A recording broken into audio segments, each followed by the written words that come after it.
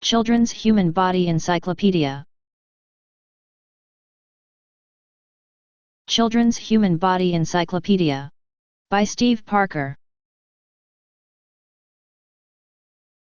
Introduction. As you settle down to rest, your body may seem quiet and relaxed, but under your skin, it is very busy. Different parts are hard at work. Your heart beats to pump your blood, your lungs breathe to take in oxygen from the air, and your intestines break down your last meal. Millions of tiny cells multiply to replace worn-out parts, repair small everyday bumps and bruises, and make your whole body grow as you get older. Every now and then, your brain tells your muscles to pull on the bones of your skeleton, so that you can move about and get comfortable. If all this happens as you rest, imagine how active your body is when you are running at full speed. Skin, hair, and nails.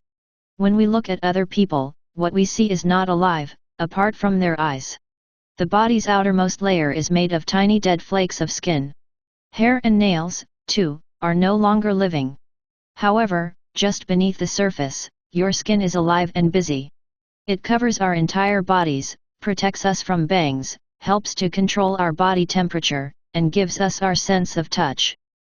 A closer look at skin. Your skin forms a tough barrier to keep out dirt, germs, and harmful rays from the sun. It also stops your body from losing important fluids, salts, and other substances. The skin, hair, and nails together are known as the body's integumentary, or covering, system. Skin's outer layer. Look through a microscope and you will see that skin has two layers. The outermost or upper layer is called the epidermis. This is made up mostly of dead skin cells and it provides the main protection. The epidermis varies in thickness on different parts of the body. Where there is more wear, such as on the soles of the feet, friction and rubbing cause the epidermis to grow thicker. Fingerprints.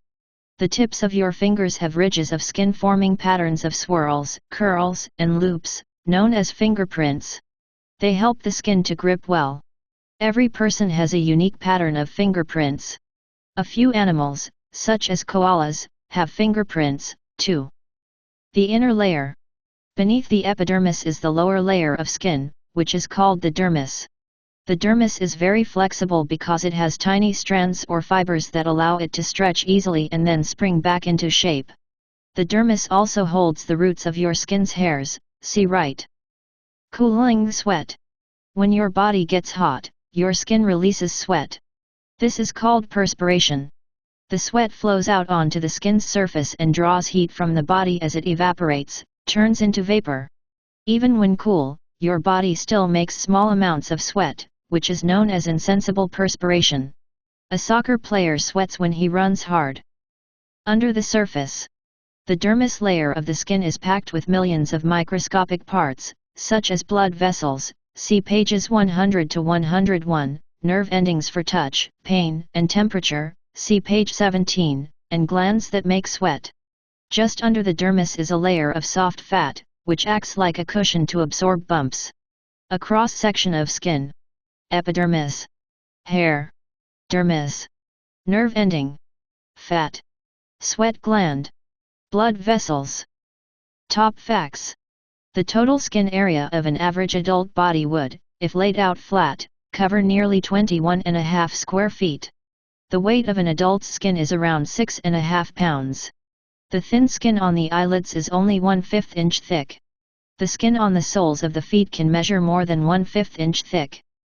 It's amazing. Every year, about 4.5 pounds of your skin is rubbed off and flakes away. That's enough to fill a bucket. Always growing. Your skin may look the same from one day to the next, but, all the time, tiny flakes are falling off or being rubbed away. This does not, however, leave you red and sore, because there are always more flakes forming to replace the lost ones. A busy place. The epidermis constantly renews itself. Like all body parts, it is made of millions of microscopic building blocks called cells. At the base of the epidermis these cells are very active. They continually divide and split in two, to make more cells. These new cells gradually move toward the surface. They are pushed upward as more and more new cells form beneath them. A microscopic view of skin cells flaking off. Epidermal layers. Cells multiply at the base of the epidermis, becoming flatter as they are pushed upward. As they flatten, the cells die and become very hard. This flattening also produces a series of layers in the epidermis.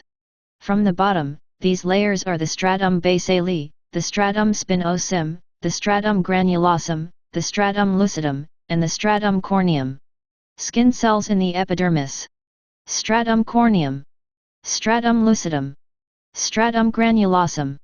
Stratum spinosum. Stratum basale. Melanocyte, see pages 14 to 15. Chemicals and skin. Your skin is not entirely waterproof. Some chemicals, such as pesticides, can seep through skin into the tissues and blood, and spread around the body, causing harmful effects. Protective clothing, goggles, and gloves help to keep these chemicals off the skin. Wearing protective gloves is very important when handling chemicals. Friction blisters. A friction blister happens when the epidermis suffers sudden rubbing and wear. The top layers of the skin separate from the tissue beneath. Clear fluid, called serum, leaks from cells and blood vessels and collects to form a bubble under the outer layer. Cross-section of a blister. Bubble of sperm. Epidermis. Hair. Up, and away. As the epidermal cells move up, they change. They begin as box shapes and then slowly become flatter, like paving slabs. They also fill with a substance called keratin, which makes the skin cells tough and hard. Eventually, the cells become so full of keratin that they die. But they are still pushed upward by more new cells below. After a journey lasting about 4 weeks, the flattened cells reach the surface. Here, they finally wear away as you move about, rub inside your clothes, and press against things. Rubbing your skin. Spread out a clean, flat, black plastic sheet, such as a garbage bag. Carefully rub your forearms or legs over the sheet. Not too hard, do not scratch or leave red marks. Look closely at the sheet. Can you see tiny pale specks? That's your skin. At least, it was. It's amazing. Up to 1 million dead skin cells fall off your skin every single minute. When you rub yourself dry after a shower or bath, even more wear away. Skin color. People's skin color varies, even within the same family. The basic color of our skin is inherited from our parents, but it gets darker if we go out in the sun frequently. This is most noticeable in people who have pale skin to start with. Melanin. Skin color comes from tiny particles of pigment, a type of dark substance, called melanin. These particles are made by cells called melanocytes, which lie at the base of the epidermis. The melanocytes give their melanin to the surrounding skin cells. Strong sunlight makes the skin produce more melanin and go darker, which is known as a suntan. A group of children with different skin colors. Sunscreen. Protecting the skin against strong sunlight is very important, because it reduces the risk of skin cancer. Sunscreen lotions and creams filter out the harmful rays, especially UVB, ultraviolet B. Such rays can pass through thin cloud, so you should rub in sunscreen protection even on hazy summer days. Make sure your skin is protected by rubbing in sunscreen regularly. No color. Very rarely, the skin produces little or no coloring substances. The result is an overall white or pale pink coloration of skin, hair, and eyes, known as albinism. This can happen in animals, such as this peacock, right, and in humans, too. An albino peacock. Sunburn. The higher amounts of melanin in a suntanned skin help to protect the skin and body parts beneath from the sun's rays. If strong sunlight shines on pale skin, it can cause painful sunburn, with redness and blisters forming in just an hour or two. Pigment cells. Melanocytes have long, finger-like extensions, called dendrites. These dendrites produce tiny particles of melanin. The melanin passes into surrounding cells, which then begin their journey to the surface, see page 12. Epidermis. Melanocyte. Melanin grains. Melanocyte dendrites. It's amazing. There are more than 10,000 melanocytes in an area of skin about the size of a fingernail. This number is much the same for everybody. In people with darker skin, the melanocytes are more active and make more melanin. Sense of touch. Your skin keeps you in touch with the world around you. You feel all kinds of sensations through your skin, from the gentle brush of a feather to a hard bang. But that's not all. What you think of as one sense, touch, is much more complicated than it seems. Soft and smooth. The lips are very sensitive to touch, cold, and warmth because they are packed with sensors. Babies often use their sensitive lips to investigate new objects, by picking the objects up and putting them in their mouths. A varied sense. Even if you cannot see an object, you can find out a lot of information about it by touch. You can feel if it is hard or soft, rough or smooth. You can find out its shape by feeling for edges, curves, and flat parts. Your skin does all of this using millions of microscopic touch sensors that are mainly in the dermis. Braille uses a series of small, raised bumps on a page to represent letters and words. People with poor eyesight can read these bumps, using the touch sensors in their fingers. 2-point test. The 2-point touch test finds the smallest distance between 2 points that can be felt by the skin on various body parts. The smaller the distance between the 2 points, the more sensitive the skin is in that area. Smallest distance for 2 points. Part of a body. Back, 1.5 inches. Neck, 1.5 inches. Back of hand, 1 inch. Forehead, 3/4 inch. Palm of hand, 3/4 inch. Lips, 1/4 inch. Index finger, 1/5 inch. Tongue, 1/10 inch. Microsensors. The microscopic sensors for touch are the blob-like ends of very thin nerve strands. There are several kinds of sensors, each with a different shape. Some are high up in the dermis, others are near its base, see pages 178 to 179. As the skin feels and presses, these sensors are stretched or squashed, and they send signals to the brain. The brain interprets the signals and recognizes what you are touching. Touch sensors. Each type of touch sensor sends signals about different things. Merkel's endings send signals about delicate touches. Bulbs of Krause send signals about heavy pressure, vibration, and very cold temperatures. Pacinian endings sends signals about heavy pressure and fast vibration. Merkel's endings. Bulb of Krause. Pacinian ending. Sensitive skin test. Ask a friend to press gently on your skin with the blunt end of a pencil, using the same pressure each time.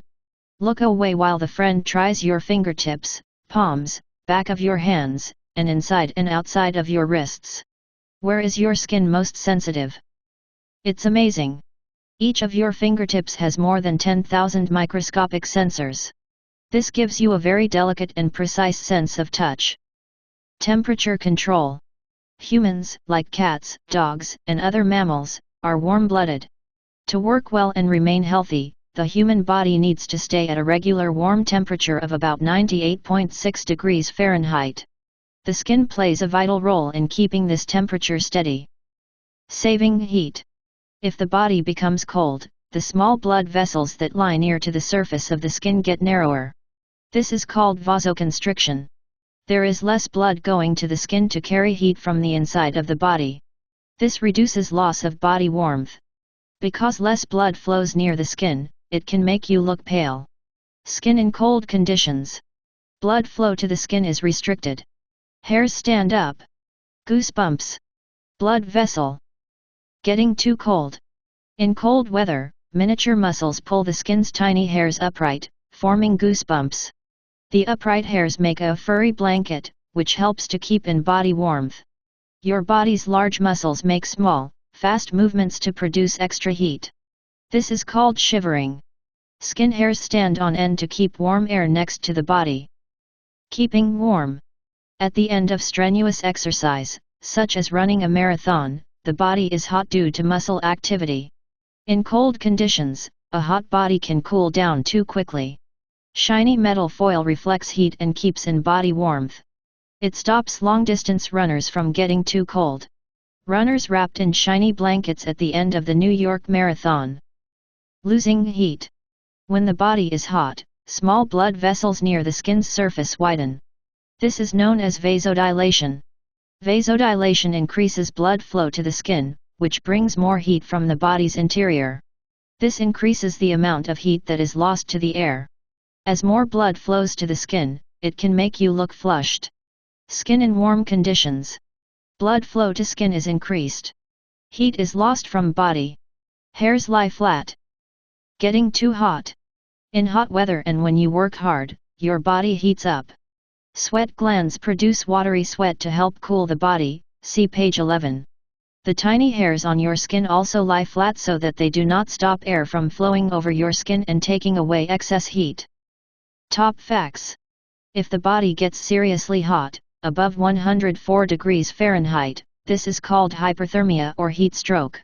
The body must be slowly cooled back to normal and rehydrated with plenty of drinks. If the body gets dangerously cold, below 86 degrees Fahrenheit, this is called hypothermia or exposure. The body must be warmed gradually, preferably under medical supervision. It's amazing. The body has more than 2 million sweat glands. In very hot conditions, they can produce almost a quart of sweat every hour. The water lost in sweat must be replaced by drinking a lot to avoid dehydration. Cuts and wounds. The skin is your body's first defense against knocks and blows. Small cuts, scratches, and bruises are common and the skin can repair these small wounds by itself. Bigger injuries may need help, such as stitches to close the wound and a bandage covering. Sealing the wound. As soon as skin is injured, blood leaks from its tiny vessels. The vessels narrow to reduce the amount of blood loss. The damage also causes substances in the blood to form microscopic strands or fibers, called fibrin. These tangle together and trap platelets, which are small sticky cells found in blood, see pages 96 to 97. The fibers and platelets build up and trap red blood cells, forming a sticky lump called a clot. The clot stops more blood from leaking out and prevents dirt and germs from getting in. Strands of fibrin, shown in yellow, trap red blood cells and platelets to form a clot. Bruises. A bruise is blood that leaks from damaged blood vessels under the skin. It can be red, blue, or purple at first, but then changes to yellow as the blood slowly breaks down. An ice hockey player with a black, bruised eye. How skin heals. As a blood clot starts to form, white blood cells leak out of nearby blood vessels and enter the wound to deal with any possible infection, see pages 106 to 107. Once a hard scab has formed, dividing skin cells in the epidermis form a new layer of skin. One damage caused to blood vessel. Dermis cells. Cut blood vessel. Epidermis. Wound. 2 blood clot starts to harden. White blood cell. Hardening clot. 3 new skin layer forms. New skin layer. Scab. 4 scar tissue forms. Repaired blood vessel. Scar tissue. As good as new. Gradually, the clot hardens and dries into a tough covering known as a scab.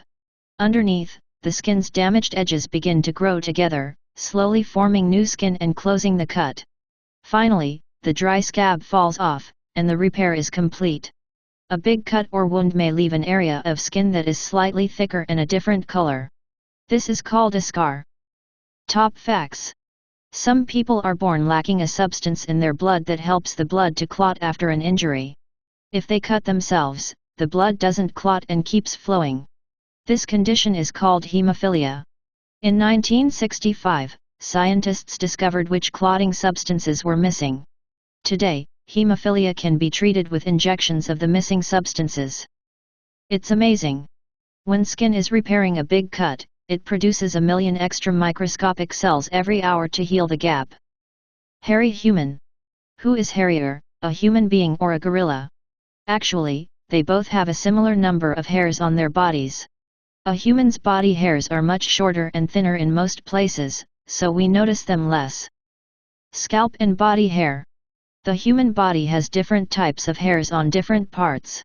The main hairs are head or scalp hairs, and these are thick and can grow very long if you do not cut them. There are also about 5 million tiny hairs over most of the body. These body hairs are usually small and soft, especially in babies and children. Only a few areas lack hair completely, such as the palms, the fingers, and the soles of the feet. Losing hair. There are different forms and causes of hair loss and baldness. In typical male pattern hair loss, hair starts to thin on top of the head as the man gets older.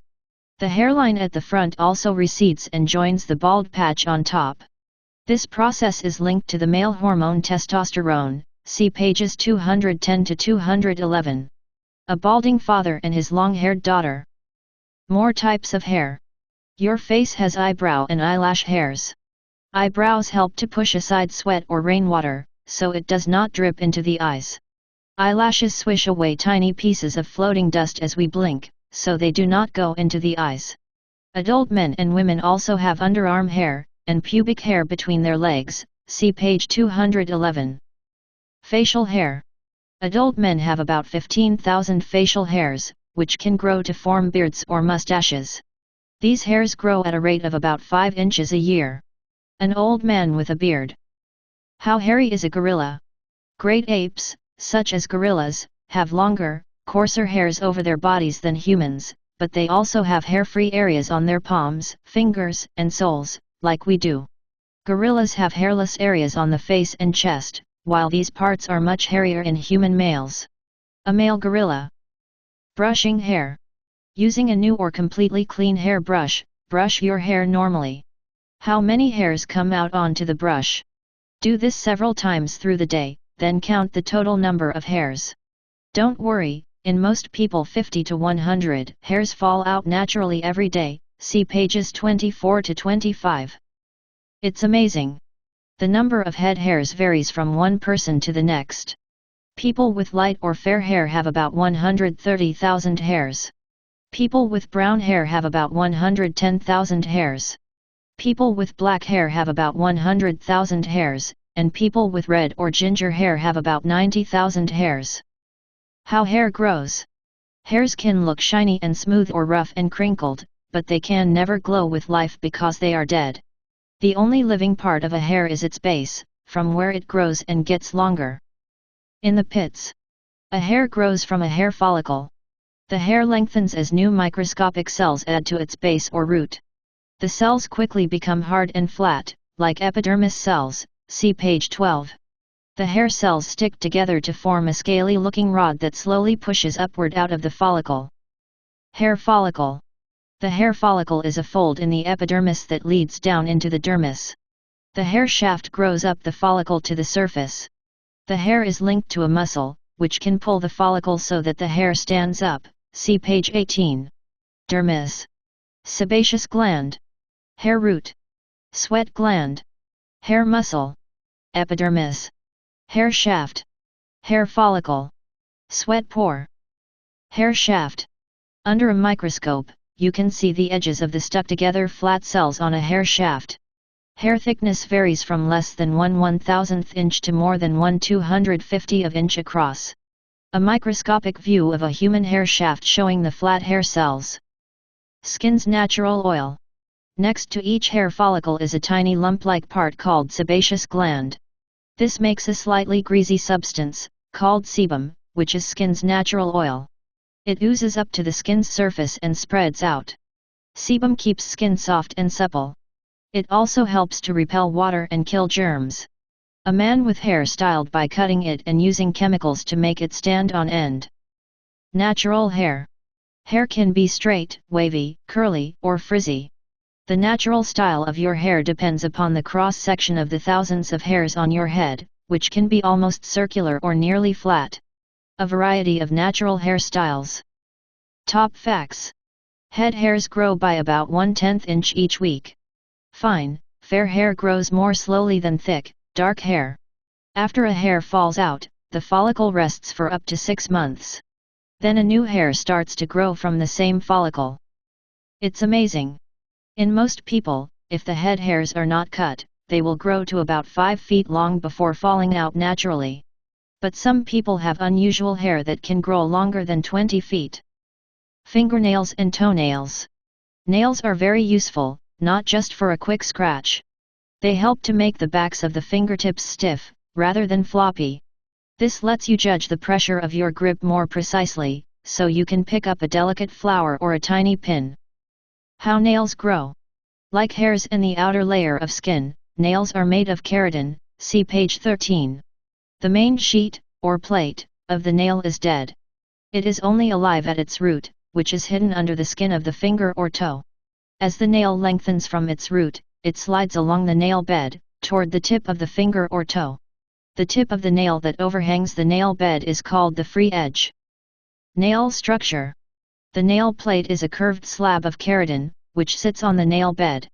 Along its bottom edge is the sensitive skin of the nail lateral border, often called the cuticle or quick finger bone. Nail bed. Nail plate. Nail root.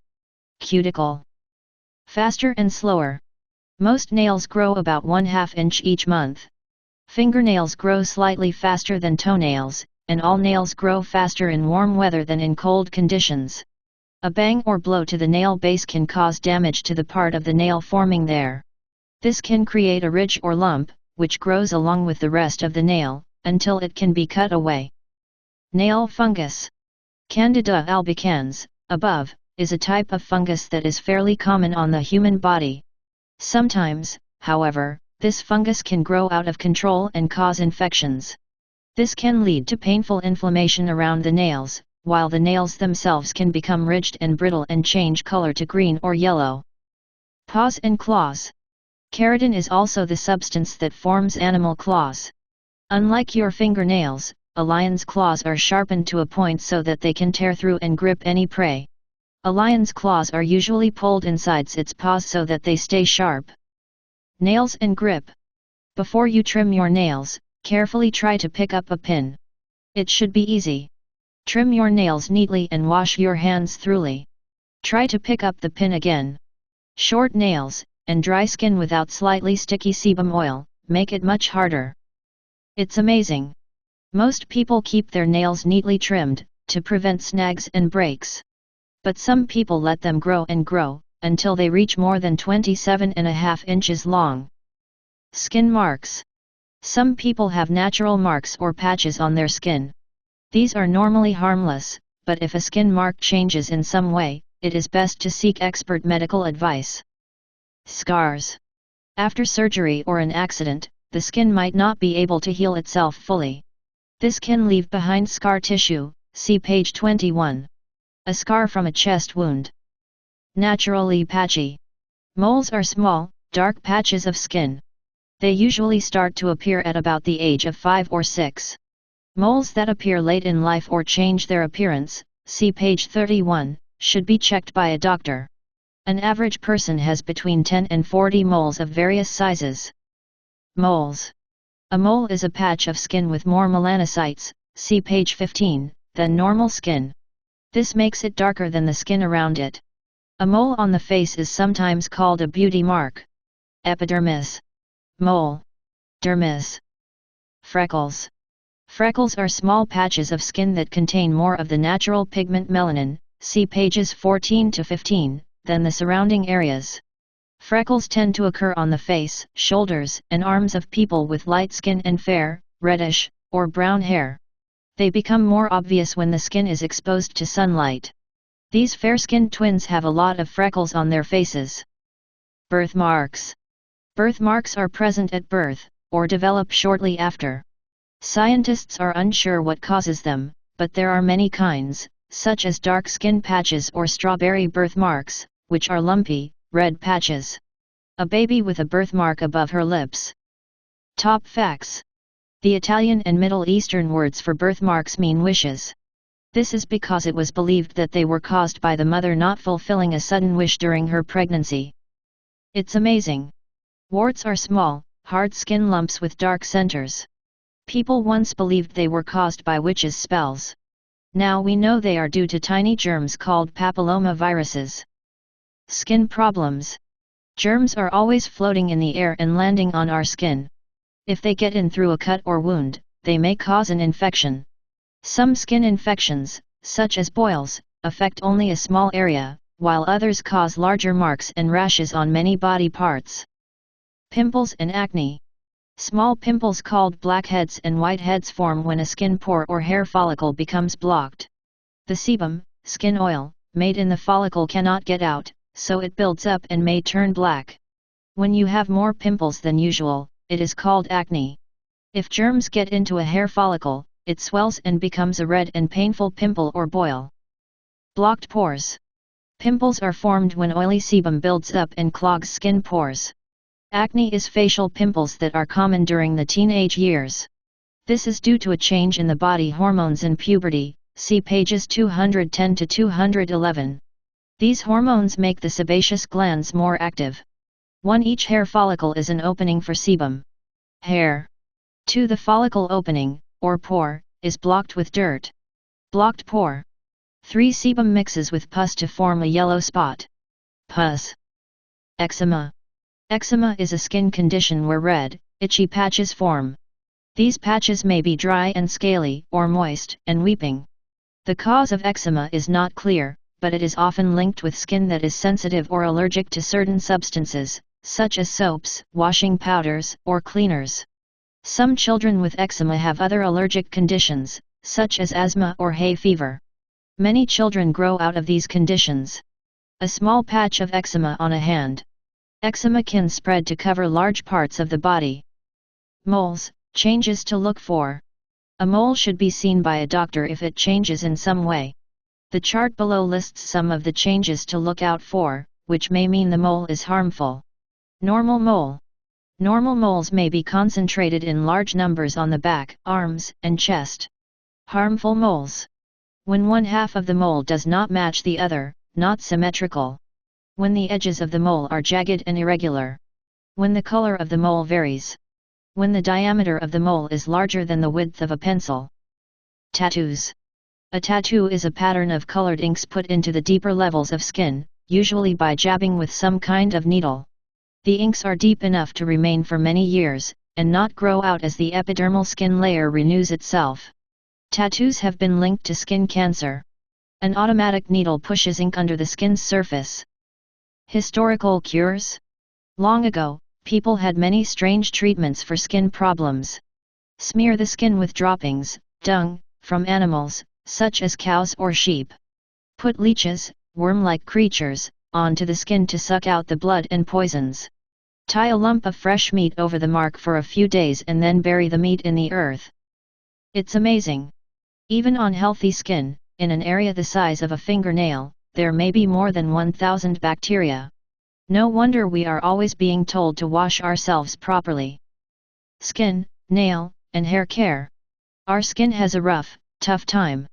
Pieces of dirt, dust, germs, sweat, and sebum, skin oil, smear onto it every minute of every day. If we don't clean our skin regularly, it becomes dirty and smelly and is at risk of infection and disease. Good and bad. Skin is home to a lot of tiny organisms, such as bacteria. Some, such as Propionibacterium acnes, are good. They stop the growth of bad bacteria. However, they can turn bad if they reach parts of the body where they shouldn't be, such as deep in a wound. Propionibacterium acnes bacteria. Keep it clean. We should wash our hands regularly, especially after using the bathroom and before we handle food or eat, so we do not transfer germs to the food. Regular washing not only keeps skin clean and healthy, and lessens the risks of pimples and rashes, it also helps to prevent other problems, such as food poisoning. Washing hands helps to stop the spread of diseases. Keeping in trim. Whether head hair is short or long, it needs a regular wash and brush, and an occasional trim. Medicated shampoos help to reduce tiny pale flakes on the scalp, called dandruff. The more hair is colored, dyed, and heated, the weaker it becomes. Likewise, nails are less likely to snag, break, or gather dirt underneath if they are trimmed short. Daily brush. Brushing or combing hair gets rid of tangles, dust, dirt, and pests. Tangles and knots should be eased out from the hair ends, working toward the roots. Tugging hard at tangles makes them tighter and may damage the hairs or pull them out by their roots. Body guests. Your skin and hairs may also be home to tiny pests. These include various kinds of fleas, lice, flies, mites, and ticks.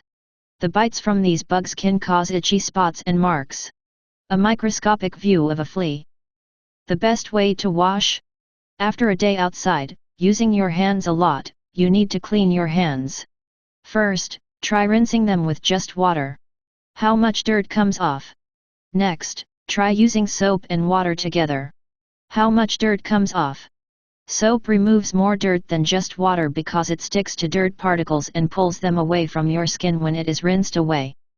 It's amazing. If your skin kept growing as usual but did not wear away at all, it would be as thick as an elephant's skin after just 3 years. Bones, joints, and muscles. Many parts of the body, such as the nerves, gut, and blood vessels, are soft and floppy. But the whole body can stand up straight and strong because it has an inner, supporting framework of bones. Most bones are linked at movable joints and are pulled by powerful muscles. Using bones, joints, and muscles, we can make a wide range of movements, from writing our names to lifting heavy weights, and from leaping in the air to standing on tiptoes. The skeleton. All the bones together are called the skeletal system, or skeleton. Each bone is a certain size and shape, depending on its job. The arm and leg bones are long and tube-shaped. The shoulder and hip bones are wide and flat to hold and anchor muscles, see pages 46 to 47. Guarding the body. Some bones are protective. The dome of the skull bone at the top of the head protects the brain. The ribs in the chest are like the bars of a cage, guarding the soft lungs and pumping heart. The bowl-like shape of the hip bone protects the soft organs of the lower body. The main bones of the human skeleton with their scientific names: upper skull, cranium; lower jaw, mandible; neck bones, cervical vertebrae; shoulder blade, scapula; collarbone, clavicle; breastbone, sternum; ribs; upper arm bone, humerus; forearm bones, ulna, radius; hip bone, pelvis; finger bones, phalanges; lower back bones, lumbar vertebrae; kneecap, patella; thigh bone, femur; lower leg bones, fibula, tibia; foot bones, tarsals; toe bones, phalanges. Ready, steady, push. As we push, muscles hold the skeleton and keep it in a strong position, allowing the bones to take the strain. The legs, back, and arms transfer a forward force to the object being pushed. These people are using their bones and muscles to push a car. Outsized skeleton. The height of the body depends on the size of the skeleton. The tallest person ever, at almost 9 feet, was Robert Wadlow, 1918 to 1940, of the United States. His thigh bone alone was half the height of an average adult. Robert Wadlow in 1938. Not too stiff. Bones are hard, but they are not completely rigid, or stiff, especially in children and young people. This means they can bend slightly to take great strain rather than cracking or snapping. Bones are light yet tough, weight for weight, they are stronger than most metals and high-tech plastics. And bones can do what metals and plastics cannot: if they are damaged, they can mend themselves. Smallest bones. The smallest bones are the hammer, anvil, and stirrup inside the ear. Each of these tiny bones is about 1/5 inch long. They are known as the auditory ossicles and they carry sound from the eardrum to the innermost part of the ear, the cochlea, see pages 172 to 173.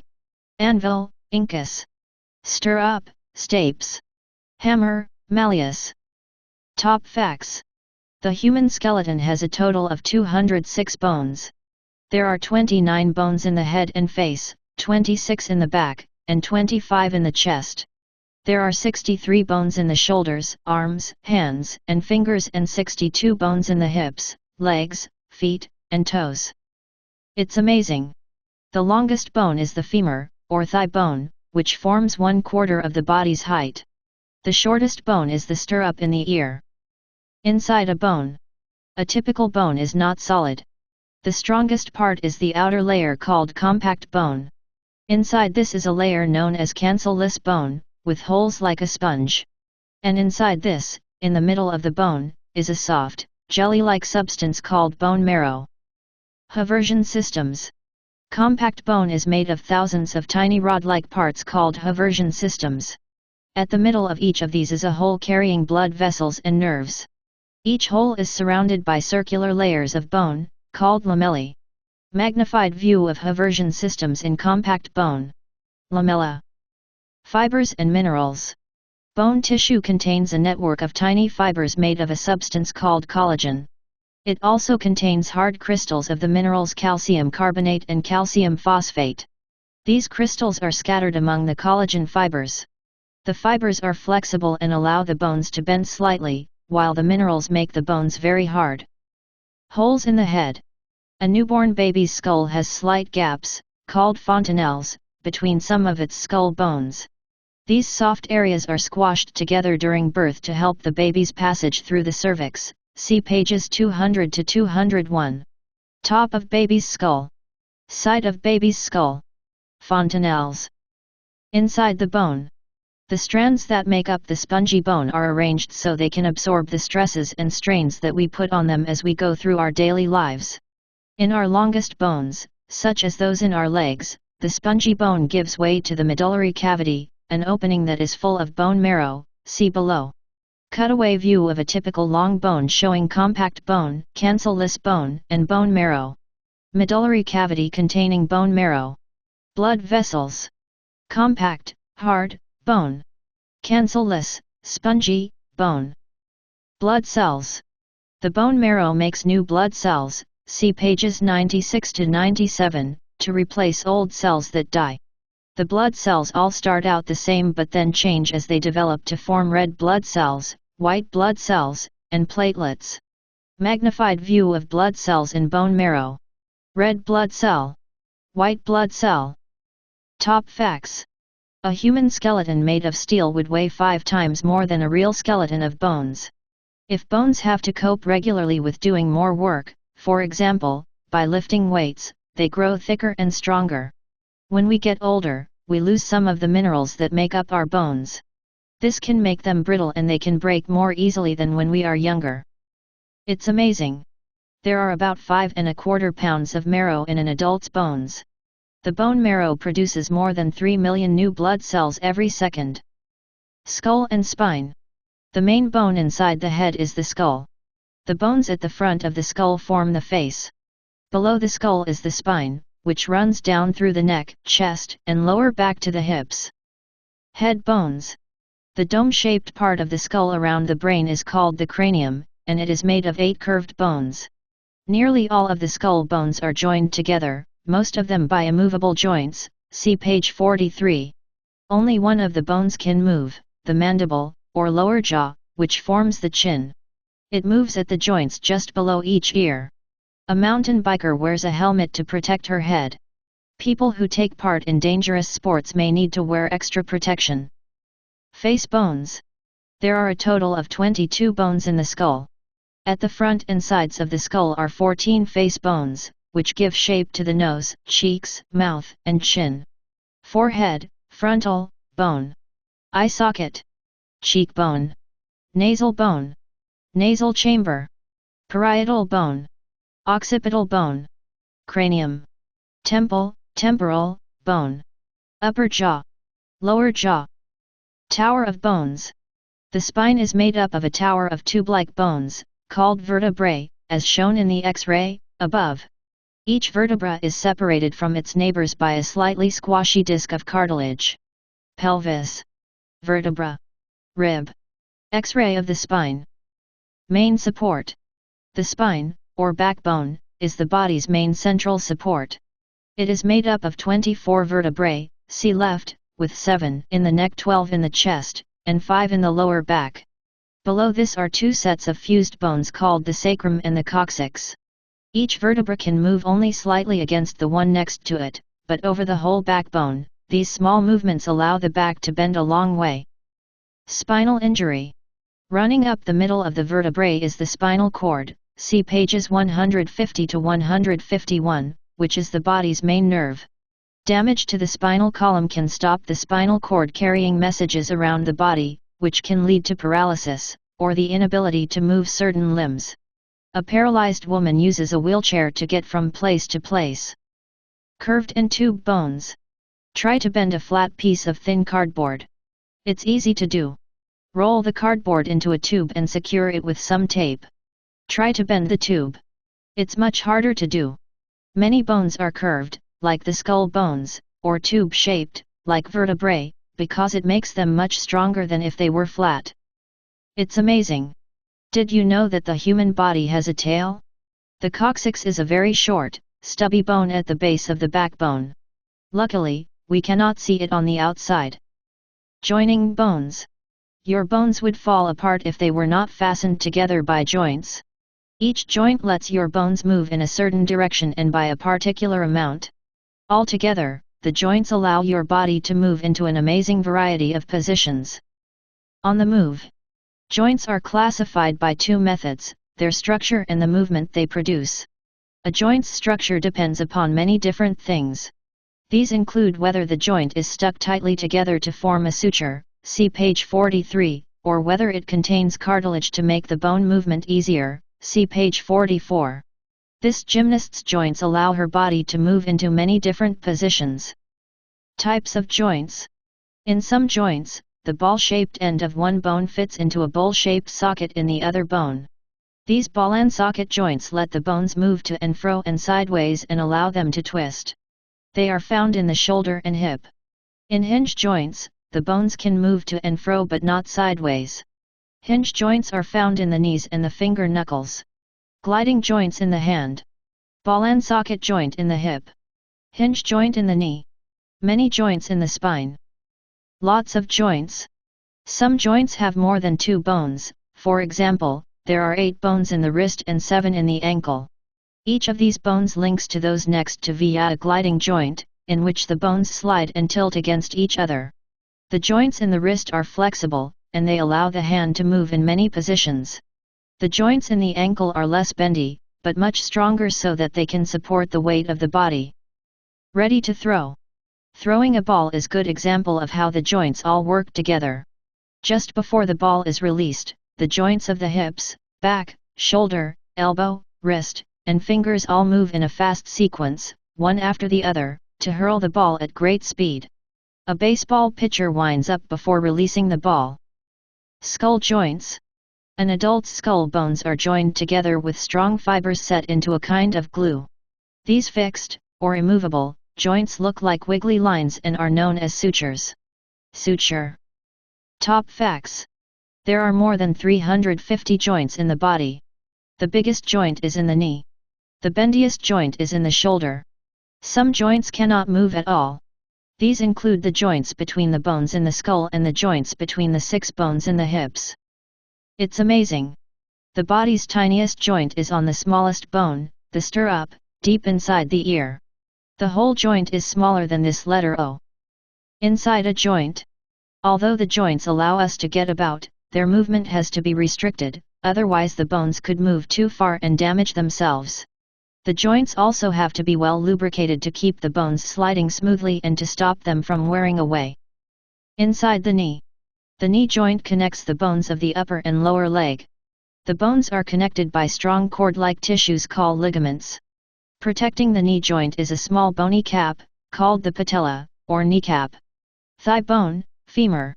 Kneecap, patella. Ligament. Cartilage. Tibia. Fibula. Knee scan. This MRI scan, see pages 160 to 161, shows inside the knee joint, including the ligaments, muscle tissue, and bones. A scan showing a cross-section through the knee. Front of knee. Muscle. Ligament. Femur. Cartilage cushion. Inside a joint, the ends of the bones are covered by a substance called cartilage, which is springy and smooth and protects the bone ends. It forms a tough cushion so that the bones do not crack or splinter when the joint is banged. The synovial capsule that surrounds the joint makes a slippery liquid called synovial fluid. This works like oil in an engine, it stops the bones from scraping and keeps the joint working smoothly. A magnified image of cartilage. Safety straps. The ligaments are long, stretchy straps that run across joints and attach bones to each other. They work like safety belts in a car by holding the joints together in their correct place and stopping them from falling apart. Arthritic hand. In a disease called osteoarthritis, the cartilage covering the bones in the joints becomes cracked and flaky. The synovial capsules thicken and the bones grow lumps and bumps. These make the joints swell up, and this makes any movement difficult and painful. In this X-ray of a hand holding a pen, right, the joints are swollen and the bones are misshapen, indicating that this person has severe osteoarthritis. X-ray of hand with osteoarthritis. Arthritic finger joint. Artificial joints. Sometimes, a joint becomes too stiff and painful. To relieve the pain, the joint can be replaced with an artificial one. One of the most common artificial joints is the hip. The first artificial hip operations were carried out in the 1960s by English surgeon John Charnley. Today, about 1 person in 30 over the age of 55 years old has an artificial hip. Some people even have 2 of them. It's amazing. A large joint, such as the knee, contains about a teaspoonful of synovial fluid. New synovial fluid is constantly made by the synovial capsule as the old fluid wears away. Muscles. Almost half of the body is made of muscles. There are hundreds of them, and they power every movement we make. Muscles are actually designed to carry out just one task: get shorter. Skeletal muscles. Most of the body's muscles are skeletal muscles. These muscles are involved in moving our head, neck, limbs, and torso. They are attached to the bones of the skeleton by tough, rope-like tendons, as opposed to the ligaments that attach the bones to each other. For example, the Achilles tendon attaches the calf muscle to the heel.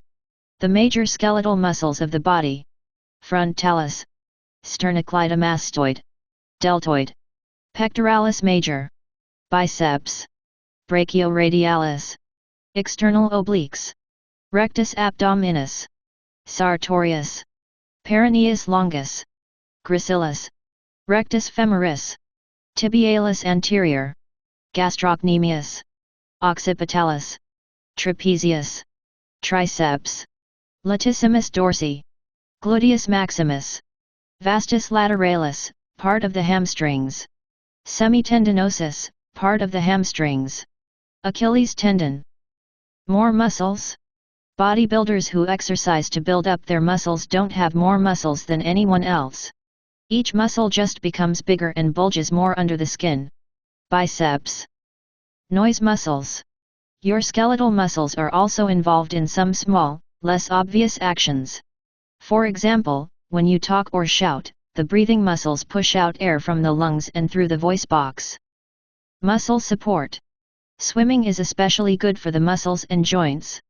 It exercises muscles that are rarely used, and the water supports the body so the joints do not get injured. Muscle names. Some of the body's muscles have scientific names, and a few of these have become well known. The pectoralis major muscles, or pectorals, are in the upper chest. The rectus abdominis muscles, or abdominals, are in the front of the abdomen. The biceps is the bulging muscle in the upper arm. The hamstrings is the common name given to the strong muscles at the rear of the thigh. Top facts. The body has about 650 muscles. The biggest muscle is the gluteus maximus in the buttock. The longest muscle is the sartorius muscle. It runs down the front of the upper leg. It's amazing. The smallest muscle is not even as big as this eye. It is called the stapedias and is inside the ear. It pulls the ear bones to stop them shaking too much during very loud noises. Inside a muscle. Each muscle is made up of thousands of tiny strands, called muscle fibers, that are about as thick as a hair. The muscles also have blood vessels to bring plenty of blood. The blood carries nutrients, which the muscles use to power their movement. Smaller and smaller. There are thousands of muscle fibers in a big muscle, such as the ones in the leg. Each fiber is made of thinner threads, known as muscle fibrils. And each fibril contains even thinner strands, or filaments, of 2 substances, actin and myosin. These substances are proteins, and they move to make the muscles shorter. Close-up view of a muscle fiber, showing the tiny muscle filaments. Cell nucleus. Single muscle fiber. Muscle fibril. Striations. Thick filaments, myosin. Thin filaments, actin. Microscopic stripes. Under a microscope, the skeletal muscles have patterns of light and dark lines, or striations. These form where groups of thick and thin filaments, myosin and actin, overlap each other. Microscope image of muscle tissue showing striations. Striations. Sliding past. A muscle is controlled by nerve signals from the brain. When the signals arrive, they make the strands of actin and myosin slide past each other. As they do so, they shorten the fibril, which in turn shortens the fiber and the whole muscle. Most muscles can shorten to about 2/3 their relaxed length. Taking the strain. Muscles usually work by shortening and pulling the bones. They can also stretch in order to pull against something else, such as a rope. This type of muscle use is called isometric, which means same length. In this tug-of-war game, the muscles in the arms and legs are being stretched rather than shortened. Wear and tear. Muscles, tendons, nerves, and joints that repeat the same movement may suffer damage. This can result in pain known as repetitive strain injury, or RSI. RSI happens most commonly in the hands, often in the hand used to control a computer mouse. Playing video games too much can result in RSI of the hands. Finger control. Hold out your hands so that the fingers are together and straight. Then, curl your fingers all at the same time, as though you are gripping something. Now, try to curl each finger on its own, while keeping the others straight. It's more difficult to curl one finger at a time because your brain has to learn to send the correct nerve signals to control the muscles in each finger. It's amazing. The body's blendiest muscle is the one you use to talk, eat, drink, and lick your lips. It's your tongue. How muscles work. Every movement needs muscles, not just jumping or lifting something heavy, but simple actions that we do all the time, such as blinking and breathing. Shorten and stretch. A muscle can pull, but it cannot push. This means that a single muscle can only move a bone in one direction. Another muscle is needed in order to pull a bone in the opposite direction. Many muscles are arranged as opposite partners, like this, working together to pull bones one way and then the other. A ballet dancer uses the muscles in her legs to stand on points, or tiptoe. Opposing partners. The main muscles in the upper arm are the biceps and triceps. When the biceps contracts, it pulls the lower arm up. This makes the elbow bend and relaxes the triceps. When the triceps contracts, or gets shorter, it pulls the lower arm down. This straightens the elbow and stretches the biceps. The triceps and biceps are examples of muscles that work as antagonistic, or opposing, partners. Muscles used to bend the arm. Triceps stretches. Elbow bends. Biceps contracts. Muscles used to straighten the arm. Elbow straightens. Biceps stretches. Triceps contracts.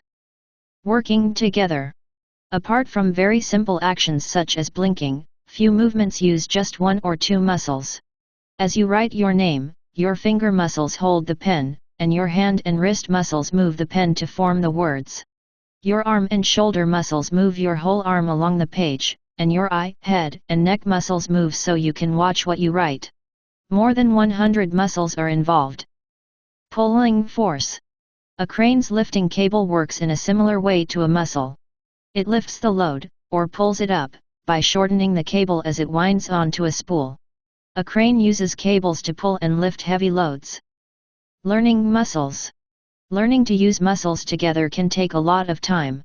Movements that you find easy today, such as walking, may have taken you 12 months to learn as a baby. Muscle matters. The word muscle comes from the Latin word musculus, meaning little mouse. People thought that bulging muscles looked like a mouse running under the skin. The first accurate pictures of the whole muscle system were drawn by the artist and scientist Andreas Vesalius in 1543. It's amazing. The widest muscles in your body are the external obliques, which run from the middle of your back and around to your stomach. They can measure up to 18 inches wide. Making faces.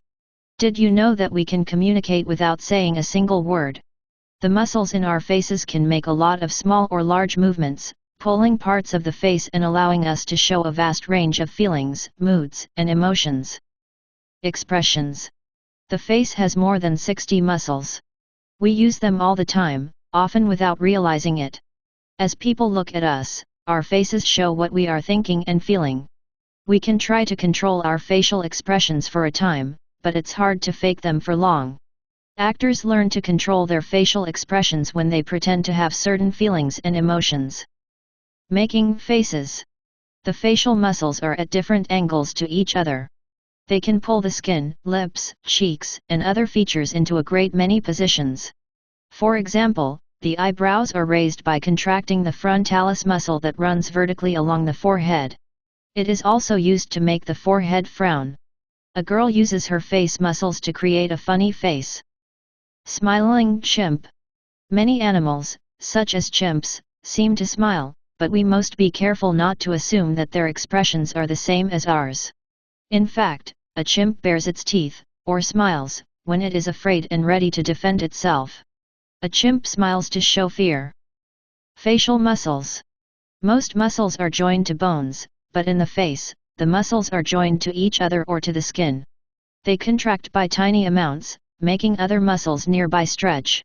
When the muscles do this, they move the skin and make the facial features, such as the eyebrows and lips, move. All of this produces a facial expression. The major muscles of the face with their scientific names: frontalis, procerus, orbicularis oculi, orbicularis oris, depressor labii inferioris.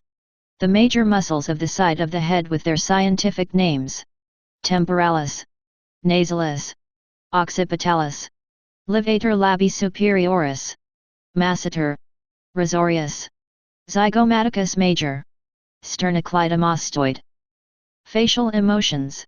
Look in a mirror and watch your eyebrows closely. Raise them high and you look surprised. Lower them slightly and you look puzzled. Lower them more and you look annoyed. Now, bring them really low and you look very angry. It's amazing.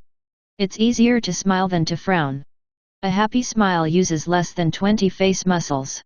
A sad frown needs twice as many. Save energy and smile. Other types of muscle.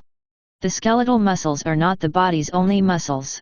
The heart has its own type of muscle, and the gut, blood vessels, and many other parts have a kind of muscle called smooth muscle. Never tires. If we use some muscles too much, they become tired and weak, but one type of muscle never tires. It is the cardiac muscle that makes up the walls of the heart, and it works every second of every day to pump blood around the body. The walls of our blood vessels contain smooth muscles, which alter the width of these tubes to control how much blood flows to different body parts. Heart. The heart's thick walls are made of cardiac muscle called myocardium. These muscles contract and relax, making the heart beat with a constant rhythm, see page 93. As the heart beats, it pumps the blood inside it out into blood vessels called arteries, see pages 98 to 99. Myocardium.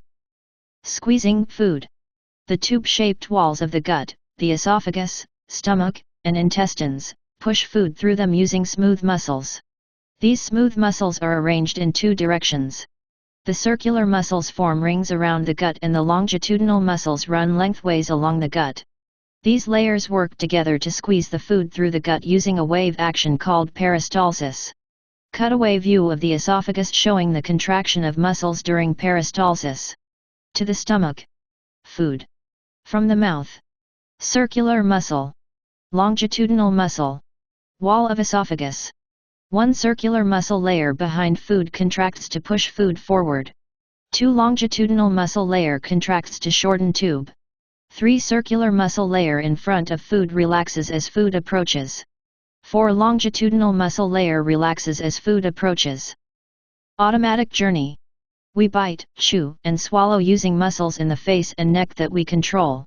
Once the food gets into the esophagus, the automatic movements of the smooth muscles take over to take food down into the stomach and through the intestines, see pages 112 to 137. Top facts. Smooth muscles are found in the walls of many parts of the body including the esophagus, or food pipe, the stomach, the intestines, the blood vessels, the windpipe, the airways in the lungs called bronchi and bronchioles, see pages 70 to 71. The ureters, the tubes that carry urine from the kidneys to the bladder. The bladder. It's amazing. Usually, the muscles in the stomach and guts work smoothly, but if we are frightened or feel worried, these muscles can suddenly shorten. We feel this as a fluttering, known as butterflies in our stomach. Bone, muscle, and joint problems. Overexerting ourselves or putting too much pressure on our bones, joints, and muscles can cause breaks, strains, or tears that may require medical treatment. Muscle cramp. During hard exercise, a chemical called lactic acid builds up in the muscles. This is usually carried away by the blood. However, if too little blood reaches the muscle to flush away the lactic acid, the muscle could develop a cramp. This is an uncontrolled contraction, or tightening, known as a spasm, and is very painful. The soccer player on the ground has developed a cramp, so his teammate is stretching his legs to relieve the pain. New hip. This X-ray shows an artificial hip joint, see page 45. The ball-shaped end of the thigh bone has been replaced with a metal one and fixed into the thigh bone with a spike. Artificial hip joint. Spike. Breaks.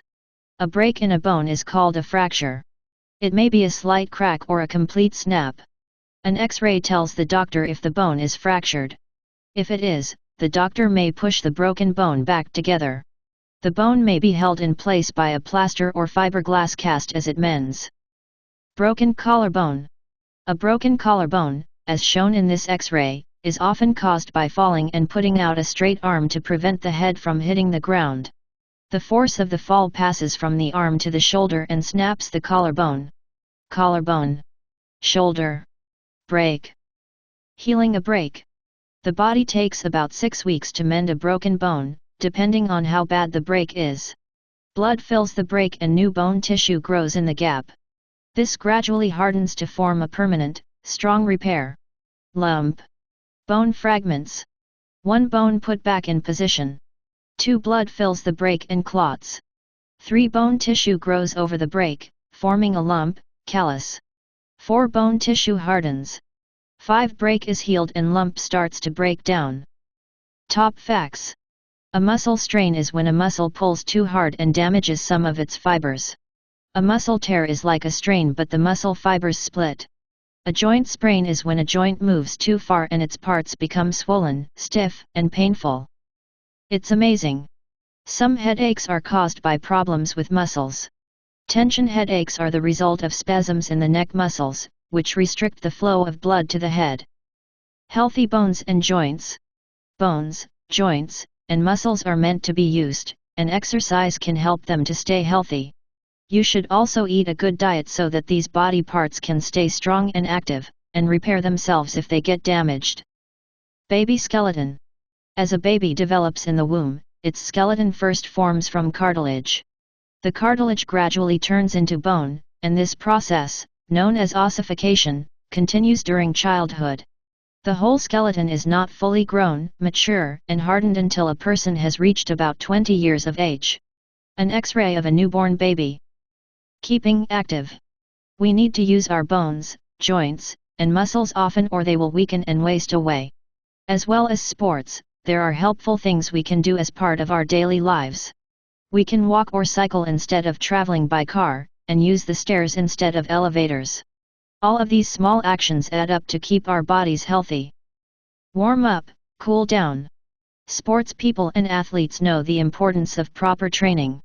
If the body tries to do too much too quickly, it can develop injuries, such as sprains and strains. Before you start exercising, it is important to get expert advice. You should also do warm-up exercises, such as bending and stretching, before a sudden burst of activity and cool-down exercises afterward to help the body relax again. This runner is stretching her leg muscles before starting to exercise. Healthy bones. Bones and teeth contain large amounts of the mineral calcium. Milk and other dairy products are rich in calcium. If they are taken during childhood, they help the bones and teeth to grow well and strong. Top facts. Some people are naturally fitter and better at sports and exercise than other people. You should try to improve your own performance rather than try to match someone else's. You should exercise steadily and take guidance from a coach. It is important to have the correct equipment, especially footwear. You should wear the correct body protection and guards for contact sports, such as rugby. It's amazing. Improvements in muscle training methods and diet have allowed a modern champion runner to finish the 100 meters sprint almost 1 second faster than a champion runner of 100 years ago. Lungs and breathing. In an emergency, your body can make do without food for several days, and it can even cope without water for a day or so. But one thing is so vital that your body cannot survive more than a few minutes without it, the gas oxygen. You take in oxygen from the air around you by breathing, using the parts of the body called the respiratory system. You don't have to think about breathing, your body does it automatically, but it keeps you alive. The breathing system. The respiratory, or breathing, system is located in the head, neck, and chest. You use it to draw air deep into your lungs. Here, oxygen passes into the blood and then spreads all around your body. Bigger and smaller. The lungs act like two balloons inside your chest. As you draw air into the breathing system, see pages 76 to 77, the lungs get bigger as they fill with air. Then when you breathe out, air is pushed out of the lungs and they get smaller. The airways. The upper airways in the head and neck include the throat and the nasal chamber, see page 64. The lower airways include the windpipe in the neck and the tubes called bronchi and bronchioles, which carry air into the lungs. At the top of the windpipe is the larynx, or voice box, which produces the voice when air passes through it. The main parts of the respiratory system in the neck and chest. Voice box, larynx. Windpipe, trachea. Left lung. Upper lobe. Right lung. Main airway, bronchus. Middle lobe. Lower lobe. Smaller airways, bronchioles. Down into the lungs. The breathing muscles create the movement that sucks air in and pushes air out of your lungs. The most important muscles are the dome-shaped diaphragm below the lungs and the long muscles between the ribs called intercostals. The backbone, ribs, and breastbone form a cage around the lungs, which protects these parts yet still allows the breathing action, see pages 76 to 77. Sense of smell. Air coming in through the nose carries tiny particles of smell chemicals. These particles land on sensitive patches in the roof of the nasal chamber. The patches work out the type of particle and send information about the smell to the brain, see pages 174 to 175. Blowing. In normal breathing, air flows in and out through the nose, but the airflow can be directed out through the mouth. This is useful for all kinds of actions, from blowing out candles to playing the trumpet. Fanning the flames. In ancient times, many people thought that body warmth came from food being burned in the heart. They believed that breathing was a way of providing air for the burning flames in the heart. They thought that when the body was active, breathing increased to provide more air to fan the flames, making the body hotter. It's amazing. A free diver is someone who dives underwater without an air tank. Some free divers can hold their breath for more than 6 minutes when they dive. Inside the nose. Most air is breathed in through the nose. Inside the nose, air is cleaned, warmed, and moistened to make it more suitable for traveling into the lungs. Dusty, cold, or dry air can clog the lungs or dry out the airways. Air filters. The nose is separated into two nostrils by a wall of cartilage, see pages 44 to 45. The nostrils have small hairs inside them that catch bits of dust and other particles floating in the air. The nostrils are the entrance to the nasal cavity, an air-filled space that works like an air filter. The lining of the nasal cavity is coated with a layer of mucus, a thick, sticky fluid that moistens the air and traps germs, dust, and other particles. An X-ray of the skull showing the nasal cavity and the sinuses. Frontal sinus. Eye socket. Ethmoid and sphenoid sinuses. Maxillary sinus. Nasal cavity. Nasal cavity. The nasal cavity is separated from the mouth by the palate, which is divided into the hard, bony palate at the front and the soft palate at the back. The adenoids are bulges of tissue that help to trap and remove germs from air. Adenoids. Nasal cavity. Nose. Hard palate. Teeth. Tongue. Soft palate. Uvula. Closed nose. Synchronized swimmers usually wear a nose clip when they are performing. This stops water entering the nasal cavity and irritating the cavity lining, especially when the swimmers are upside down in the pool. Synchronized swimmers. Warmed by blood. The nasal cavity has a thin lining with a network of blood vessels just beneath the surface. The warm blood flowing through these vessels gives out heat to the passing air. These blood vessels are delicate, a bang to the nose may break one and cause a nosebleed. Face masks. People with certain jobs, such as builders and miners, wear masks with filters. These masks stop dust particles, which the nasal cavity cannot trap, from entering the breathing system, where they might cause damage. Dust mask. Filter. Top facts. Branching off the nasal cavity are a number of air-filled spaces called sinuses. There are 4 sets of sinuses in the skull. These are the frontal, ethmoid, sphenoid, and maxillary sinuses.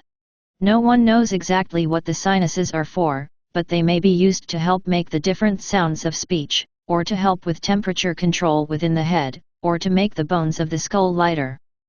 In the throat. The throat has 2 functions. It is a passageway for air and food. Swallowing closes off the windpipe, so food is not accidentally carried into the lower airways. The right way.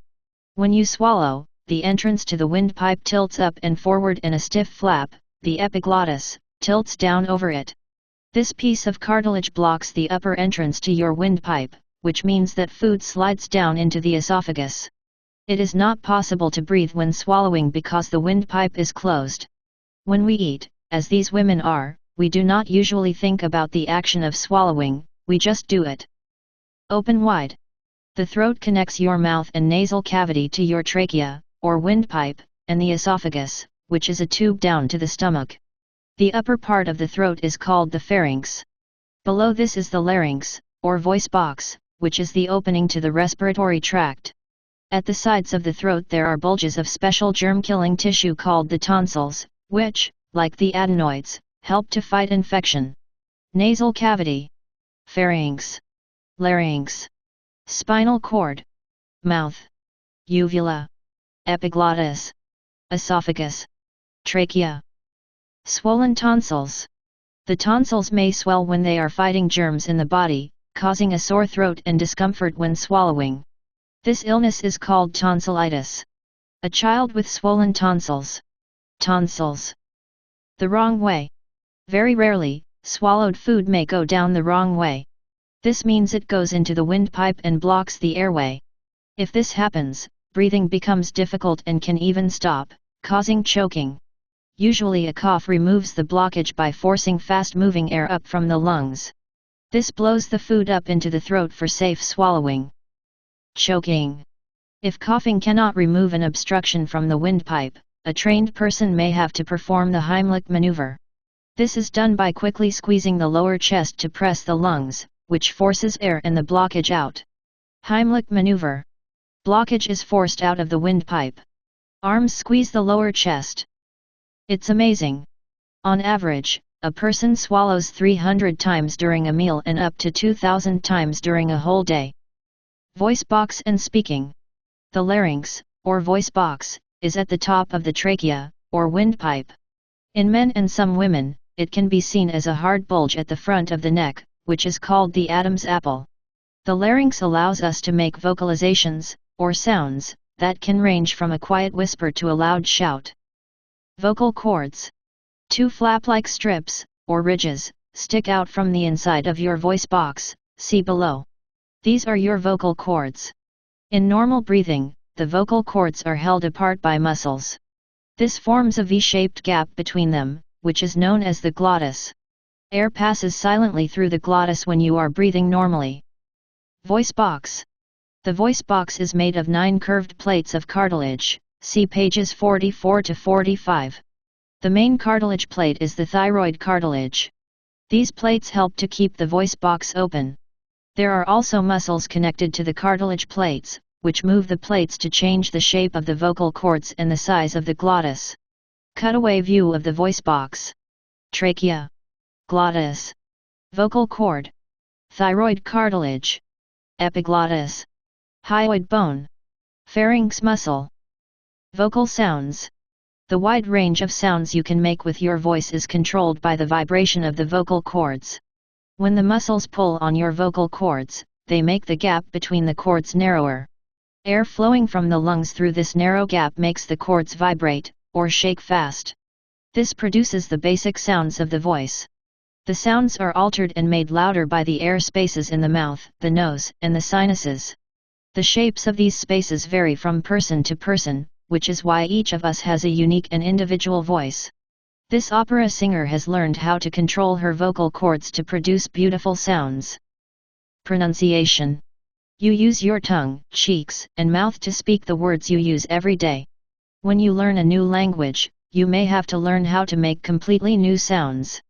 To do this, you will have to create new shapes with your mouth, cheeks, teeth, and tongue so that you can pronounce foreign words correctly. A teacher introduces some of the different sounds required to speak French. Speaking while breathing. The vocal cords only work properly with air that is being breathed out. Test this by speaking while breathing in. It's much harder than speaking normally, and the sounds seem to disappear into your chest. Top facts. Women's voices are usually higher than men's because their vocal cords are shorter and vibrate more quickly. Men's vocal cords are 2/3 to 1 inch long, while women's vocal cords are 1/2 to 2/3 inch in length. Lower airways. The lower airways carry breathed-in air down through the neck and into the lungs. There, the airways divide many times, becoming smaller and smaller as they carry air into the deepest parts of the lungs. Airway tree. The system of branching airways is often compared to an upside-down tree. The main trunk is the trachea, or windpipe. This divides into two main airway branches, the left bronchus and right bronchus. These bronchi split over and over again. They first form secondary bronchi, and then split to become smaller and smaller until they eventually become the smallest airways, known as bronchioles, which are the tree's twigs, see pages 72 to 73. Cutaway view of trachea and esophagus. Esophagus. Trachea. The windpipe. The windpipe starts at the base of the larynx, or voice box. Its walls are formed of 16 to 20 C-shaped rings of cartilage. These allow the windpipe to stretch, twist, and shorten as the neck moves, yet remain open for air to flow through it. Voice box, larynx. Cartilage rings. Windpipe, trachea. Right bronchus. Left bronchus. Right secondary bronchi. Left secondary bronchi. Inside the trachea. The trachea and the esophagus run side by side down the neck, see main image. The C-shaped rings of cartilage that surround the trachea allow it to squash slightly if a large piece of food passes down the esophagus. Cartilage C-ring. Lining of trachea. Small artery. Outer wall. Wall of esophagus. Keeping clean. The windpipe and other airways are lined with a sticky fluid called mucus, or phlegm. This traps dirt and germs floating in the breathed-in air. The mucus is made continuously by microscopic cells called goblet cells in the airway lining. Coughing brings mucus up from the airways into the throat, where it can be swallowed, see page 79. Tiny hairs. Microscopic hairs called cilia stick out from the lining of the airways. They wave continuously to push mucus up the airways. Cilia on the lining of the airway. Top facts. In an average adult, the windpipe is about 5 inches long. Its width, or diameter, inside measures about 3/5 inch. When we breathe in deeply or crane our neck to look up and forward, the windpipe can stretch in length by up to 1.5 inches. It's amazing. In a baby, the diameter of the windpipe is very small, 2/25 to 3/25 inch. This is not much wider than the ink tube inside a typical ballpoint pen. Deep in the lungs. The lungs are like elastic bags filled with millions of tiny balloons. In each lung, the branching airways become thinner and shorter until, finally, after about 15 divisions from the windpipe, they are narrower than human hairs. The lungs. Each lung is made up of sections called lobes, see page 62, and each lobe has a bronchus leading to it. The right lung has 3 lobes, upper, middle, and lower. The left lung is smaller and has only 2 lobes, upper and lower, because it has a scooped-out area where the heart sits. The esophagus and the main blood vessels lie between the lungs. A resin cast showing the smaller and smaller airways inside the lungs. Into the blood. The smallest airways, called the terminal bronchioles, carry air to groups of microscopic, bubble-shaped air sacs called alveoli. The alveoli are surrounded by plenty of blood vessels so that oxygen can pass easily from the lungs and into the blood, see page 74. Venule, small vein. Arteriole, small artery. Terminal bronchiole.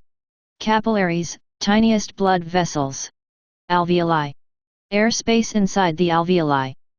Alveoli. Under a microscope, alveoli look like small, almost see-through balloons. Most alveoli are not separate from each other but are squashed together so that they look like bunches of grapes. As a result of this, they are partly merged inside and have one large, shared air space.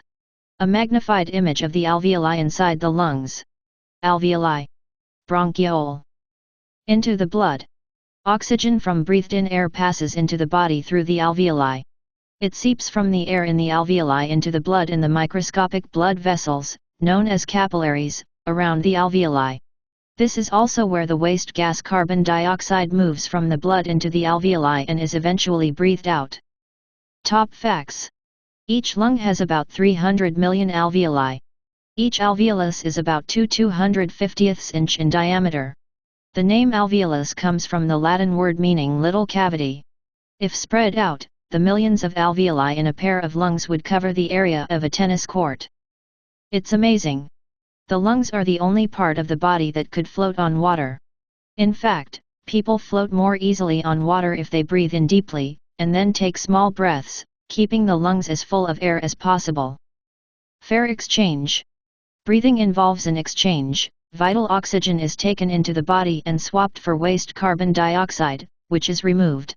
This is known as respiratory gas exchange. Thin barrier. A very thin barrier separates the air inside the alveoli from the blood in the capillaries around them. This barrier is made up of the wall of each alveolus and the wall of each capillary. The blood in the capillaries is low in oxygen, so oxygen passes through the barrier into the blood. As the red cells absorb oxygen, the blood changes from a dark bluish-red color to bright red. Gas swap. As oxygen passes into the blood, it is absorbed by billions of red blood cells. These carry oxygen around the body to where it is needed. At the same time, carbon dioxide passes from the blood and into the air in the lungs. Alveolus wall. Carbon dioxide. Oxygen. Capillary wall. Red blood cells. Underwater problem. As well as in the air, oxygen is found dissolved in water. Human lungs and airways can take oxygen from air but not from water. So when people are underwater, they have to hold their breath and survive on the oxygen held in their lungs for as long as they can. When the body is more active, it needs more oxygen and makes more waste carbon dioxide, so it must breathe faster and deeper. This is why we run out of breath so quickly when swimming underwater. Young babies naturally hold their breath when swimming underwater. Submarine. Inside a submarine, the crew breathe the same air for days, weeks, or even months. Air cleaners, filters, and fresheners remove carbon dioxide and other waste from the air and add fresh oxygen. A submarine on the surface before diving underwater. Mudskipper. Fish get oxygen from water using special organs called gills. The mudskipper spends some time out of the water and seems to breathe air. But really its gills store water and take oxygen from it. When the oxygen runs out, the fish returns to the water. The mudskipper fish appears to breathe when it is out of the water. First look. The tiny alveoli and capillaries could not be seen before the invention of the microscope. In 1661, Italian scientist Marcello Malpighi looked at magnified images of the lungs and saw the capillaries. His discovery allowed people to understand how oxygen moves from the air into the blood. It's amazing. The barrier formed by the wall of the capillary and the alveolus together is about 100 times thinner than the paper of this page. Movements of breathing. The actions of the main breathing muscles, the intercostals and the diaphragm, are carried out automatically. As a result, you do not usually have to think about breathing in and out. Breathing control. The breathing muscles are controlled by signals from a part of the brain called the respiratory center. This detects the amounts of oxygen and carbon dioxide in the blood. As carbon dioxide levels rise and oxygen levels fall, the brain tells the breathing muscles to work harder. Cutaway view of the brain showing the respiratory center in red. Breathing in. To inhale, or breathe in, the diaphragm contracts, becoming flatter. This pulls the lungs downward. At the same time, the intercostal muscles contract and make the ribs move up and out. The result is that the lungs are stretched and suck air in through the nose and down the windpipe into the chest. Breathing in. Air sucked into lungs. Lungs expand. Ribs move up and out. Intercostals contract. Diaphragm pulls down. Breathing out. To exhale, or breathe out, the diaphragm and the intercostals all relax. The lungs, which have stretched like a rubber band, spring back to their usual shape. This makes the diaphragm return to its dome shape and the ribs move down and in. As the lungs shrink, they push air up the windpipe and out through the nose. Breathing out. Air pushed out of lungs. Lungs contract. Ribs move down and in. Intercostals relax. Diaphragm curves up. Stop breathing. We have to make ourselves stop breathing when we jump into water. The brain tries to make us breathe, but we can prevent it for a while so that our lungs do not fill with water. A boy holds his breath while jumping into water. Mouth to mouth. Breathed out air still contains some oxygen. It can be blown into someone's lungs in an emergency if he or she has stopped breathing. This is called artificial respiration. A man practices artificial respiration on a special training dummy. Breathing rate. Rest for a few minutes, then count how many breaths you take in 1 minute. Next, jog on the spot for 3 minutes, then count your breaths. Take another rest, then count your breaths again. Your breathing rate should rise after activity, then gradually return to its resting rate. It's amazing. At rest, about 2 cups of air flows in and out of the lungs in each breath. After exercise, breathing is faster, and the amount of air that flows in and out of the lungs every minute is about 20 times more than at rest. Coughs and sneezes. Potentially harmful substances in the air are sometimes breathed into the lungs. Fortunately, the body has ways of protecting itself from these foreign invaders, and can get rid of them at super-fast speeds. Sneezing. Airborne particles that get into the nose may irritate the nose lining, producing the sneeze reflex. Muscles in the chest, the diaphragm, see page 76, and the throat contract, or get smaller, very quickly. This forces air up through the nose, carrying the cause of the irritation and some mucus with it. Sneezing can be caused by tiny plant particles called pollen. This is known as hay fever, see page 82. Airway irritation.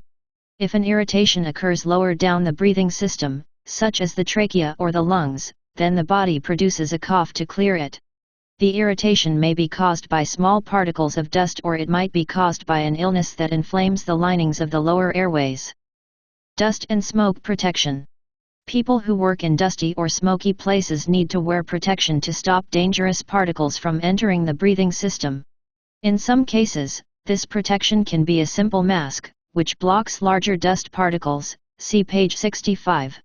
However, in very smoky environments, such as a fire, a person may need to carry a supply of dust-free air. A firefighter wearing breathing apparatus. Coughing. To cope with an irritation in the airways, the lining of the breathing passages produces excessive mucus. The body coughs to get rid of this excessive mucus. As with a sneeze, a cough is caused by a sudden contraction of the muscles in the chest, which forces air out of the lungs, along with the excess mucus and the cause of the irritation. Always put your hand over your mouth when coughing to stop the spread of germs. Top facts. You always close your eyes when you sneeze. A typical sneeze will blow about 40,000 tiny droplets of mucus and saliva out of the nose and mouth. The droplets blown out by coughs and sneezes may contain germs. This is why it is important to cover your mouth and nose. It's amazing. Sneezes blow air out of the nose at speeds of up to 95 miles per hour. Nose and throat problems. Breathing difficulties may be caused by problems with the structure of the respiratory system. This can lead to a variety of conditions, including snoring. Snoring. Snoring is caused by the vibration of soft parts at the back of the throat, such as the soft palate and the flap that hangs down at the back of the mouth, called the uvula. These parts vibrate as air passes over them when a person is asleep. This noisy vibration can keep other people awake. Snoring can be caused by a variety of conditions, such as fat gathering around the throat, a blockage of the nose passages, or a weakness of the throat muscles. Path of air. Soft palate. Uvula. Dangerous substances. The respiratory system can be damaged by substances in the air. These can include tiny organisms, such as viruses and germs that cause illnesses like colds and influenza. Problems can also be caused by chemicals that can damage the body's tissues and that the body cannot get rid of by coughing. A magnified view of an influenza virus. Asbestos. Asbestos is a flame-resistant material that was used in buildings until the 1980s. It was later discovered that the tiny strands that make up some kinds of asbestos could cause cancer when breathed in. As a result, asbestos is banned in many countries, and any found in old buildings has to be disposed of very carefully. A microscopic view of asbestos fibers. Smog. Smog is a cloud of gas that is formed when sunlight reacts with polluting gases from car exhausts and factories. Smog can cause soreness and irritation in the nose and throat as well as breathing problems like asthma, see page 83. Smog hangs over the city of Los Angeles, California. It's amazing. The loudest recorded snore measured 93 decibels, that's louder than the sound of a pneumatic drill breaking up concrete. Allergies and lung problems. Breathing problems lower down in the breathing system may be caused by problems with the organs themselves, or by an overly protective reaction by the body, which is known as an allergy. Too protective? Allergic reactions are the body's response to allergens, or foreign substances, although these substances might be harmless. When the body detects an allergen, it triggers the release of chemicals, which start a sequence of reactions designed to protect the body. Some of these reactions, however, such as a runny nose and sneezing, can be a nuisance, while others can be dangerous. Hay fever. Hay fever is an allergic response triggered by tiny pollen grains. These grains are produced by plants in spring and summer. When they are breathed in, they can cause the body to release a chemical called histamine. This chemical irritates the linings of the breathing system, causing a runny nose, streaming eyes, and sneezing. A microscopic view of pollen grains. Breathing conditions. Many people have conditions that make breathing difficult. Some of these conditions are inherited, or passed on, from parents. They include cystic fibrosis, which causes a buildup of extra thick mucus in the lungs, sinus infections, and a weak immune system, see pages 106 to 107. A young boy is massaged while wearing a device called a masked nebulizer as part of his treatment for cystic fibrosis. Tiny creatures. Dust mites are tiny creatures that feed on the dust found in our homes and workplaces.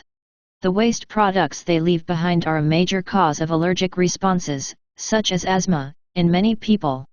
A microscopic view of a dust mite. Asthma. Asthma is a condition that inflames the breathing passages, causing them to constrict, or narrow, so much that breathing becomes difficult. Asthma can be caused by many things, including allergens, cold air, exercise, or stress. A boy uses an inhaler to treat asthma. Top facts. Some allergic reactions are treated using drugs called antihistamines. These stop the production of histamine. The name asthma comes from the Greek word meaning sharp breath. It's amazing. A single person sheds about 1/20th ounce of skin cells every day. That is enough to feed up to 1 million dust mites. Keeping airways and lungs healthy. Keeping the airways clear and healthy is vital for our well-being. Getting oxygen into our bodies is essential, and any reduction in the amount of this gas could have disastrous consequences. Deep breath. As with any muscles, the intercostal muscles and the diaphragm, see pages 76 to 77, benefit from regular exercise. This helps to make them stronger and to improve your breathing system. A cyclist wears a mask to reduce the amount of traffic fumes he inhales. Moisture in breath. The air you breathe out contains more water vapor than the air you breathe in. You can see a cloud of water vapor when you breathe out on a cold day. This highlights one of the ways in which the body loses water, see page 133. It is important that we do not lose too much water. We need to drink plenty of liquids throughout the day. A cloud of water droplets breathed out by a walker on a cold day. Keeping fit. Exercise is important for keeping the breathing system healthy. Long periods of exercise, called cardiovascular exercise, include walking, running, cycling, and swimming. This type of exercise gets you breathing harder than normal, which exercises the muscles involved in breathing and makes them stronger. Going for a long walk or run can improve your breathing system. Keeping bad stuff out. Every day, you breathe in substances that are bad for your body. Most of the time, your body can get rid of these using a variety of actions, such as coughing and sneezing. However, exposure to excessive amounts of bad chemicals, such as cigarette smoke and traffic fumes, can have dangerous effects, including lung diseases and cancer. Smoking. Smoking is bad for the breathing system. The smoke strips away the cilia from the linings of the airways, making it hard to remove excess mucus and potentially dangerous substances. The smoke also contains more than 4,000 chemicals, some 69 of which are known to cause cancer. Even if you don't smoke, breathing in another person's cigarette smoke can be harmful. Water in breath. Place a small mirror in the refrigerator for an hour. Take the mirror out and breathe over it. You will see that the mirror fogs up where you breathe on it. This fog on the mirror is caused by the increased amount of water vapor in the air you breathe out. It's amazing.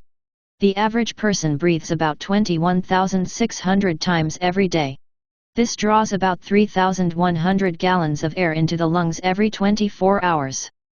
Heart and blood. The heart is an amazing pump that works non-stop, keeping the body alive. With every beat, it sends a surge of bright red blood, carrying vital supplies, such as oxygen, and the body's waste products, such as carbon dioxide, through a network of blood vessels to and from every part of the body. The heart, blood, and vessels are together known as the circulatory, or cardiovascular, system. Non-stop pump. The heart is a muscular pump that works constantly to squeeze blood into blood vessels called arteries. The arteries take the blood around the body, and the veins return the blood to the heart. Powerful pump. Just as a fountain forces water out, the heart muscle contracts to push blood at great force into the arteries. Your heart will do this about 2.5 billion times during your life. The mechanical pump of a fountain uses force to squirt water a great distance. The right pump. The heart is really two pumps side by side. The right pump sends blood along the pulmonary arteries to the lungs, where it absorbs oxygen. This blood then comes back along the pulmonary veins to the left side of the heart to be pumped around the rest of the body, see right. A view of the outside of the heart and main blood vessels. Muscle of heart wall. Artery to lower body and legs. Inferior vena cava, main vein from lower body. Right side of heart. Left side of heart. Coronary arteries. Aorta, main artery to body. Pulmonary veins, from lungs. Pulmonary artery, to lungs. Superior vena cava, main vein from upper body. Arteries to upper body, neck and head. Studying veins. The veins are just under the skin in some places, and can be seen as dark lines. The blood in the veins does not flow with as much pressure as the blood being forced through the arteries by the heart. Because vein blood flows with a lower pressure, there is a risk that it could flow the wrong way. To stop this, the larger veins have valves in them, and these slam shut to stop blood from flowing the wrong way. Valves stop blood from flowing the wrong way in the veins. Valves. Normal direction of blood flow. The left pump. The left side of the heart is larger and more powerful than the right side. While the right side of the heart pumps blood to the lungs, the left side pumps blood all around the body, delivering oxygen, energy, and nutrients from food to every part. Then the blood, which is now low in oxygen, returns from all of these body parts along the veins to the heart's right side. There, it begins its non-stop journey back to the lungs and then around the body once again. Blood supply. The heart muscle has its own blood supply, the coronary arteries. Blood flows along these arteries into the heart muscle and then out along the coronary veins. If the coronary arteries become blocked, the heart muscle may die. This is one form of a heart attack. An image of the heart with the coronary arteries shown in red. Harvey's discovery. For centuries, people believed that blood flowed into the body, where it was used up. In 1628, English physician William Harvey did experiments that showed that blood circulates around and around the body in the blood vessels, returning to the heart at the end of each circuit. It's amazing. With each pump, blood surges out into the main arteries at a speed of 16 inches per second. If it were to pass through a hole the size of a pinhead at this speed and pressure, it would spurt more than 10 feet. Inside the heart. The heart is not a solid lump of muscle but has 4 inner compartments, called chambers. Blood flows through these chambers, with 4 valves, or flaps, making sure that it flows the right way. Upper chambers. Each half of the heart has an upper chamber, which is called an atrium. The left atrium receives blood from the lungs. The right atrium takes in blood from the body. The arrows show the passage of blood from the body into the right side of the heart, then the passage of blood from the lungs through the left side of the heart. An inside view of the heart showing the 4 chambers and the valves. Bicuspid, mitral, valve. Left ventricle. Right ventricle. Tricuspid valve. Right atrium. Pulmonary valve. Aortic valve. Left atrium. Aorta. Pulmonary artery. Echocardiogram. Sound waves can be beamed into the heart, where they hit different parts and echo back. These echoes form a moving picture called an echocardiogram, which shows the 4 chambers of the heart. An echocardiogram of a heart. Lower chambers. Each side of the heart also has a lower chamber, which is called a ventricle. Each ventricle receives blood from the atrium above it through a funnel-shaped valve. As the ventricles squeeze, they push blood out through one-way valves into the main arteries. Hole in the heart. Some babies are born with a heart problem called a hole in the heart. With this condition, blood from one side of the heart can mix with blood from the other side. As a result, not enough oxygen and nutrients reach the body's cells, resulting in shortness of breath, tiredness, heart failure, and even a stroke. Sometimes, these holes close naturally, but an operation may be needed. 1 normal blood flow through the heart. Right ventricle. Left ventricle. Left atrium. Pulmonary artery. Aorta. Right atrium. 2 blood flows through a hole in the wall between the left and right atria. Hole. 3 blood flows through a hole in the wall between the left and right ventricles. Top facts. In a typical adult at rest, the heart pumps about 70 times each minute and sends out about 1/3 cup of blood with each beat. The heart pumps about 5 quarts of blood each minute, which is the total volume of blood in an adult body. When the heart pumps faster, it sends out 4 times this amount. It's amazing. During a typical day, the adult heart pumps out about 2,000 gallons of blood. That would be enough blood to fill more than 50 bathtubs. How the heart beats. A heartbeat is a sequence of actions that makes blood flow through the heart's chambers and valves, into the body, and back to the heart again. The natural pacemaker. A heartbeat begins in a small patch of the heart wall in the upper right atrium known as the sinoatrial node. This is the heart's natural pacemaker, sending electrical signals through the muscle of the heart wall. The signals make the muscle fibers of the heart shorten, causing the whole heart to contract.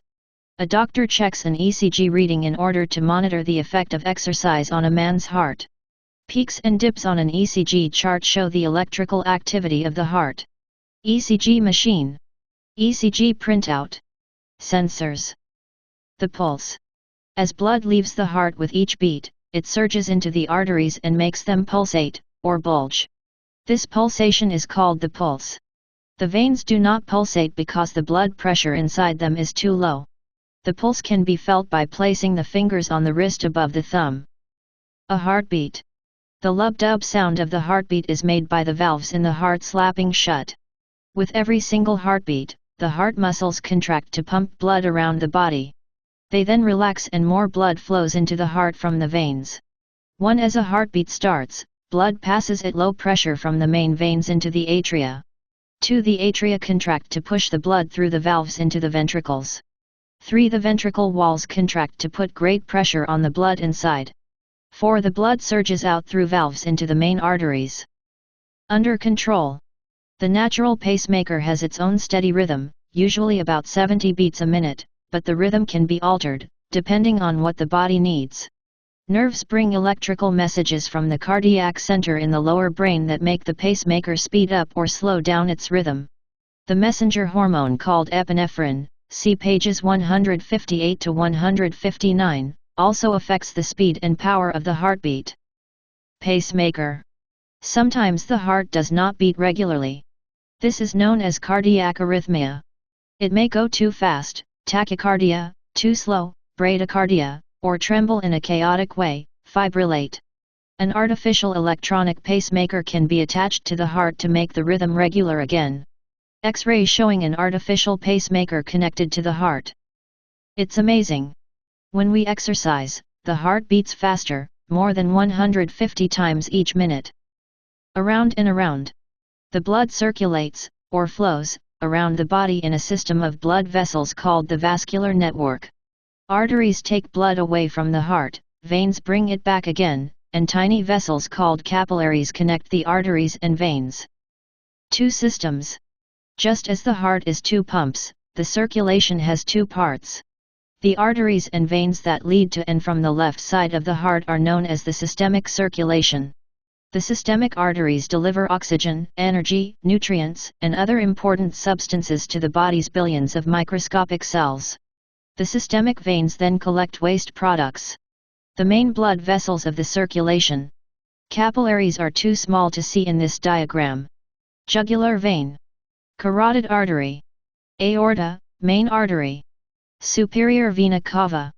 Heart. Inferior vena cava, main vein from body. Lower aorta, main artery. Radial artery. Iliac artery. Iliac vein. Tibial artery. Tibial vein. To the brain. Blood flows to the brain up the carotid artery in the neck. This artery's pulse can be felt as blood surges through it with each heartbeat. In an emergency, medical staff check the carotid pulse to make sure that the brain is receiving enough blood. A doctor feels the carotid pulse in a patient's neck. Exhausted. During exercise, the muscles need more oxygen and energy, so the heart beats faster to supply more blood. After exercising for a while, the circulation cannot keep up. We have to slow down and breathe faster and deeper to take in more oxygen, which allows the circulation to settle down again. After exercise, we have to stop to allow our bodies to recover. Lungs and oxygen. The second set of arteries and veins takes blood from the right side of the heart to the lungs for more oxygen. This system is called the pulmonary circulation. As the blood leaves the heart, it is low in oxygen and dark reddish blue. In the lungs, the blood absorbs oxygen, turns bright red, and flows back to the left side of the heart. Top facts. It takes a drop of blood 1 minute to travel around the entire systemic circulation. The time taken for one drop to pass around the pulmonary circulation is less than 10 seconds. In the systemic circulation, arteries carry bright red, oxygen-rich blood. In the pulmonary circulation, the arteries carry dark reddish-blue blood that is low in oxygen. It's amazing. If all your blood vessels could be taken out of your body and laid end to end, they would stretch 62,000 miles. This is the same distance as 2.5 times around the Earth. Blood cells. An adult has about 5 quarts of blood in his or her body. This thick, red, sticky fluid is essential to life, without it we would die. It does many vital jobs, including carrying oxygen around the body, removing waste, and fighting disease. Red blood cells. Blood consists of billions of microscopic cells floating in a liquid called plasma. There are 3 main kinds of cells. The most numerous are red blood cells, also known as erythrocytes. They are shaped like donuts without the holes, and their main task is to take in oxygen from the lungs and release it to the organs and tissues. A magnified image of red blood cells. What's in blood?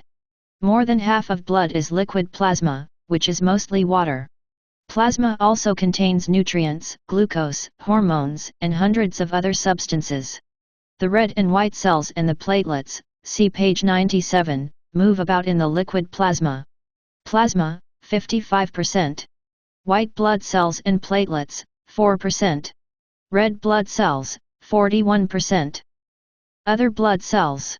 The second kind of blood cells are white blood cells, known as leukocytes, see pages 106 to 107. These cells fight germs and disease and remove waste from the blood and body. The third kind of cells are platelets, see pages 102 to 103, also called thrombocytes. These are more like cell fragments, and their major task is to help blood clot in cuts and wounds to form a scab. Giving blood. Many people donate, or give, blood. The body makes up the lost blood in a few days. Giving blood saves millions of lives around the world every year. Blood from the arm flows along a tube into a bag. Storing blood. Donated blood is tested for infections and to find out its blood group. It is then stored in a blood bank, ready to be used if someone needs it during an operation or because of an accident. The blood is transfused, or passed, into the patient through a tube connected to a vein. Bags of donated blood are labeled according to their blood group. Blood groups. In 1901, Austrian Dr. Karl Landsteiner realized that not all blood is the same. Different people have blood from different groups.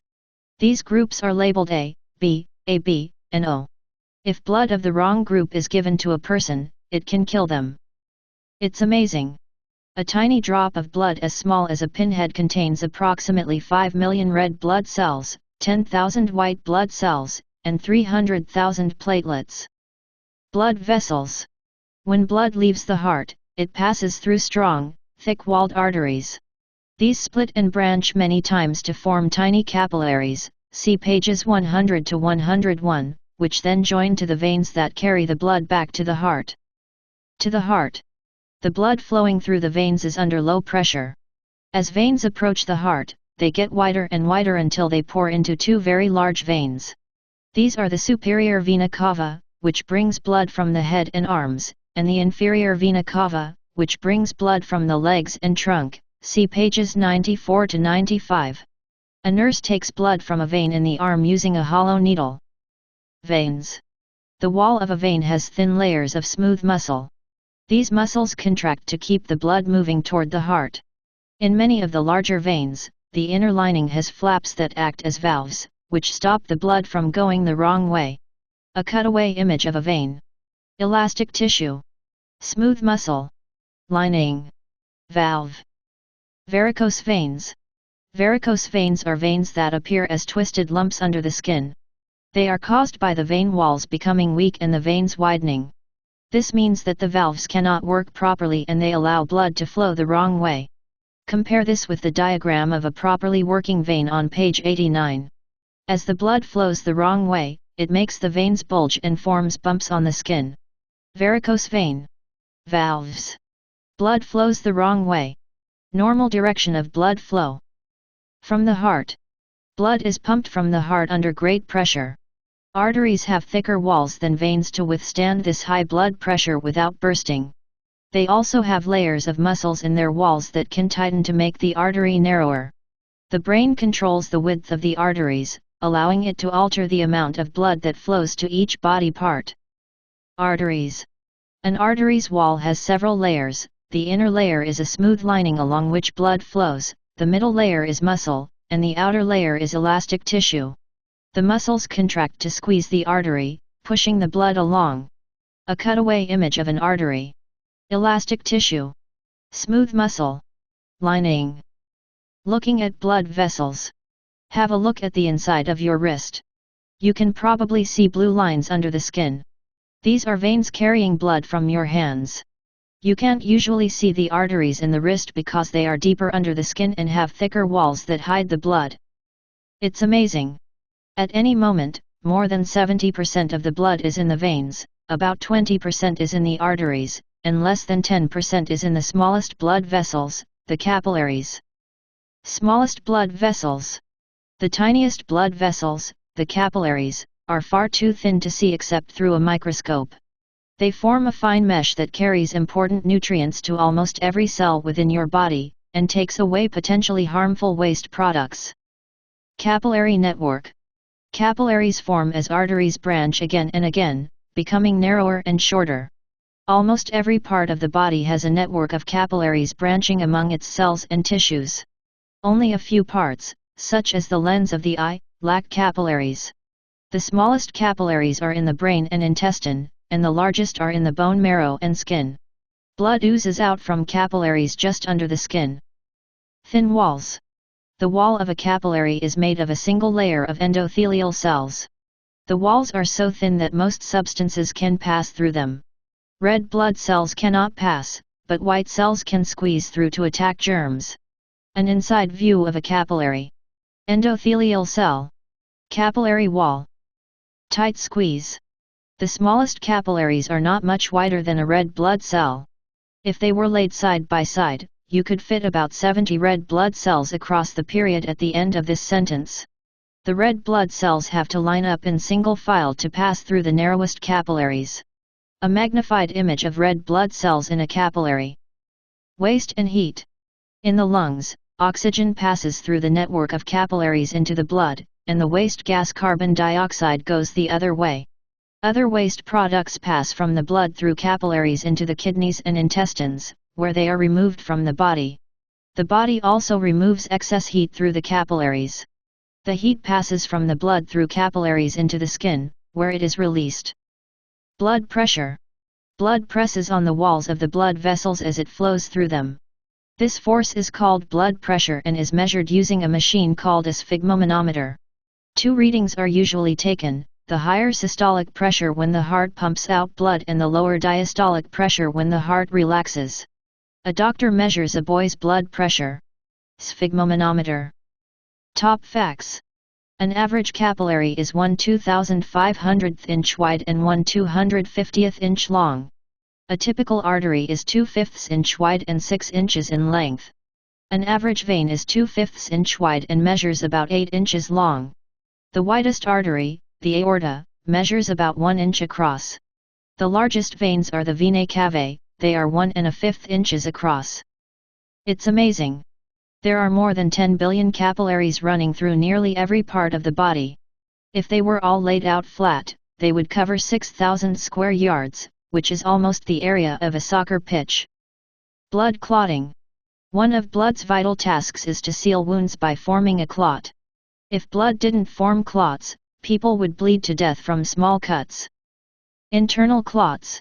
As well as forming to heal a cut on the surface of the skin, see pages 20 to 21, blood clots form to block leaks that occur inside the body. In fact, tiny leaks are forming inside your body all the time. If your blood wasn't able to clot, then you would die from internal bleeding. An open wound during surgery. The wound is not bleeding heavily because the blood has clotted. Platelet plugs. Within a few seconds of a blood vessel being damaged, platelets in the blood collect near the injury. They swell, become sticky, and clump together to form a plug that stops blood flowing from the wound. The plug creates a surface on which the clot can form. Platelets grow spines and bind to each other. Platelets clump together. Traveling clots. An embolus is an object in the bloodstream that may block a blood vessel, especially where the vessel divides into smaller branches. A blood clot that forms in one part of the vessel network, such as a vein, may travel in the blood. It could block a coronary artery in the heart, causing a heart attack, or an artery in the brain, leading to a stroke. Embolisms. Sometimes, a thrombus, or clot, forms where a blood vessel is narrowed due to a buildup of fatty patches, called atheroma, in its lining. The clot may then detach to become an embolus and travel through the body. An embolism in an artery in the brain. Leeches. Leeches feed on blood, and there is a substance in their saliva that stops blood from clotting. Some surgeons use leeches today because they stop blood clotting in wounds. This keeps blood flowing to damaged body parts and speeds up recovery. Common leech. Clotting experiment. Pour water through a colander. It should flow through easily. Place a paper towel into the colander and slowly pour on water. The fibers in the paper will swell and slow the passage of water like the fibers in a blood clot. It's amazing. The blood clotting process is extremely complicated and can involve more than 30 different chemicals. The lymph system. A fluid called lymph travels around the body in tubes similar to blood vessels. These lymphatics, or lymph vessels, have small masses of tissue along them called lymph nodes. Lymph fluid.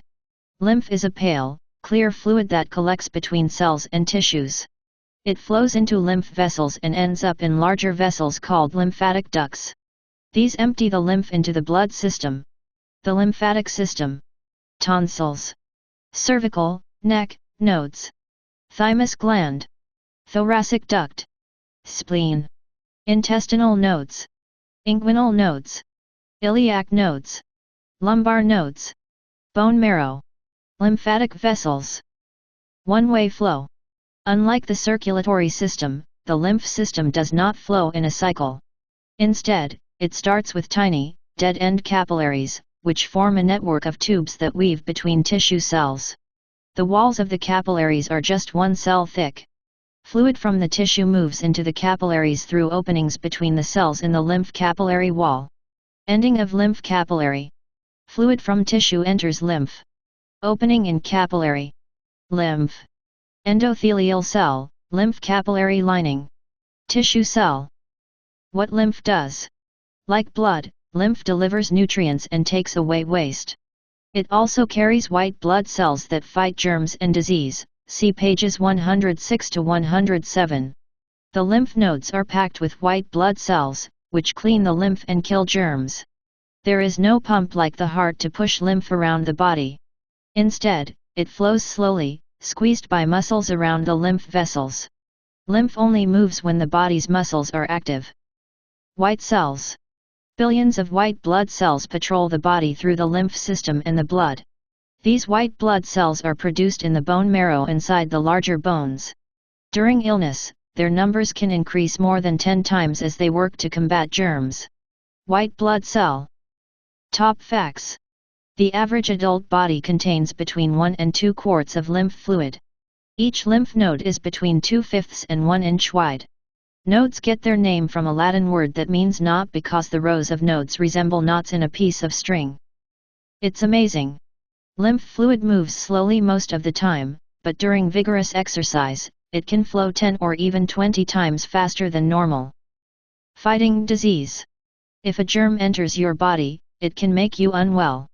Your body has a mini army of different white blood cells, such as lymphocytes, neutrophils, and macrophages, and organs, such as the spleen, that are always ready to fight germs. These make up your body's immune system. First line of attack. Any germs that enter the body are attacked by white blood cells called macrophages. Each macrophage surrounds a germ and carries it in the lymph to a lymph node. There, other white blood cells called lymphocytes get to work. A magnified image of a macrophage attacking bacteria. Lymph nodes. White blood cells called lymphocytes multiply and are stored inside the lymph nodes. Lymph flows into the node, bringing germs and other harmful substances to these concentrations of white blood cells. An inside view of a lymph node. Lymph nodule. Vessel draining lymph from node. Blood vessels. Vessel brings lymph to node. Germ destroyers. Macrophages can destroy things that the body doesn't recognize as belonging to it, including bacteria. They do this by surrounding the invader and digesting it in a process called phagocytosis. Macrophage engulfs the bacterium and digests it. Macrophage. Bacterium. Spleen. The spleen is an organ that filters waste substances from the blood and lymph. It also acts as a large store for red and white blood cells, in case the body should lose a lot of blood suddenly. Spleen. Lymphocytes. Lymphocytes identify germs by recognizing foreign substances on their surfaces called antigens. Lymphocytes then produce substances called antibodies that find other germs of this type and stick to them. Macrophages then destroy the germs and antibodies. Some antibodies remain in the body, so that it can respond quickly to a germ if it invades again. White globules. White blood cells were first identified through a microscope in the 18th century. The role of these white cells was not understood at the time, and they were called white globules of pus. It's amazing. During some illnesses, lymph nodes can swell as the white cells in them multiply. The swollen nodes can get as big as a fist and you can feel them under your skin. Heart and blood problems. The heart and blood play such a vital role in keeping the body alive that any problems with them can be serious. If a problem is found, however, there are many modern treatments that can help. Fainting. Sometimes, the heart cannot pump enough blood up to the brain. This may happen if a person has to stand for a long time, especially in hot weather. The body's reaction is to faint, lose consciousness and fall over. Fainting brings the heart level with the head, so it can pump blood to the brain more easily. Standing for a long time has made this soldier faint. Hearing the heart. Doctors listen to the sounds of a heartbeat to make sure the heart is working properly. Unusual sounds known as murmurs may indicate that the blood is not flowing normally. This doctor is listening to a boy's heart through a stethoscope. Heart attack. A heart attack happens when the blood flow to the heart is interrupted, which may be because of a blood clot, see pages 102 to 103, blocking an artery. Without oxygen or energy, the heart muscle cannot beat properly. This causes chest pain, breathlessness, sweating, and feeling faint. If the blood flow to the heart is not restored within about 40 minutes, the heart muscle will begin to die. Shocking the heart. A heart that is not beating properly can be shocked into a regular rhythm by using an electrical charge. This is passed into the heart via two pads on the chest from a machine called a defibrillator. Medical staff use a defibrillator in an emergency. Too narrow. Over many years, a diet that is too high in fats, see pages 116 to 117, can lead to a fatty substance building up in the lining of the arteries. This condition, called atherosclerosis, makes the arteries narrow and harden, decreasing the flow of blood and making it more likely that a clot will form. Artery with severe atherosclerosis. Normal artery. Artery lining. Buildup of fatty deposits. Bad blood. Until the end of the 19th century, many doctors treated a wide variety of illnesses by bloodletting. This involved cutting a patient in the belief that removing the bad blood would stop an illness from getting worse. It's amazing. With modern emergency treatments, such as defibrillators, the chances of surviving a heart attack are twice what they were 50 years ago. Healthy heart and blood.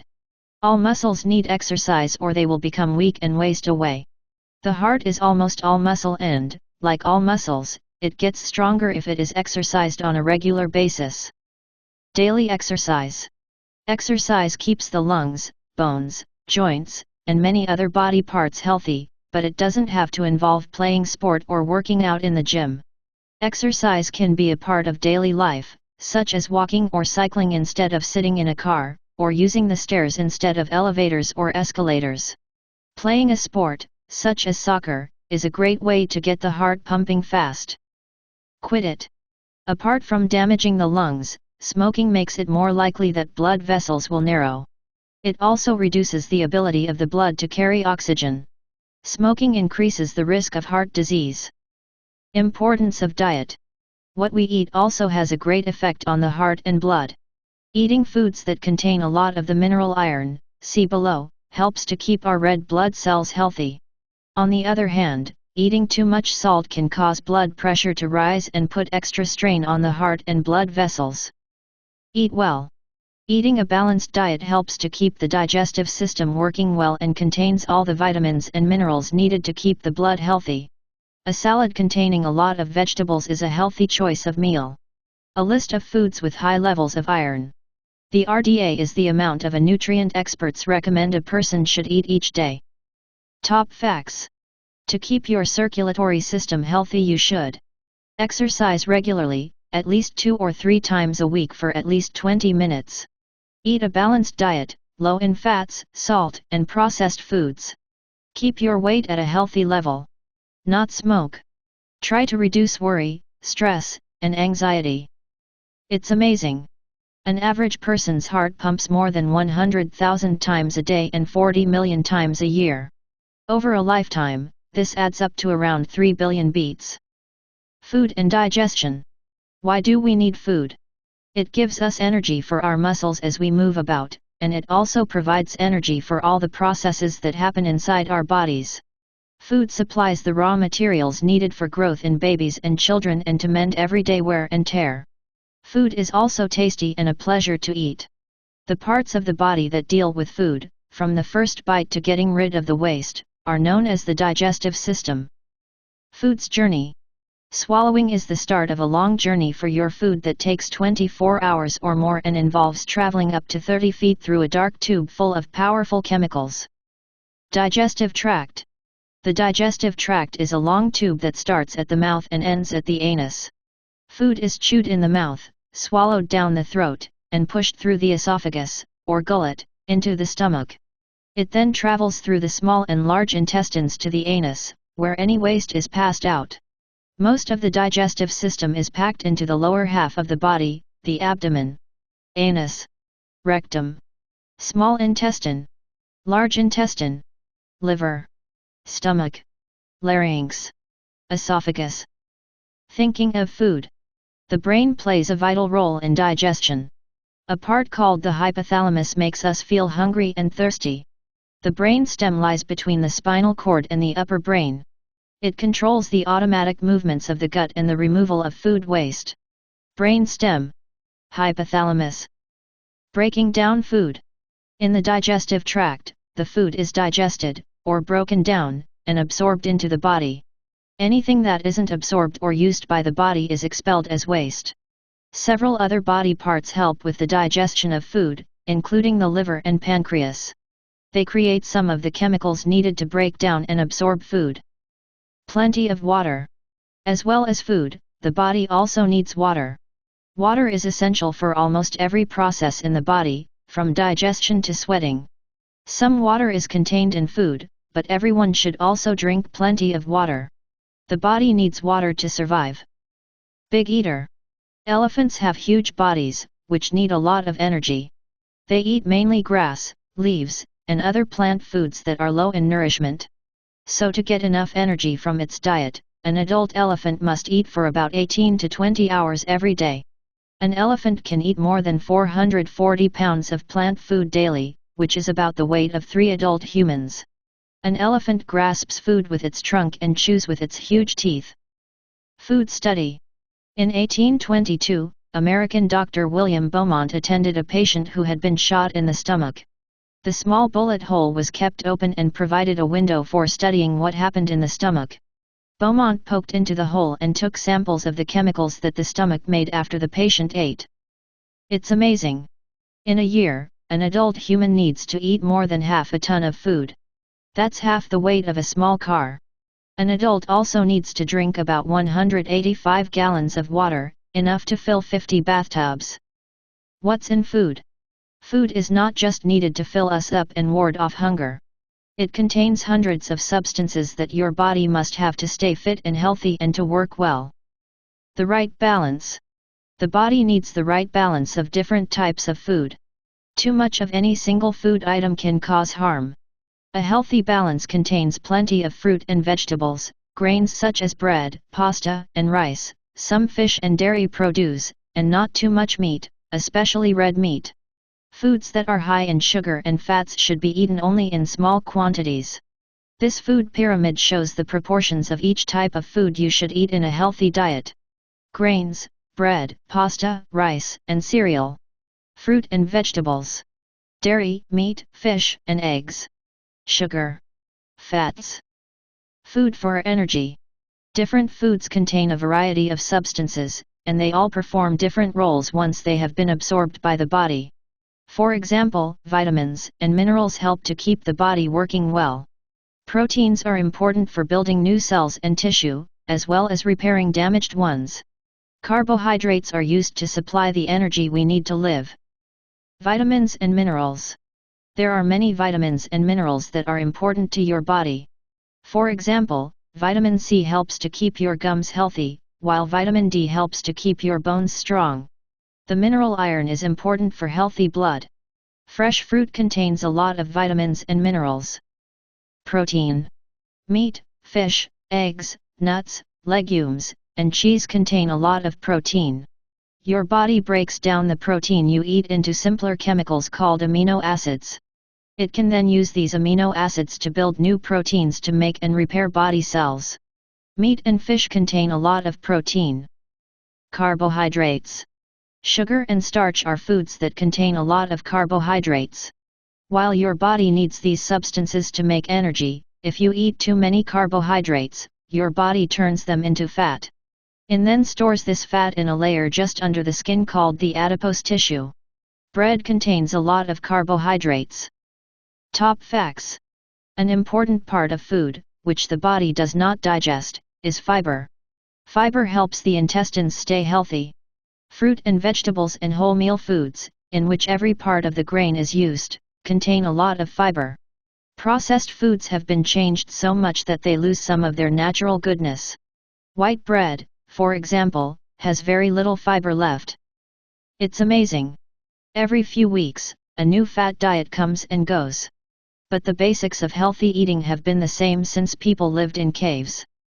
Teeth and biting. Teeth bite, grind, and chew food to make it easier to swallow and digest. They are coated with enamel, the hardest material in the body, so that they last a long time. In fact, you will only have 2 sets of teeth throughout your entire lifetime. The full set. An adult has 32 teeth. There are 4 different types of teeth, 8 incisors at the front, 4 canines next to them, 8 premolars, and 12 molars at the rear of the mouth. Lower teeth. Upper teeth. Incisors. Canines. Premolars. Molars. Baby teeth. How many teeth you have depends partly on your age. Babies have none or very few teeth. Then, small baby, or milk, teeth appear, with most children having a full set of 20 baby teeth by about the age of 3 or 4. From about 6 or 7 years old, these teeth start to fall out and are replaced by adult ones. Uses of teeth. Teeth are like tools and have different shapes for different tasks. The chisel-like incisors at the front have straight, narrow edges for biting and slicing food. The canines, or eye teeth, next to the incisors are tall and pointed to tear and rip. The premolars and molars, or cheek teeth, are broad and flat with rounded humps for crushing and chewing. Eating an apple would be difficult without teeth. Inside a tooth. A tooth has 2 parts, the crown above the gum and the roots below. The top layer of the crown is made of enamel. Beneath this is dentine, which is also a very tough material, and in the middle is the soft pulp. Blood vessels supply the tooth with nutrients. Blood vessels. Jawbone. Root. Pulp. Gum. Dentine. Enamel. Crown. Hunting teeth. Lions and other hunting animals have very large, pointed canine teeth for stabbing into prey and ripping flesh. Lions also have sharp-edged molar teeth called carnassials for cutting into tough meat. Carnassials. Canines. Look at your tooth prints. Choose a crunchy fruit, such as an apple, and bite into it with your front teeth to take out a lump. Look at the tooth prints in the area you have bitten. Can you see the separate tooth marks and the curve of the teeth in your jaws? Ask some friends to do the same and compare your tooth prints. It's amazing. The 4 molars right at the back of the mouth are the last teeth to appear, at about 17 to 20 years of age. Because they grow in adulthood, they are known as wisdom teeth. In some people, they never appear, perhaps because there is not enough room. Chewing and swallowing. After you have taken a bite using the sharp incisor teeth at the front of your mouth, see pages 118 to 119, your tongue pushes the food around so that it can reach the molar teeth at the back.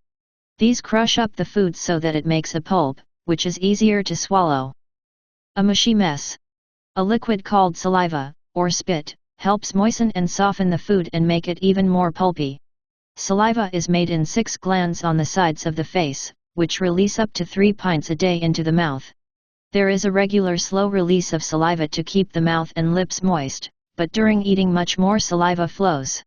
This young girl is learning how to eat. By coordinating the movements of her lips, tongue, and jaws, it can be a messy business. Saliva glands.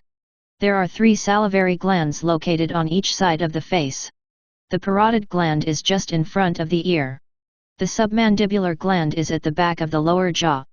The sublingual gland is under the tongue. The salivary glands. Tongue. Parotid gland. Sublingual gland. Submandibular gland. Chemical attack. Saliva contains a substance called an enzyme. Enzymes attack food and break it down into more simple chemicals. The enzyme in saliva is known as amylase. It breaks apart starchy substances in food. This is the first of many chemical processes that play a part in digestion. Swallowing. 1. At the start of swallowing, the tongue separates off part of the mouthful of food and pushes it to the back of the mouth. 2. the back of the tongue forces the food down into the upper throat. 3. The lower throat tightens and a flap, the epiglottis, folds down over the entrance to the trachea. 4. Muscles in the esophagus grab the food as it passes over the epiglottis. 5. The food begins its journey down the esophagus. 1. Food pushed to back of mouth. Food. Tongue. Backbone. 2. Food reaches upper throat. 3. Epiglottis covers trachea. Trachea. Epiglottis. 4. Food enters esophagus. Esophagus. 5. Food is swallowed. Study a swallow. Stand in front of a mirror and watch and feel your neck carefully. Get ready to swallow and feel how your neck muscles tighten. As you swallow, see and feel how your upper neck bulges. Feel your lower neck as the movement passes downward and the swallow ends. It's amazing. An average person bites and chews food more than 1,000 times each day. This helps to keep the jaw muscles strong and healthy. In the stomach. Swallowed food takes a few seconds to travel down the esophagus. It is pushed into the bag-like stomach, which attacks the food with powerful acids, enzymes, and other chemicals. Stomach wall. The stomach is a large bag that sits just below the left lung. Its walls have several layers, 3 of these are made of muscle fibers. The muscles tighten and contract the stomach to squash, mix, and mash the food inside. The entrance to the stomach from the esophagus and the exit into the part of the intestine called the duodenum both have rings of muscle fibers known as sphincters. These stay closed to keep the food in the stomach until it is ready to pass into the intestines. Cutaway view of the stomach. Esophagus. Duodenum, start of the small intestine. Rugae, ridges. Pyloric sphincter. Muscle layers. Stomach wall. The inside of the stomach wall is folded into ridges called rugae, which allow the stomach to stretch. The innermost layer of the stomach wall is the mucosa. The next layer is the tough and stretchy submucosa. The 3 muscle layers are next, forming the outside of the stomach. Cross-section of the stomach wall. Mucosa. Lymph node. Submucosa. Muscle layers. Blood vessels. Gastric pit. Gastric pits. The mucosa has thousands of gastric pits. These are lined with cells that make a wide range of chemicals, including slimy mucus, hydrochloric acid, and the enzyme pepsin. A magnified image of the mucosa. Gastric pit. Warning. Acid. Hydrochloric acid is an extremely strong chemical. It is over 10 times more powerful than the acidic juices found in vinegar and lemon. Stomach juices. Apart from mashing the food physically, the stomach also attacks the food with powerful chemicals. Its lining produces a strong acid called hydrochloric acid. The lining also makes more of the chemicals called enzymes. These get to work breaking down different parts of the meal. For example, lipase attacks fatty foods and pepsin breaks down proteins. Heartburn. In some people, the contents of the stomach seep back up into the esophagus, or lower gullet. This causes inflammation and pain in the chest, where the acid attacks the gullet lining. The pain is known as heartburn, although it has nothing to do with the heart. An image showing inflammation caused by stomach contents entering the esophagus. Area of inflammation caused by heartburn. Esophagus. Stomach. Top facts. Your stomach begins to contract and produce juices as soon as you see or smell food. An adult stomach can hold up to 4 pints of food and beverages.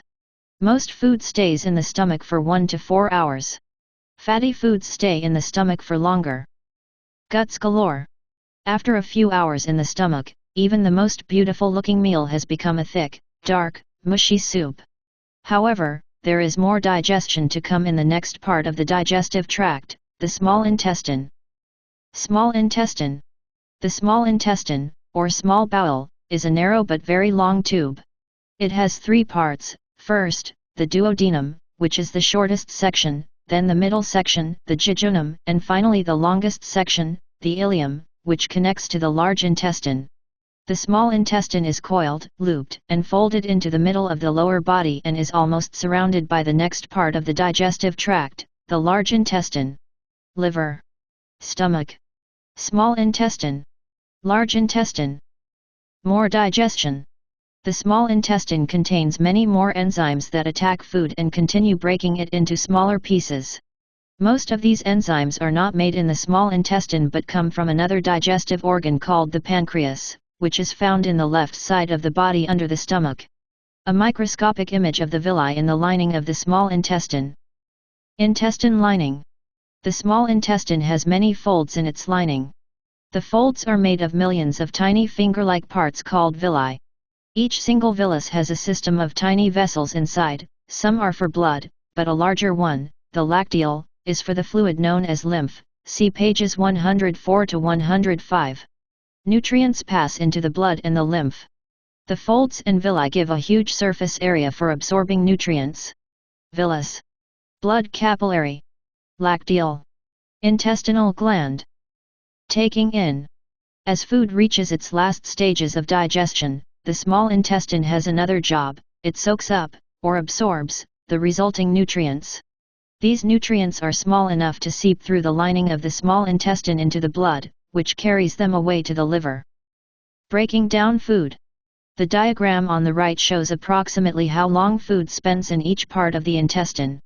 During the food's travels through the guts, different enzymes break down different types of food. For example, only carbohydrates are broken down in the mouth. Carbohydrates and proteins are broken down in the stomach, while fats are mainly broken down in the small intestine. Mouth, up to 1 minute. Esophagus, 5 to 10 seconds. Stomach, 1 to 3 hours. Small intestine, 1 to 6 hours. Large intestine, 12 to 36 hours. Gut pioneer. In 1780, Italian scientist Lazzaro Spallanzani wrote a book about digestion. He did many experiments on his own digestive system, such as swallowing food in net bags on long pieces of string and pulling them back up to see what had happened. It's amazing. At about 20 feet, the small intestine is the longest part of the digestive tract. If it was straight instead of bent, a person would need to be almost 26 feet tall. On the way out. After digestion and absorption in the small intestine, the next part of the digestive tract is the large intestine. Its main tasks are to take a few more nutrients from the remaining digested food and to remove as much water as the body needs. The waste matter is then ready for removal. Large intestine. At about 5 feet long, the large intestine is much shorter than the small intestine, but it is wider, 2 to 2.5 inches wide. It forms a type of frame around the abdomen with the small intestine inside it. The large intestine is sometimes called the colon.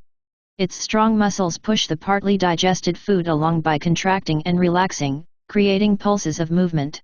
The large intestine lining is coated in mucus that lubricates the inside and helps the food move smoothly. Liver. Stomach. Small intestine. Large intestine. Rectum. Tiny helpers. The large intestine contains millions of tiny helpers, minute living things of various kinds, mainly bacteria. These microbes are friendly and work with the body. They can digest some things that the body cannot, such as certain plant foods. The microbes use some of these digested products, while the body absorbs the rest. The gut provides the microbes with a safe, warm, moist, food-filled place to live. Inside the large intestine. This X-ray picture was taken after a substance called barium was put into the gut. The barium shows up white on X-rays and makes the colon easier to see. An X-ray showing a barium meal. Barium. The final stage. The last part of the large intestine is a short, wide tube called the rectum. Feces collect there before they are finally squeezed out through the anus. This double ring of muscles loosens to allow the feces to leave during emptying the bowels, known as defecation. Young children have no control over going to the bathroom, but it is something they learn as they grow up. Treating waste.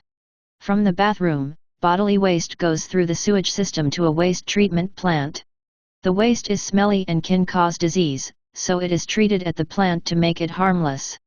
Tanks of waste at a waste treatment plant. Top facts. In an average person, more than a half of the feces, or solid waste, is water. Much of the rest is undigested food material, such as fiber. The brown color of feces is due to a substance called bilirubin that comes from the breakdown of old red blood cells in the liver. Liver and pancreas. The liver and the pancreas are both part of the digestive system, although they are not in the digestive tract. The liver is in the upper right abdomen, and the pancreas is to its left, below and behind the stomach. The liver. The liver has many jobs. One is to make bile, a green fluid that passes to a small storage bag called the gallbladder. When food enters the small intestine, bile flows in and helps to break up fat in the meal. After food is digested and absorbed, nutrients are carried in the blood to the liver, where they are stored, broken down further, or sent around the body in the blood. The liver is wedge-shaped and dark red, with a large right lobe and a smaller left one separated by a ligament. Gallbladder. Left lobe. Right lobe. Ligament. Liver lobules. The liver has thousands of tiny units, or lobules, which are made up of a central vein surrounded by groups of liver cells. These take in nutrients, make poisons harmless, and produce bile. Bile duct. Blood vessels. Cutaway of lobule. Lobule. Artery. Central vein. The pancreas. The pancreas makes digestive juices that flow through a duct into the small intestine. These juices help neutralize the stomach acid so it doesn't burn the gut. They also contain enzymes that help to break down protein, starch, and fat in foods so that they can be absorbed. A magnified image of the islets of Langerhans in the pancreas. Hormone maker. The pale pink pancreas is about 8 inches long and lies alongside the stomach with the small intestine looping around it. The pancreas contains about 1 million tiny groups of cells known as islets of Langerhans. These produce messenger chemicals called hormones, 2 of which are insulin and glucagon, which help to control the blood's level of the sugar glucose. Blood glucose is the body's main source of energy. Surrounding the islets are cell groups called acini, which make the digestive juices. Location of the pancreas in the torso. Small intestine. Gallbladder. Pancreas. Liver. Stomach. Spleen. Sugar levels. Diabetes is an illness in which the body cannot control its blood glucose level properly. It occurs when the body's cells do not react properly to the hormone insulin. People with diabetes check their blood glucose level using a special machine. Pancreas test. One of the first scientists to study the pancreas carefully was Reinier de Graaf of the Netherlands. In 1664, he produced a report on his experiments, which were carried out mainly on dogs. He collected and tested pancreatic juices, saliva, and bile from the dogs. It's amazing. The liver is the largest organ inside the body. In a healthy adult, it weighs an average 3 to 4 pounds. It has the amazing ability to repair and regrow parts of itself if it is injured. Filtering blood. Liquid waste, also known as urine, comes from the kidneys, which filter unwanted substances from the blood. The urine is excreted, or released, by the body from the bladder. Waste removal. As well as delivering nutrients around the body, the blood collects waste and unwanted products from cells and tissue. These waste products are then removed from the blood by the urinary system and excreted as a liquid called urine. A magnified image of a glomerulus. The urinary system. The urinary system consists of 2 kidneys located at the back of the upper abdomen. 2 tubes called ureters carry urine from the kidneys down to the bladder, a stretchy bag that holds the urine until it is excreted from the body. The urine then passes down another tube called the urethra on its way out of the bladder and out of the body. The urinary system. Urethra. Bladder. Ureter. Right kidney. Left kidney. Liver. Nephrons. In each kidney, there are about 1 million microscopic filters called nephrons. Inside each nephron, blood flows through a tangled knot of capillaries called the glomerulus. Waste, water, and some useful substances ooze from the glomerulus into a narrow tube, the convoluted tubule. As they flow along the tubule, a lot of the water and useful substances are taken back into the blood in tiny vessels around the tubule. The leftover liquid is urine, which flows into a collecting duct and out of the kidney. Cutaway view of kidney showing nephron. Glomerulus. Vein. Artery. Convoluted tubule. Blood vessels. Collecting duct. Micturition. All of the body's blood passes through and is filtered by the kidneys every 10 minutes. This means that your blood is filtered about 150 times a day. Once filtered, the urine passes into the bladder. Your bladder can hold about 1 pint of urine, although it is stretchy enough to hold twice that amount. However, when there is about 1 cup of urine in the bladder, you will feel the need to urinate, or go to the bathroom. Kidney problems. When kidneys become diseased or fail, the blood is not filtered properly and waste builds up. A kidney dialysis machine must be used to do the kidney's job. Blood flows along a tube into the machine, where the waste is filtered out. The clean blood is then returned to the body. A boy uses a dialyzer to filter his blood. Filtering test. Stir some salt and ground pepper in a small cup of water. Pour the water through a paper towel into another cup. See how the paper traps the larger pepper particles. Leave the filtered water to dry up. The salt crystals should be left behind at the bottom. Like the paper, the kidneys filter out some substances, but let others remain. Waste and water. The body is made mostly of water. Some of this water is used to remove waste from the blood, some is lost in sweat, and some is breathed out of the lungs as water vapor, see page 84. Replacing water. Most of the water lost by the body is replaced by water coming into the body as food and beverages. Some food, including many fruit and vegetables, contain about 90% water. Most people need to take in more than 2 quarts of water a day, but if the weather is hot or if people lead an active lifestyle, which will increase sweating, they will need to take in a lot more. If people do not take in enough water, they may become dehydrated. Water levels. The body is between 61 and 64% water. This proportion is higher in children and lower in older people. It varies throughout the day, depending on how much you have eaten or drunk and how hot it is. Water balance. In a day, your body gains about 3 quarts of water. This doesn't only come from food and drinks, your body also makes water during its chemical activities, see right. Your body also loses about 3 quarts of water every day. Water in. Water in beverages, 1 3/4 quarts. Water in food, 3 cups.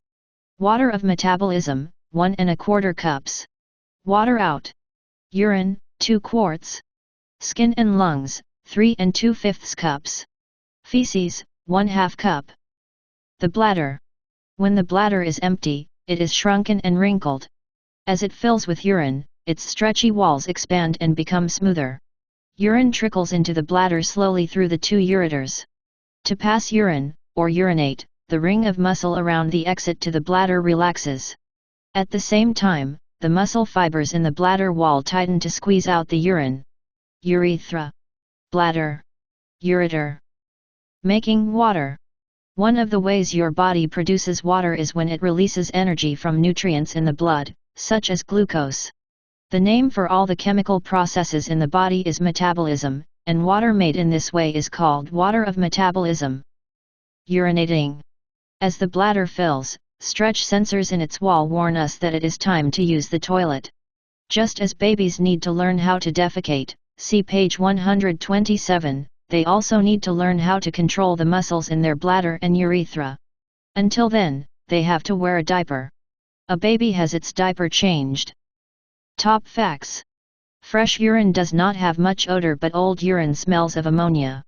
This is a gas that is released when bacteria start to break down the urine. Urine is mostly water, but it also contains some salts and a chemical called urea. It's amazing.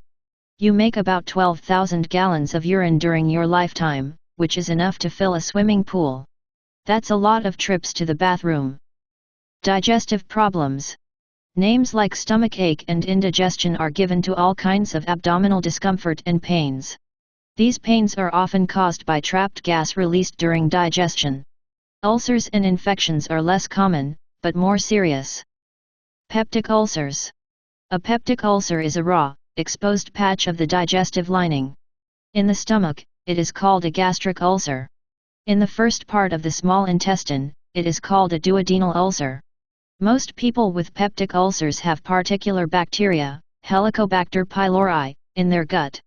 Peptic ulcers can also be caused by smoking and excessive use of certain drugs, such as aspirin.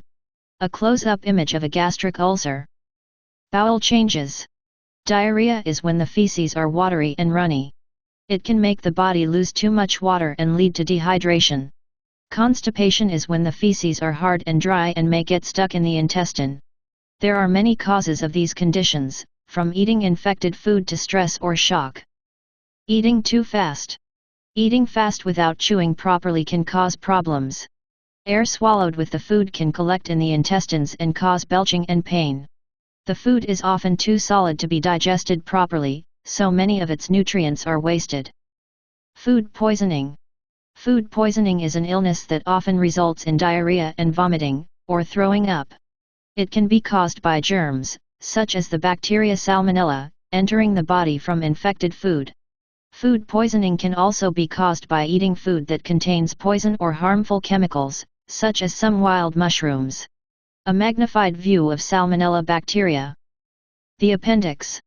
The appendix is a small closed tube that sticks out from the first part of the large intestine. It has no role in the digestion process. However, it can become blocked and infected, in which case the appendix will have to be removed. Appendix. Large intestine. Ulcer breakthrough. In 1982, medical scientists John Robin Warren and Barry Marshall discovered a bacterium that may be the cause of peptic ulcers. Before that, many people thought that ulcers were probably caused by consuming too much spicy food, alcohol, or caffeine. It's amazing. In the United States, there are around 76 million cases of food-related illness every single year. Eating for health. Food is not just something we eat to give our bodies energy. A delicious meal can make us feel happy and relaxed. It is also a chance to sit and talk with family and friends. Healthy food. Experts recommend that everyone eats at least 5 portions of fruit and vegetables a day. This provides plenty of the vitamins, minerals, and fiber needed for a healthy body. A healthy diet should also contain the right amounts of proteins and carbohydrates, and even a small amount of fat. Keep it clean. Always store and prepare food properly. Leaving food out allows germs to land on it and multiply. You should also wash your hands before preparing or eating food and after going to the bathroom. Food will turn bad if it is not stored correctly. Meal times. Most people should try to eat 3 meals, spaced throughout the day. The first meal, breakfast, is especially important because it raises blood glucose levels after a long night with no food. Eating a meal late at night may cause indigestion because the body digests food less well while it is asleep. Fresh fruit, such as watermelon, is an important part of a healthy diet. Tooth care. Teeth need to be brushed twice a day to get rid of old parts of food. Without brushing, food can collect in the mouth and attract bacteria, which cause the teeth to decay and the gums to become diseased. A boy visits the dentist. Teeth need to be checked by the dentist every 6 to 12 months. Checking ingredients. Look at the packaging on some foods, such as potato chips. Check the list of ingredients and notice how some contain artificial ingredients and chemicals, such as colorings, flavorings, and preservatives. It's amazing. Eating 3 apples or 2 bananas gives the body enough energy to cycle for about an hour. Brain and nerves. The body has many vital parts, but one part, the brain, is at the center of everything we do, think, and remember. The brain is made of billions of microscopic nerve cells with trillions of long, wire-like fibers and connections. More of these cells make up the nerves that snake away from the brain, forming a network that links the brain to all body parts. The brain and nerves together form the nervous system. Around the brain. The brain, perhaps the most precious body part, is soft and slightly floppy, somewhat like a pink-gray jello. It is protected against damage by a hard skull bone and by a special cushioning fluid. Meninges and fluid. The brain sits inside the skull and takes up the top half of the head. Inside the skull, 3 soft membranes called meninges wrap around the brain. Between the inner 2 meninges is a layer of liquid known as cerebrospinal fluid, or CSF. Together, the meninges and fluid form a soft cushion around the brain. Cutaway view of the skull showing the brain and the 4 lobes of the cerebrum, see page 142. Close-up image showing the wrinkled surface of the brain. Cranium, dome of skull bone. Exterior surface of brain. Knockout. Someone who has been knocked out, or made unconscious, by a blow to the head does not respond or make any movements and seems to be asleep. There may be a brain injury that will require emergency care. Paramedics treat a boy who has been hit on the head and is unconscious. Slow recovery. During a stroke, a lack of blood to the brain, perhaps caused by a blocked artery, results in brain cells dying. It may take someone a long time to recover from a stroke because the undamaged parts of the brain have to learn to take over from the damaged parts. A nurse helps this stroke patient to walk again. Bone dome. Over and around the brain is the dome of the skull bone called the cranium. This is very strong and guards the brain against knocks and blows. The skin and hair on the head add to this protection and stop the head and brain getting too hot or cold. Seeing inside. A magnetic resonance imaging, or MRI, scanner uses magnetism and radio waves to form an image of thin layers, or slices, of the brain. The images are put together to form a picture of the whole brain to see how it works and to identify any illnesses or problems. An MRI scan showing a horizontal slice through the middle of the brain. Top facts. The cushioning fluid flows around and inside the brain. There are 4 fluid-filled chambers called ventricles in the brain. The total amount of the cushioning fluid is about 1/2 cup. It's amazing. At birth, the body is only 4% of its adult size, but the brain is already about 33% of its adult size. Parts of the brain. The biggest part of the brain is the cerebrum, the large wrinkled dome at the top. This is where most of our thoughts, feelings, and ideas take place. On the outside, the cerebrum makes up about 90% of the brain. It is divided into 4 regions called lobes, and into left and right halves known as cerebral hemispheres. In most people, the left side of the brain is used for speaking, reading, and working out problems. The right side of the brain usually deals with more artistic skills, such as painting and imagination. The wrinkled surface of the cerebrum is a thin layer called the cerebral cortex. The 4 lobes that make up the cerebrum: temporal lobe, occipital lobe, parietal lobe, frontal lobe.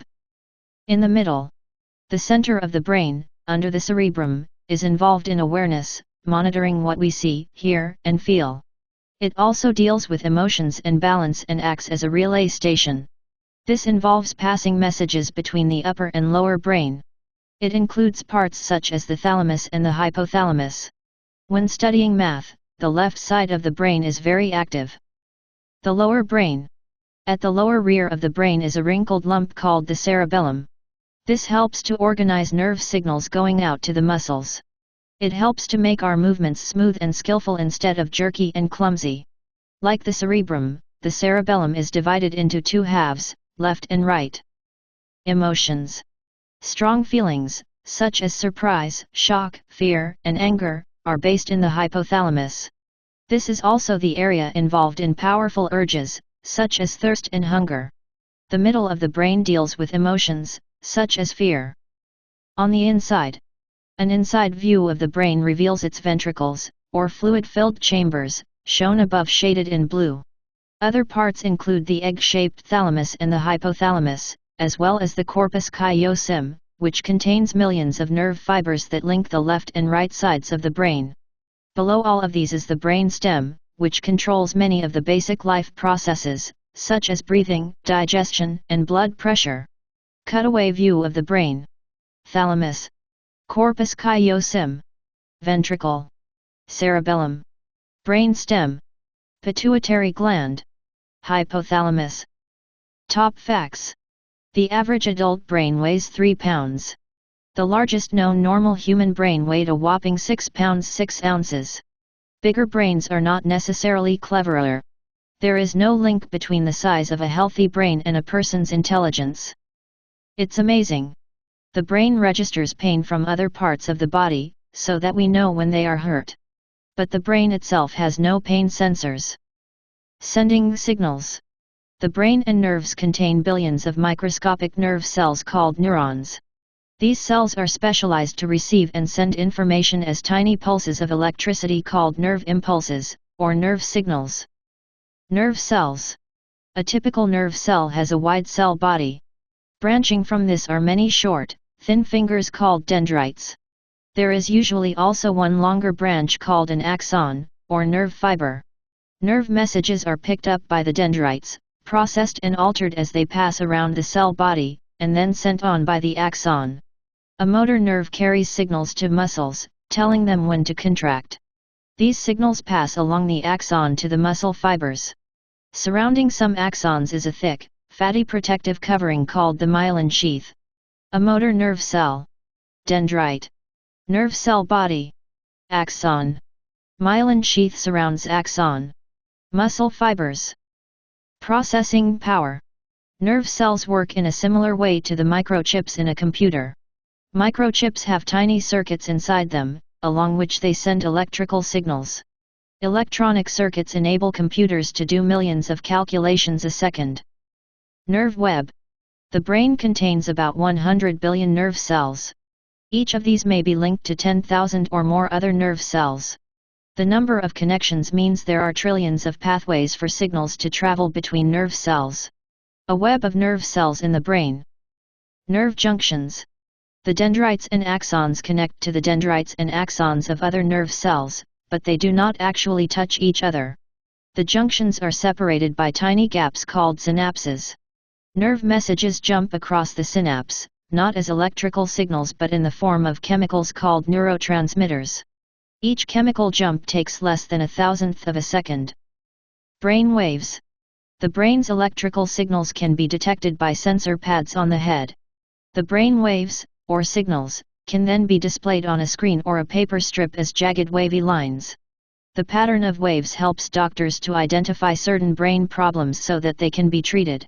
A patient wired up to an electroencephalogram, which measures brain waves. Brain machine. In 1924, German physician Hans Berger invented the first machine to measure electrical signals in the human brain. In secret, he tried it out on his son Klaus, then on other people. In 1929, Berger published his first report on the brain's electrical activity. It's amazing. Brain waves can be detected by sensors on the head, which can switch a device on or off. These sensors allow some people who are paralyzed to control devices, such as computers, just by thinking. Brain map. The outer layer of the cerebrum is called the cerebral cortex. It contains about half of the brain's nerve cells, about 50 billion, and the trillions of connections between them. Regions of the cortex. The cortex is the main place in the brain where we become aware of what we see, hear, smell, taste, and touch, our senses. It is also the place where we plan movements, known as motor skills, and organize them. Each of these sensory and motor processes takes place in a different area of the cortex. A map of the cortex. Key to cortex map. 1 visual area, sight. 2 somatosensory center, touch. 3 secondary touch area. 4 posterior, Wernicke's, speech center. 5 gustatory center, taste. 6 motor center, organizing movements. 7 premotor center, planning movements. 8 frontal cortex, behavior and personality. 9 language area, recognizing and understanding words. 10 anterior, Broca's, speech center. 11 auditory center, hearing. 12 vestibular center, balance. Seeing. A person who suffers a hard blow to the lower back of the head, where the visual center is, may have sight problems and see stars. The brain interprets signals sent by the eyes and turns them into pictures. Hearing. Nerve signals from each ear pass along nerves to the hearing center, which is on the temporal lobe. If someone has a blow to the head in this area, they sometimes hear buzzing or scratching noises. These sounds do not come from the ear but are made up by the jolted brain. The ears connect directly to the brain via nerves. The mind. The cortex is the major site for thinking and for general consciousness, or awareness, what we call our mind. The cortex is involved in learning and memory, too. It is sometimes called gray matter because all its nerve cells give it a gray color. Nerve axons from the cortex's nerve cells pass inward to the central part of the brain, where they connect to other parts, such as the thalamus and hypothalamus, see page 143. Personality. Many parts of the brain are involved in how we behave, how we feel, and what we think. These things make us who we are, our personality. These areas include parts of the cortex, especially the frontal lobe, and the hypothalamus, see pages 142 to 143. The brain sends signals to your face, maybe telling it to look sad if that's how you feel. Bad accident. In 1848, American railway worker Phineas Gage suffered a terrible injury. An iron bar passed through his frontal lobe. Before the injury, Gage was likable, but after the injury, he became difficult and short-tempered. This event started the study of how the brain is involved in personality and behavior. It's amazing. If the cerebral cortex was spread out flat, it would be the size of a pillowcase and almost as thin. But its deep wrinkles allow it to fit neatly inside the head. The main nerves. The brain cannot do much at all by itself, it depends on nerves to link it to the rest of the body. There are 25 major nerves carrying signals between the brain, the senses, the muscles, and the glands. Connecting nerves. The 24 cranial nerves are grouped in 12 pairs. They join the brain to various parts, mainly in the head and neck. Some carry signals to the brain and are called sensory nerves. Others carry instructions to the muscles and are called motor nerves. Breathing is regulated by the cranial nerves. This diver is breathing underwater with the help of an oxygen tank. Cranial nerves. The sensory nerves bring signals to the brain from the sense organs, such as the eyes and ears. These nerves are the olfactory, the vestibulocochlear, and the optic. The motor nerves carry signals from the brain to the muscles and glands. These are the oculomotor, the trochlear, the abducens, the accessory, and the hypoglossal. Some nerves carry both sensory and motor signals. They are the vagus, the trigeminal, the facial, and the glossopharyngeal. Olfactory nerve from the nose. Optic nerve from the eye. Oculomotor, trochlear, and abducens nerves to eye muscles. Trigeminal nerve to skin on face. Accessory nerve to voice box. Vagus nerve to lungs, heart, and other organs. Hypoglossal nerve to tongue, for speaking and swallowing. Glossopharyngeal nerve to rear tongue, for taste. Vestibulocochlear nerve from the ear, for hearing and balance. Facial nerve to the tongue, for taste, saliva, and tear glands. Spinal cord. The 25th main nerve, the spinal cord, is the brain's chief link to the rest of the body. It starts at the brain stem and passes down into the body via a tunnel along the inside of the backbone. The bones of the spinal column protect the spinal cord from injury. Some people with spinal injuries use wheelchairs to move around. Spinal injury. An injury to the neck or back can damage the spinal cord, which may no longer carry signals between the brain and body parts. If the damage is low in the back, it can affect feeling and movement in the legs. If the damage is in the neck, then the arms may also lose feeling and movement. Giant nerves. The squid's main nerve cell has a giant axon, a huge nerve fiber as thick as the lead in a pencil. This can easily be studied, cut, joined, and altered to find out how nerves work, how they carry nerve signals, and how they can repair themselves. The squid is very useful for studying how nerves work. Top facts. Nerve signals pass along the nerves at speeds of up to 400 feet per second. The largest nerves can handle about 300 signals every single second. A person with a spinal injury who has lost the use of his or her legs is called a paraplegic, while someone who has lost the use of both arms and legs is called a quadriplegic. It's amazing. If all the nerves in the body were taken out and joined end to end, they would stretch about 60 miles. A network of nerves. The brain and the spinal cord together are known as the central nervous system. The network of nerves that joins to them and branches out to all body parts is the peripheral nervous system. Tough nerves. A typical nerve looks like shiny, gray string. It is flexible enough to bend at your joints but tough enough to withstand being squeezed by the muscles around it. Inside the nerve are bundles of axons. The widest nerves are the sciatic nerves, which are the major nerves from the legs and are each as thick as a thumb. The major nerves of the body. Brain. Cervical, neck, nerves. Spinal cord. Thoracic, upper body, nerves. Radial nerve. Median nerve. Ulnar nerve. Sacral, pelvis, nerves. Femoral, upper leg, nerve. Sciatic nerve. Tibial, lower leg, nerve. Spinal nerves. The spinal cord is about 18 inches long and as thick as your pinky.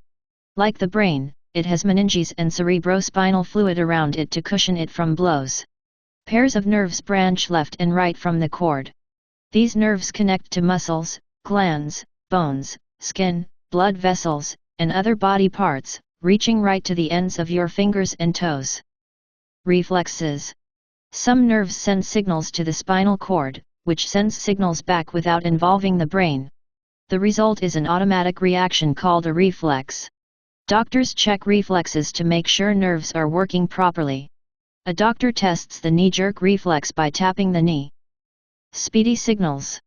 While the slowest nerve signals travel at about 1.5 feet per second, the fastest can flash from your toes to your brain in less than a 50th of a second. The speed of nerve signals limits how fast we can react. For example, in sports, the time it takes to react to something, such as the starting gun in a race, is usually about 0.25 seconds. This girl needs quick reaction times when she does karate. Testing your eyes. In a well-lit room, look at one of your eyes in a mirror and notice the size of the pupil. Close both eyes for 10 seconds. The instant you open them, watch the pupil carefully. As soon as the eyes open, the pupils get smaller. This is a reflex, see page 167. It's amazing. Nerve signals for pain go slower than those for touch. When you stub your toe, you feel your toe touch something, then a split second later you feel the pain. Thinking, learning, and memory. What is a thought, and where does it happen? Our thoughts and ideas are sets of nerve signals flashing around different pathways in the brain, especially in the cortex. Learning. When we learn something, we form a memory of it. Like thoughts, memories are certain pathways of nerve signals called memory traces. To learn something, nerve cells form synapses, or new connections, to create a new memory trace. There are two types of memory, short-term and long-term. Short-term memory involves memories that are stored for just 30 seconds, while long-term memories are remembered for much longer. Children learning in class. Facts that you learn go into your memory. What are memories kept? There is no single memory center in your brain. Some aspects of a memory are stored in the prefrontal part of the cerebral cortex, and some in other brain areas, such as the amygdala. The hippocampus helps to store important memories for a long time. The external and internal parts of the brain involved in memory. Prefrontal cortex. Amygdala. Hippocampus. So many memories. Memory is not only used for lists of facts. We remember people's names, events such as birthdays and vacations, how to carry out skilled movements, and many other things. In some ways, memories are like muscles. The more they are used, the stronger they stay. Recalling a memory means that signals pass around the memory trace, refreshing the connections. Busy brain. PET, positron emission tomography, scans show which parts of the brain are active during a task or when learning something. The busiest brain parts light up because their nerve cells are very active and use more energy. A PET scan of a cross-section of the brain showing the active areas during a brain stimulation test. Less active. Active. Memory games. Look at the objects above for 20 seconds and then close the book and try to remember as many as you can. You will probably be able to recall some of them. By using some of the tricks described on the right, you may recall more and remember them for longer. Memory tricks. In the game on the left, write down the first letter of the name of each object and arrange the letters into a new word. Or invent a story that includes the objects. Or try grouping them according to their colors. These tricks should help to improve your memory. It's amazing. For its size, the brain uses 10 times more energy than other body parts. The brain uses 20% of the body's total energy supply. Good night's sleep. For about 1/3 of our lives, we are not aware of our brains at all. This is when we are asleep. But scientific studies of sleeping people show that the brain is busy all night. Body and brain. The heartbeat and breathing slow down during sleep. So do digestion and urine production. Most muscles relax. Some processes, however, speed up. Our bodies mend the everyday wear and tear in cells and tissues more quickly at night. During sleep, most people move about a lot. This stops nerves and blood vessels from being squashed. Sleep cycle. The first part of a night's sleep is deep sleep, stage 4. After an hour or two, sleep becomes lighter, the eyes move, and breathing speeds up.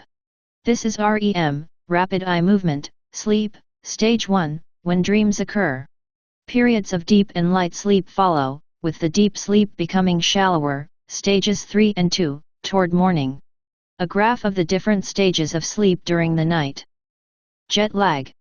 Sleeping occurs in a natural 24-hour rhythm due to the body clock, which is based in a tiny part, the brain. Your body clock is affected by daylight and darkness. When you travel long distances quickly, your body clock can get confused. This is known as jet lag. Losing sleep. Exactly what the brain does during sleep is not clear. It may be sorting through the day's events and deciding what to remember or forget. Some people are unable to sleep during the night. This is called insomnia. A lack of sleep can cause tiredness, headaches, confusion, slowed reactions, and many other problems. Serious lack of sleep is linked to accidents, infections, and other illnesses. Night shift. Some people work at night, when most of us are asleep. If this happens regularly, the body and brain gradually adjust their sleeping and eating times and settle into a new routine. But switching quickly between daytime and nighttime working has been linked to various health problems. Nurses working the night shift in a hospital. Top facts. On average, a new baby sleeps for 20 hours a day. A 10-year-old sleeps for about 10 hours. Most adults sleep for 7 to 8 hours each night. Some people can stay healthy on just 5 hours of sleep at night, while others need 10 hours. It's amazing. In 1964, American student Randy Gardner stayed awake for 11 days, which was a world record. But going without sleep can be very harmful, see right. Automatic body. Many things, such as the heartbeat and digestion, happen in the body all the time. We do not have to think about them. These involuntary actions are carried out by the autonomic nervous system. Involuntary control. We cannot control the autonomic nervous system. Usually, we are not even aware of it. Breathing is an exception. It is mainly involuntary because we do not have to remember to take each breath, but we can also alter breathing at will, for example, to blow up a balloon. A person connected to a life support machine. This controls many of the actions of the autonomic nervous system if it becomes damaged. Heart rate. We are sometimes aware of our heartbeat changing, such as during exercise. The rate is controlled partly by nerve signals from the heart rate center in the brain stem, which go along the vagus nerve to the heart, and partly by chemicals called hormones, see pages 158 to 159. Exercising in a gym raises the heart rate. Autonomic nervous system. The autonomic system has two parts, the sympathetic and parasympathetic. The sympathetic part, in red below, uses spinal nerves and long, chain-like parts called autonomic ganglia on either side of the spinal cord. It speeds up or stimulates body parts. The parasympathetic, in blue below, uses mainly cranial and sacral, lower back, nerves and slows down or relaxes body parts. Nerve pathways of the sympathetic nervous system. Spinal cord. Brain. Eye. Salivary glands. Heart. Lungs. Stomach. Liver. Sweat glands. Intestine. Autonomic ganglia. Bladder. Reproductive organs. Nerve pathways of the parasympathetic nervous system. Pancreas. Kidney. Skin hairs. Controlling glands. The activities of the glands are controlled by the autonomic system. Examples of these involuntary actions are the salivary glands releasing saliva when we eat and the stomach releasing digestive juices when food reaches it. Top facts. The chief control center in the brain for the autonomic system is the hypothalamus, which links to several centers located in the brain stem. The hypothalamus also links to the cerebral cortex, the amygdala, and the hippocampus to control responses, such as fear. It's amazing. If the heart was not controlled by nerves, it would still beat. When a heart is removed for transplant, it still beats for a minute or two when out of the body. Chemical control. The brain and nerves, which send information mainly as tiny electrical signals, are not the body's only control system. A second system also organizes and controls body parts and processes. It is not electrical but chemical and is called the endocrine, or hormonal, system. Hormone glands. Various glands around the body form the endocrine system. These glands make chemicals called hormones and release them into the blood. The major endocrine glands: testes, male; ovaries, female; pancreas; adrenal; thymus; thyroid; pituitary. Hormones. Different hormones affect different parts of your body. Hormones released by the thyroid gland in the neck control the rate of many chemical processes in the body. Adrenal hormones affect the production of urine and how you cope with stress. Hormones from the pancreas regulate the level of sugar in the blood. Growth hormone is made in the pituitary. Higher levels of it make the body grow taller, which is very useful in sports, such as basketball.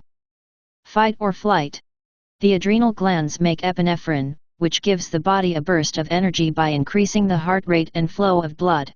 This allows the body to react quickly to danger or stress, either by running away or facing it. This is known as flight or fight.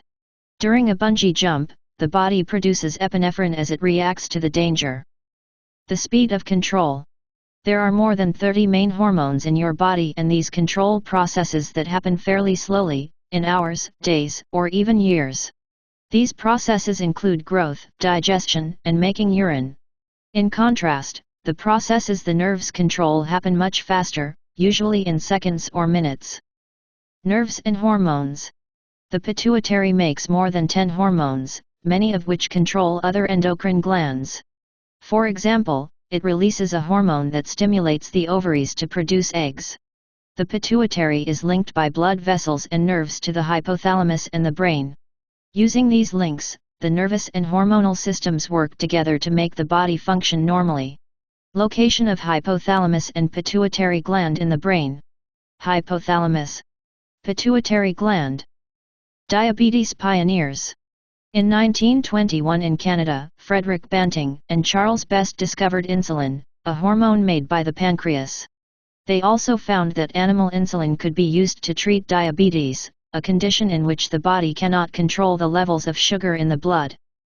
It's amazing.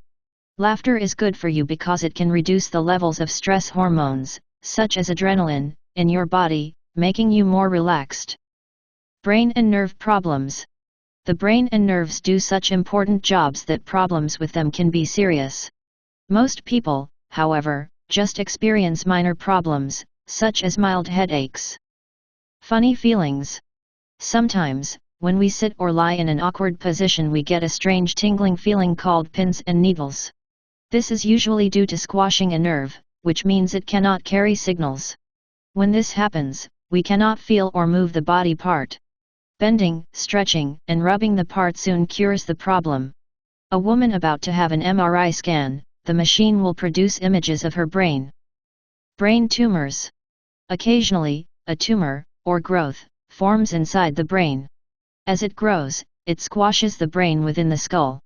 The pressure can cause headaches and loss of feeling and movement in certain body parts, as well as vision problems and mood swings. In some cases, it may be possible to cut a hole in the skull and remove the tumor. An MRI scan of the brain showing a large brain tumor. Brain tumor. Meningitis. Bacteria and viruses can infect the layers around the brain, the meninges. This illness is called meningitis and it causes a severe headache and other symptoms, such as a stiff neck and skin rash. Meningitis is serious and requires emergency treatment. A magnified image of bacteria that can cause meningitis. Electrical storm. Epilepsy is a condition in which nerve signals in the brain are disturbed. Some forms of epilepsy involve short periods of daydreaming or making odd movements, such as chewing. In other forms, the person loses consciousness and makes jerky movements called convulsions. Drugs can usually control the problem. Headaches and migraines. The brain has no pain sensors and cannot feel pain. Headaches usually come from parts around the brain, such as the meninges, blood vessels, and muscles. There may be many causes, including infections and stress. Migraines are severe headaches that keep coming back. Doctors are not sure what causes them. Almost all people get headaches at some time, but most are not serious. Brain doctors.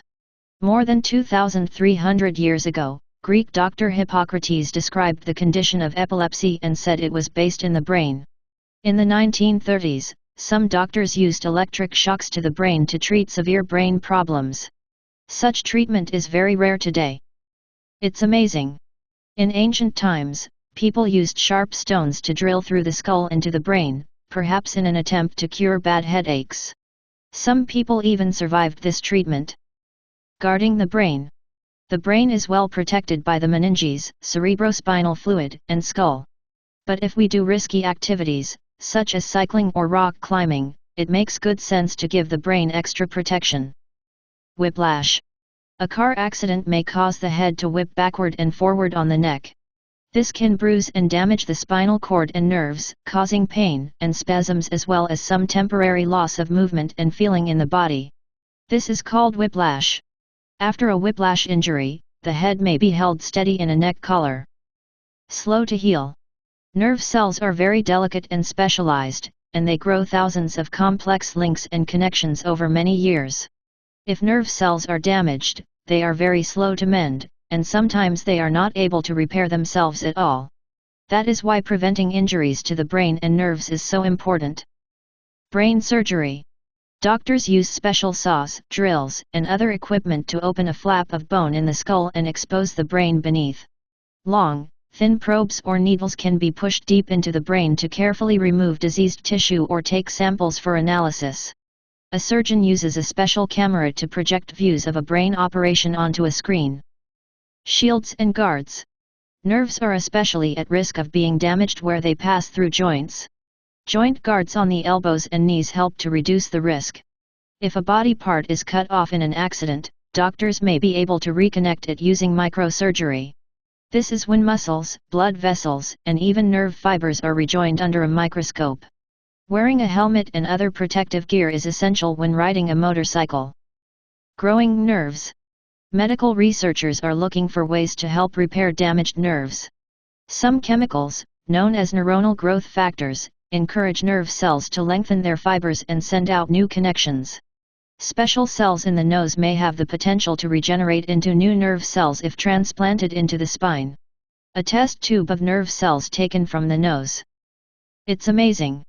Staying unconscious for a long time, usually after an accident, is called a coma. In 2003, American Terry Wallace, who was 39, woke up after 19 years in a coma. His first word was mom. The senses. Can you remember an exciting event such as an amusement park ride, circus, or music show? Take a moment to recall the bright lights, the sounds of the people, machines, and music, and the things you touched. You might also remember the different smells that were in the air and perhaps the taste of a snack or treat. Your body's sensory systems, sight, hearing, smell, taste, and touch, allows you to experience all these wonderful things. The eyes. It is thought that over half of the information in our brains comes through our eyes, as words, photographs, drawings, real-life scenes, and images on screens. Ball and socket. Each eyeball is protected by an orbit, or eye socket, a cone-shaped cavity in the skull. The eyeball is ball-shaped and measures about 1 inch across. Only about 1/8 of the eyeball is visible at the front. Moving the eye.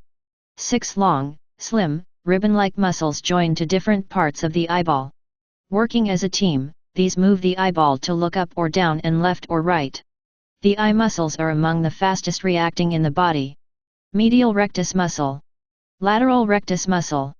Inferior rectus muscle. Inferior oblique muscle. Superior oblique muscle. Superior rectus muscle. Making tears. Tear fluid is made in the lacrimal glands above each eyeball.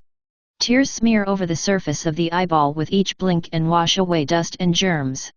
They then flow through two tubes to a pouch called the lacrimal sac and into the nose. Lacrimal gland. Lacrimal canals.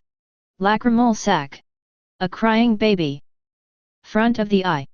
The most noticeable part of the eye is a ring of muscle called the iris, which varies in color from person to person. In the middle is the pupil, which looks like a black dot but is actually a hole that lets light into the eye's interior. Around the iris is the white of the eye, a tough outer covering of the eyeball called the sclera. Sclera. Iris. Pupil. Pupil response. The muscles of the iris relax or contract to change the size of the pupil. It widens in dim light to let in as much light as possible. In bright light, the pupil narrows to prevent too much light entering. Dim light. Bright light. Normal light. It's amazing. The eye grows less than any other body part from birth to adulthood. It is already about 70% of its adult size at birth. This is why babies seem to have such big eyes. How we see. The eyes turn light rays into nerve signals that go to the brain. The visual center at the back of the brain is where we recognize and understand what we see. See pages 146 to 147. Into the eye. Light passes through a clear dome called the cornea at the front of the eye and through the pupil into the lens. The ciliary muscles around the lens pull it to change its shape. This alters how much the light rays bend as they pass through the lens, bringing the image into focus on the retina. Light rays from an object are bent, or refracted, when they pass through the lens and form an upside-down image on the retina. Object. Light rays. Sclera. Ciliary muscle. Iris. Pupil. Aqueous humor, fluid. Cornea. Lens. Retina. Image on retina. Optic nerve. Vitreous humor, fluid. Cataracts. A cataract is when the eye lens becomes cloudy, making it hard to see. Cataracts are caused by a number of things, such as a thickening of the lens in old age, exposure to too much heat, or conditions inherited from parents. This boy has developed a cataract on his right eye. The retina. The retina contains millions of cells called rods and cones. Rod cells work in dim light but cannot pick out colors. Cone cells can detect colors but only work in bright light. When light rays fall on the retina, these cells produce nerve signals, which pass out of the eye through the optic nerve. Cross-section of the retina. Cone cell. Rod cell. Nerve fibers. Light. Sending signals. The optic nerves carry the nerve signals through the head to the visual center at the back of the brain. Here, the brain interprets these signals, turns the images the right way round, and produces the pictures that we see. Tricking the eye. Drawings called optical illusions, such as the ones shown here, are said to trick the eye. In fact, the eye simply records what it sees in a scene. It is the brain that works out what we see by processing and comparing the image to information in its memory. So really, optical illusions trick the brain, not the eye. The impossible cube. Are the center circles the same size? Top facts. The retina has more than 120 million rod cells and 7 million cone cells. Most of the cones are in a small pit at the back of the retina called the fovea. This is where light is focused by the lens to give the clearest, most detailed view of an object. Rods are located mainly around the sides of the retina. The ears. We do not hear with the ears on the sides of our head.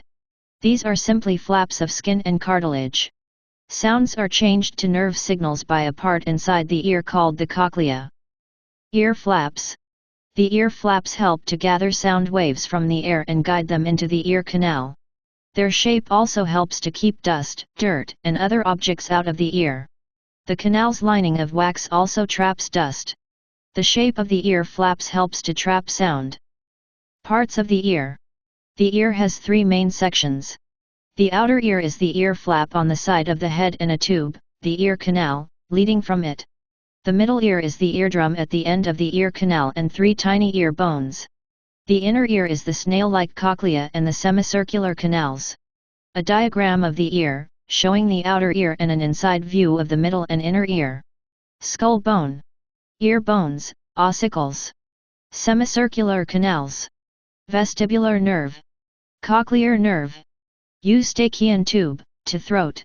Cochlea. Eardrum. Ear canal. Ear flap, pinna or auricle. A look in the ear.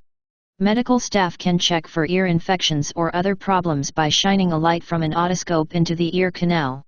The earlobe is usually pulled gently to make the ear canal straighter, to reveal the eardrum with the ear bones behind it. A doctor uses an otoscope to check inside the ear.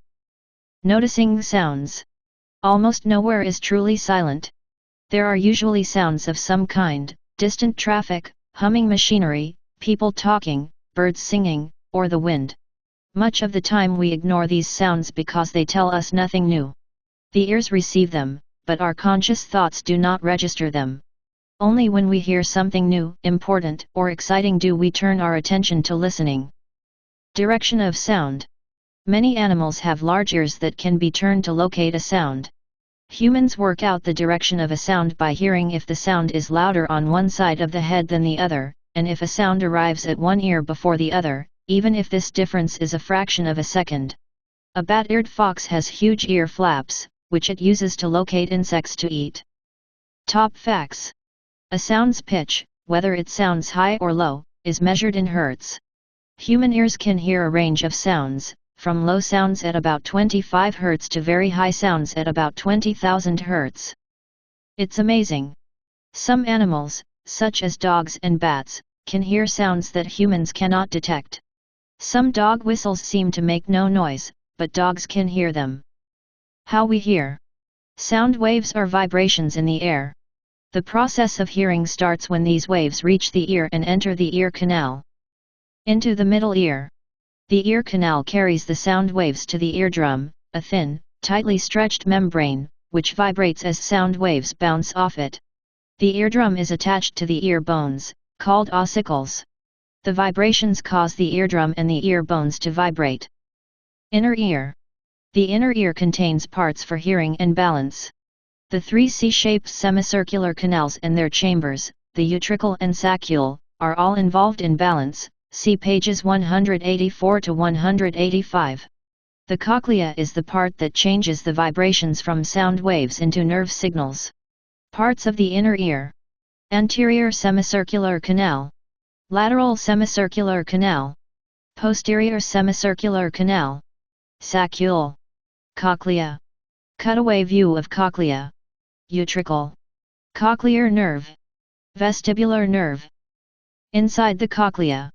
The cochlea is a tube that is wound into a spiral like a snail's shell.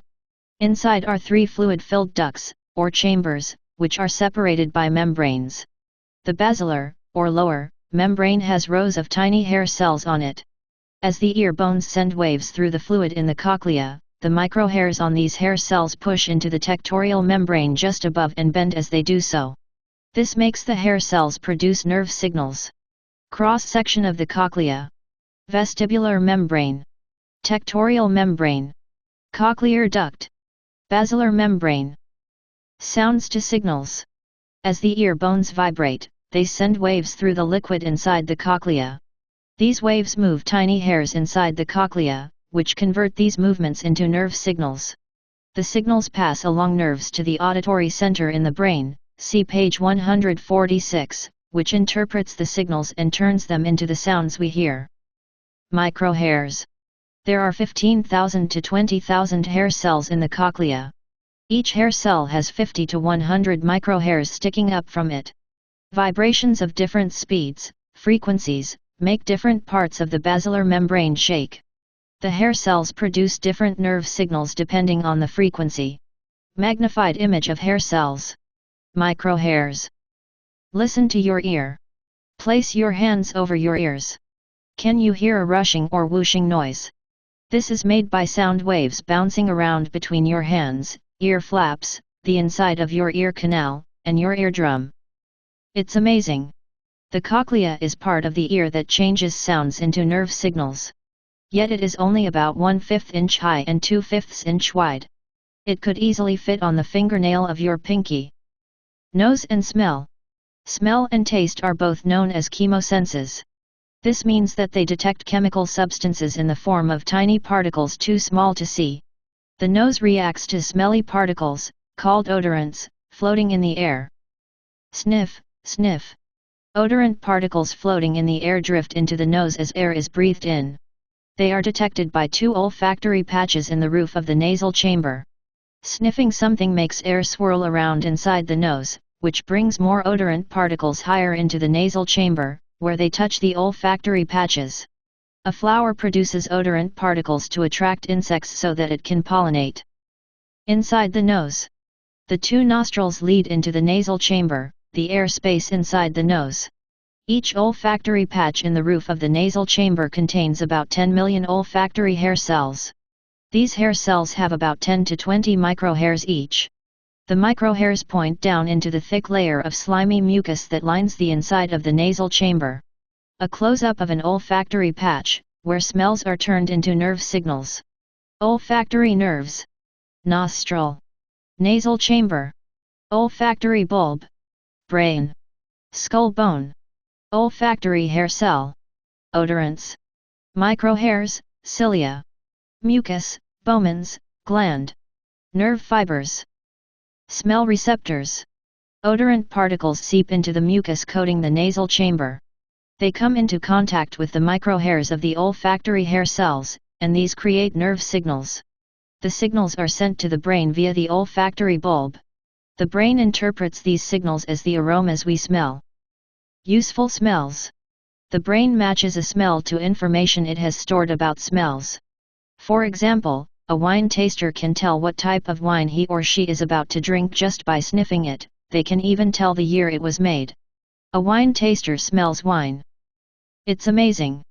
The human nose is so sensitive that it can tell the difference between about 10,000 different scents. Tongue and taste. The tongue works in a similar way to the nose. It detects substances called flavorants in foods and drinks, using tiny taste buds located in bumps called papillae on its surface. Tongue's surface. The tongue has groups of small, pimple-like papillae on its surface, which make it rough so it can grip food. The largest ones are volate papillae at the rear of the tongue. Other types are the long foliate papillae, the thread-like filiform papillae, and the mushroom-shaped fungiform papillae. Magnified view of tongue papillae. Filiform papillae. Volate papillae. Taste buds. Scattered along the upper sides, tip, and back of the tongue are about 10,000 taste buds. Each contains 20 to 30 gustatory, taste, hair cells, whose microhairs stick up into a taste pore in the tongue's surface.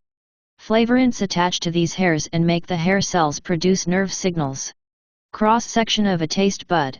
Apex, tip. Volate papillae. Back of tongue.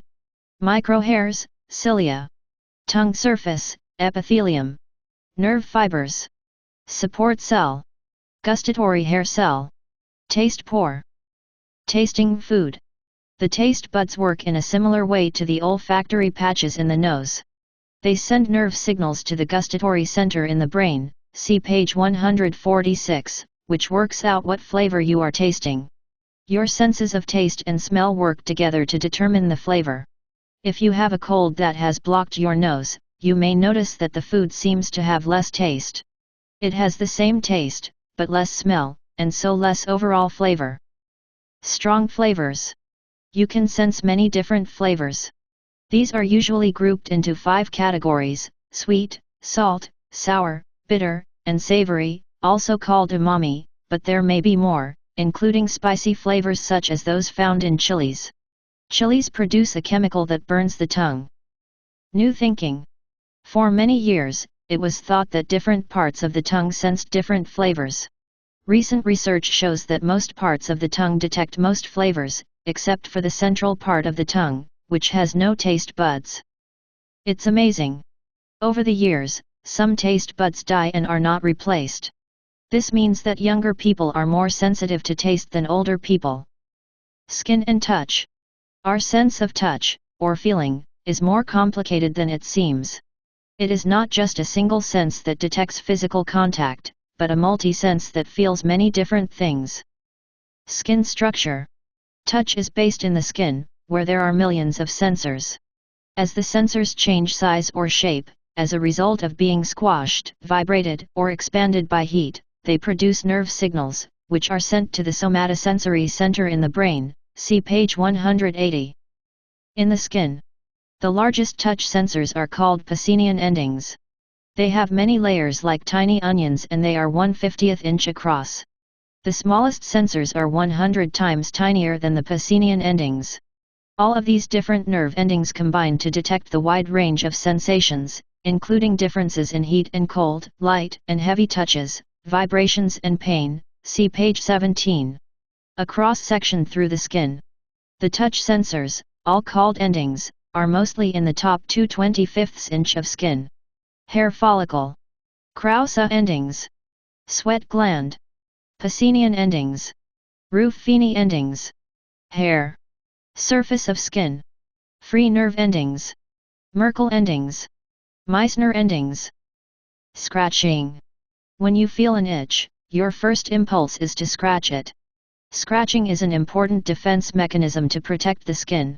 The itch could be caused by a tick trying to burrow into your skin, and the scratching will knock the tiny creature off before it can dig in. A magnified image of a tick. Tickling. No one knows why tickling makes us laugh, but this reaction depends greatly on our mood. If we are happy, we laugh when tickled. If we are worried or sad, then tickling can irritate and upset us. The feet are very sensitive to tickling.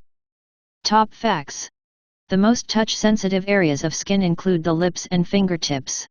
Skin on the fingertips has more than 3,000 touch sensors per square 1/2 inch. The least sensitive areas are the small of the back and the outer thighs. The tongue has touch sensors that tell us about the texture of food.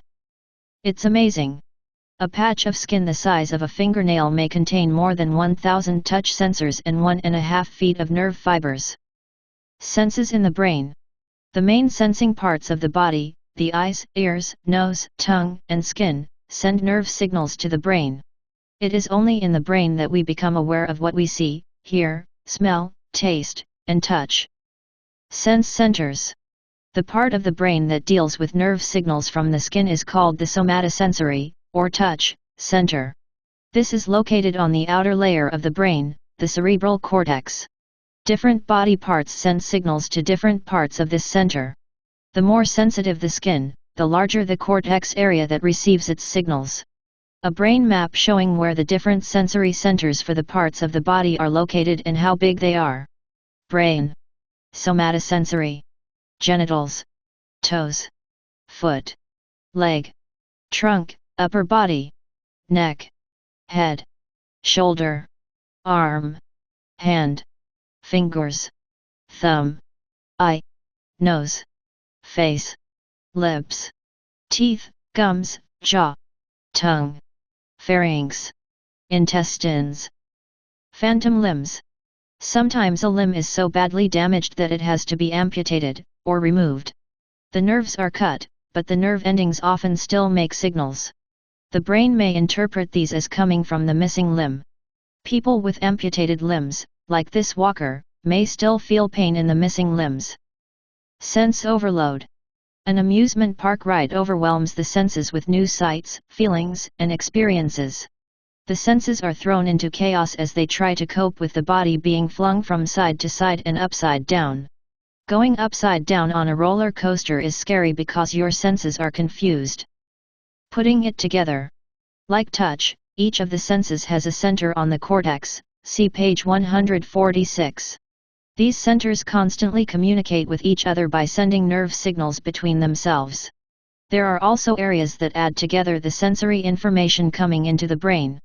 These areas give a more complete picture, combining sights, sounds, smells, and other senses to form the memory of an experience. Soothing sense. Senses can greatly affect our mood. If the skin feels something rough, it puts us on edge. But stroking something soft and warm, such as a pet, creates nerve signals that can have a soothing effect. Stroking a cat can make you feel happy. Brain history. In 1808, German scientist Franz Joseph Gall was the first to suggest that different parts of the brain deal with different senses. In the 20th century, Canadian Wilder Penfield and American Theodore Rasmussen worked out a sensory map of the brain. It's amazing. Some people have a condition called synesthesia in which the senses are mixed up. They may hear colors, feel sights, or smell tastes. Inner senses. The body has many more senses than just the 5 main ones. Inside the body, there are microscopic sensors that detect blood content, temperature, the position of the joints, and many other things. Stretch and strain. Muscles have tiny stretch sensors in them that respond to changes in length and to the amount of tension they are under. These sensors are called neuromuscular spindles. They tell the brain the position of the body and limbs, so that we know this information without having to look. This sense is known as proprioceptive or positional sense. This man is using his positional sense as he practices yoga. Muscle sensors. The neuromuscular spindles in muscles are made up of specialized muscle fibers. These fibers have nerve endings wrapped around them that send information to the brain. Cutaway view of neuromuscular spindle showing nerve endings. Neuromuscular spindle. Nerve fibers to brain. Motor nerves. Normal muscle fibers. Chemical sensors. Sensors in the brain and main blood vessels monitor the levels of certain substances in the blood. These include oxygen, carbon dioxide, and glucose, sugar. If carbon dioxide rises and oxygen falls, the brain tells the lungs to breathe faster and deeper. These actions will take in extra oxygen and remove more carbon dioxide. This type of response happens automatically as part of the autonomic nervous system, see page 157. Fluid levels. If the monitoring sensors in your body report that the levels of some chemicals, such as salts, in your blood are rising, it means the amount of water in your blood has become too low. To deal with this problem, the brain's hypothalamus makes you feel thirsty and want to have a drink. A boy has a drink because his senses have detected that his body needs water. Body thermostat. The main sensors for your body temperature are in the hypothalamus. These sensors monitor the temperature of blood as it flows from the heart to the brain. If the temperature rises, the hypothalamus triggers various reactions to lower it. These include flushed skin, flattened skin hairs, and sweating, see page 19. Sweating is just one of the methods the body uses to maintain body temperature. Finger touch test. In a safe place, close your eyes and hold your hands out in front of you. Point the index finger of each hand and slowly move your hands so that the tips of your fingers touch. You should be able to do this without looking by using your positional sense. It's amazing. Using the body's positional sense, some complicated movements become almost automatic. Many people can tie their shoelaces without looking, even when talking at the same time. Staying balanced. Balance is sometimes called the sixth sense, but it is not really a single sense. It is a continual process of receiving information from several senses and then adjusting the body's muscles to stay steady and not fall over. Ears and balance. Some information about balance comes from the inner ears. Each inner ear contains semicircular canals and 2 chambers, the utricle and saccule. The utricle and saccule monitor the position of the head by detecting which way is up, then send nerve signals to the brain. A gymnast balances on a narrow wooden beam. Semicircular canals. At one end of each fluid-filled canal is a pouch called the ampulla. This contains a jello-like blob, the cupula, which has microhairs from hair cells sticking into it. As the head turns, the fluid moves the cupula and the microhairs. The hair cells then send signals to the brain. Cutaway showing inside of ampulla. Fluid. Cupula. Hairs. Semicircular canals in the inner ear. Anterior semicircular canal. Posterior semicircular canal. Lateral semicircular canal. Ampulla. Utricle. Saccule. Unsteady surroundings. In a boat on rough seas, the body is thrown about in an unnatural way. The brain has problems putting together the strange information coming from the inner ears, eyes, skin, muscles, and other sensing parts. This can cause feelings of dizziness, nausea, and even vomiting, which is called motion or seasickness. Many people who travel in boats get seasick. They can take special pills that help to make them feel better. More balance input. Information about balance also comes from the eyes. They can see whether the body is the right way up. More information is supplied by the muscles and joints about the limb positions, see page 182. The brain puts together all this information and then controls various muscles to keep the body in balance. No weight. In space, where there is no gravity, the brain does not receive normal information from the inner ears about which way is up. This can lead to feelings of sickness, dizziness, confusion, and headaches. These feelings, known as SAS, space adaptation syndrome, or space sickness, usually pass after a few days. An astronaut floats weightlessly on the robot arm of the space shuttle. Balancing test. In a safe place, stand upright with your arms at your sides and close your eyes. Without the information from your eyes, you may feel unsteady. Now, stand on one leg. This makes you even less able to balance. Warning, open your eyes if you feel you might fall over. It's amazing. In 2002, Daniel Berniak managed to spend 196 days balanced on a small platform at the top of a pole. Luckily, he was able to take a short break every 2 hours. Eye and ear problems. Any problems that affect the eyes and ears also affect our ability to communicate with other people. New technologies, such as laser eye surgery and electronic hearing aids, help many people to overcome these difficulties. Sign language. People who cannot hear from a young age are unable to listen to others speaking or to the sound of their own voice. This means that they will have problems learning to speak. Sign language allows people who cannot hear to communicate using their fingers and hands, as well as their arms, bodies, and facial expressions. These signs combine to represent various words and phrases. A group of children learn to communicate using sign language. Hearing aids. People who can't hear well, especially if their problem is caused by old age, often wear hearing aids. These change the sound waves into electrical signals and play them back as louder sound waves into the ears. Most hearing aids fit into the ear and are hardly noticeable. Sight problems. Common sight problems include cataracts, see page 169, and glaucoma. In glaucoma, the pressure of fluid inside the eye rises and squeezes the retina and nerve fibers. Drugs and surgery are the main treatments for both of these conditions. Nearsighted and farsighted.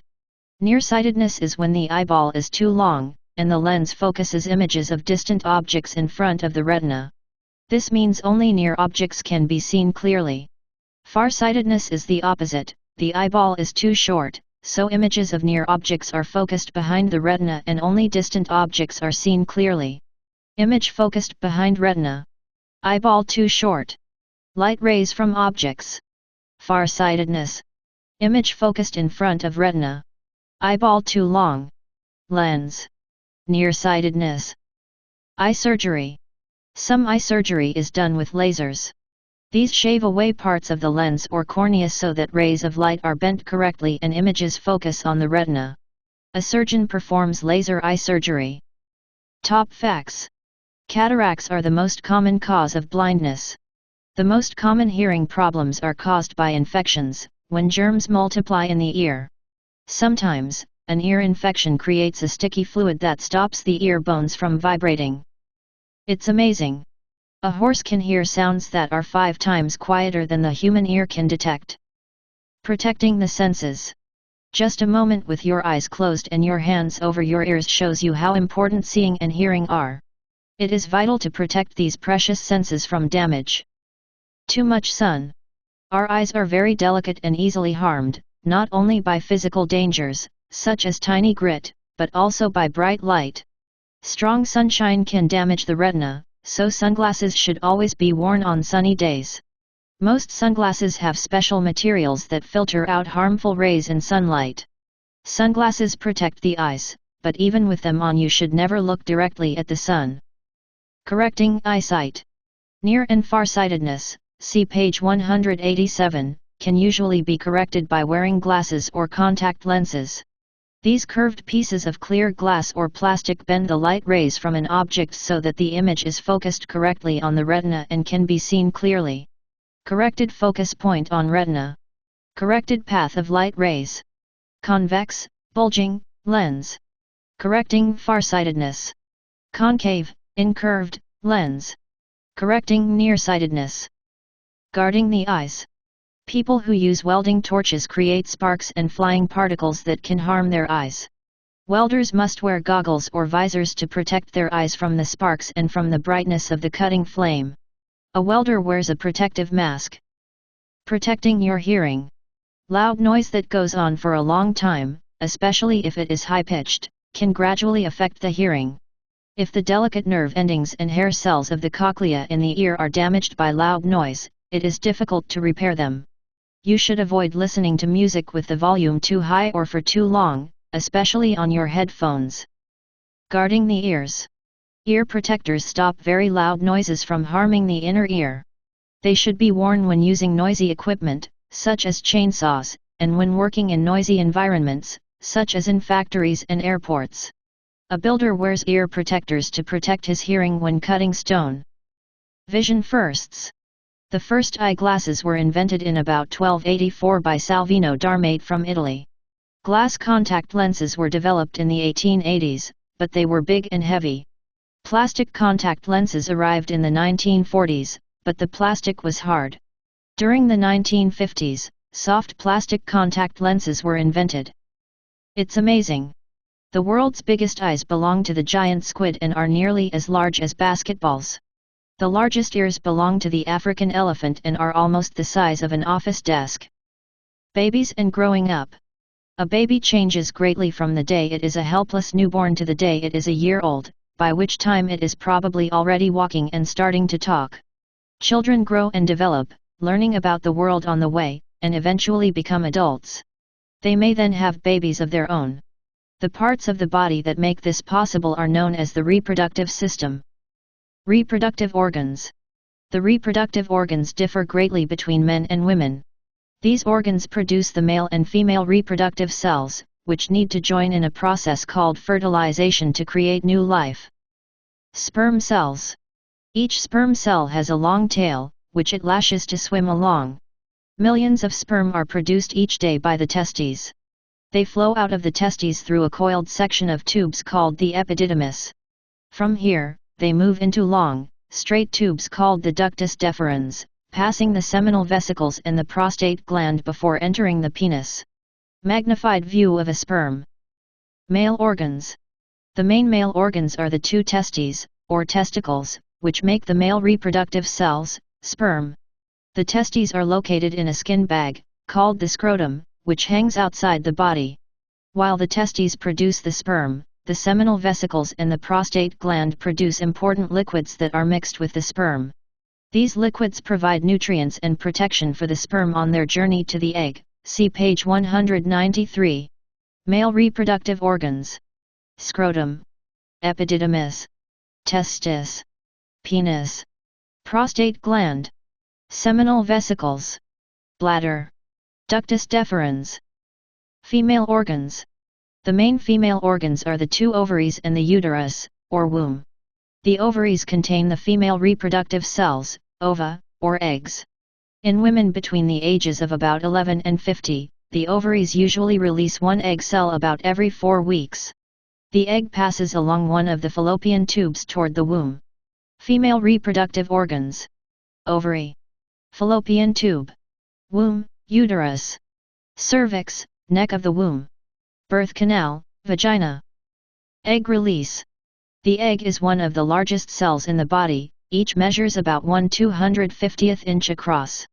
The release of an egg every month is controlled by hormones, see pages 158 to 159, in a system called the menstrual cycle. During the menstrual cycle, the lining of the womb thickens, preparing to receive a fertilized egg, see pages 194 to 195. If it is not fertilized, the egg leaves the body, along with the lining of the womb, which is no longer needed.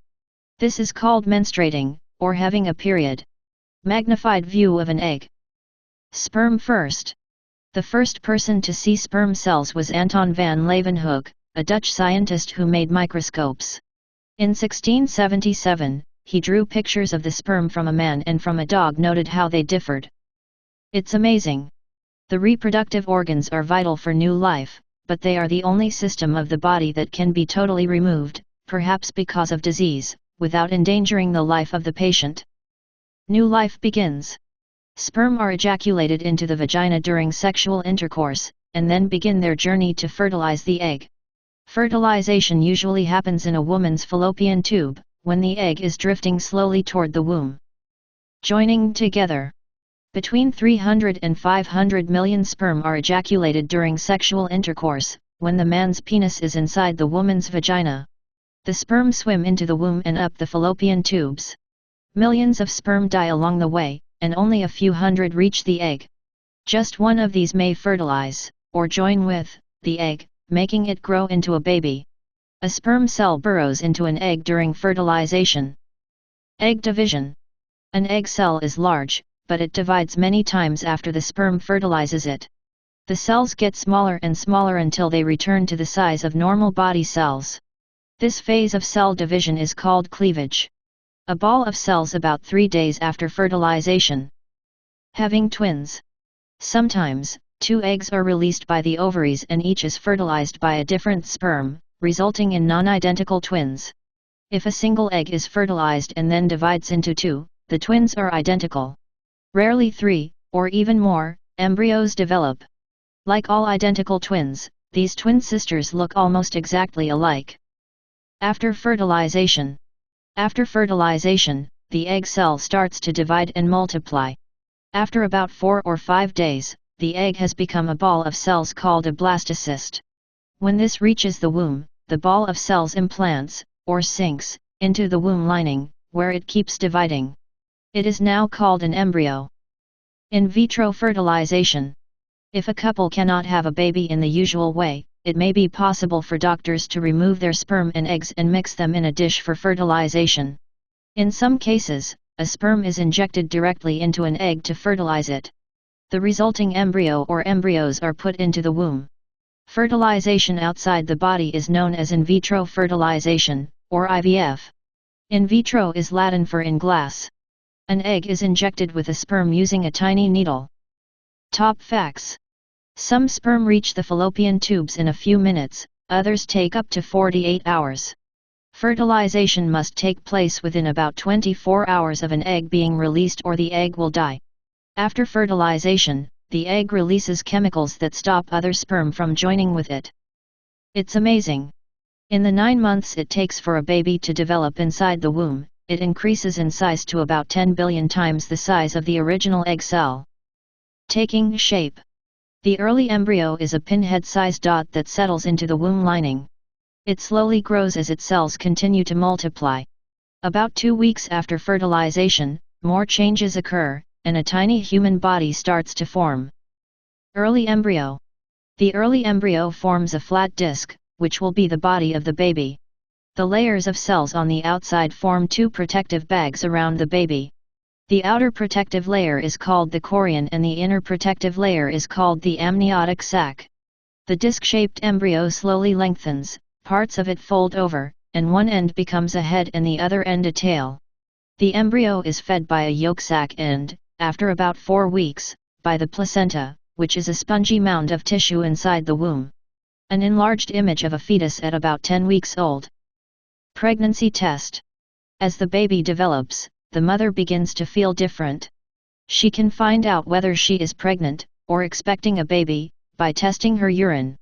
A pregnancy test detects a substance called HCG, the levels of which rise during pregnancy.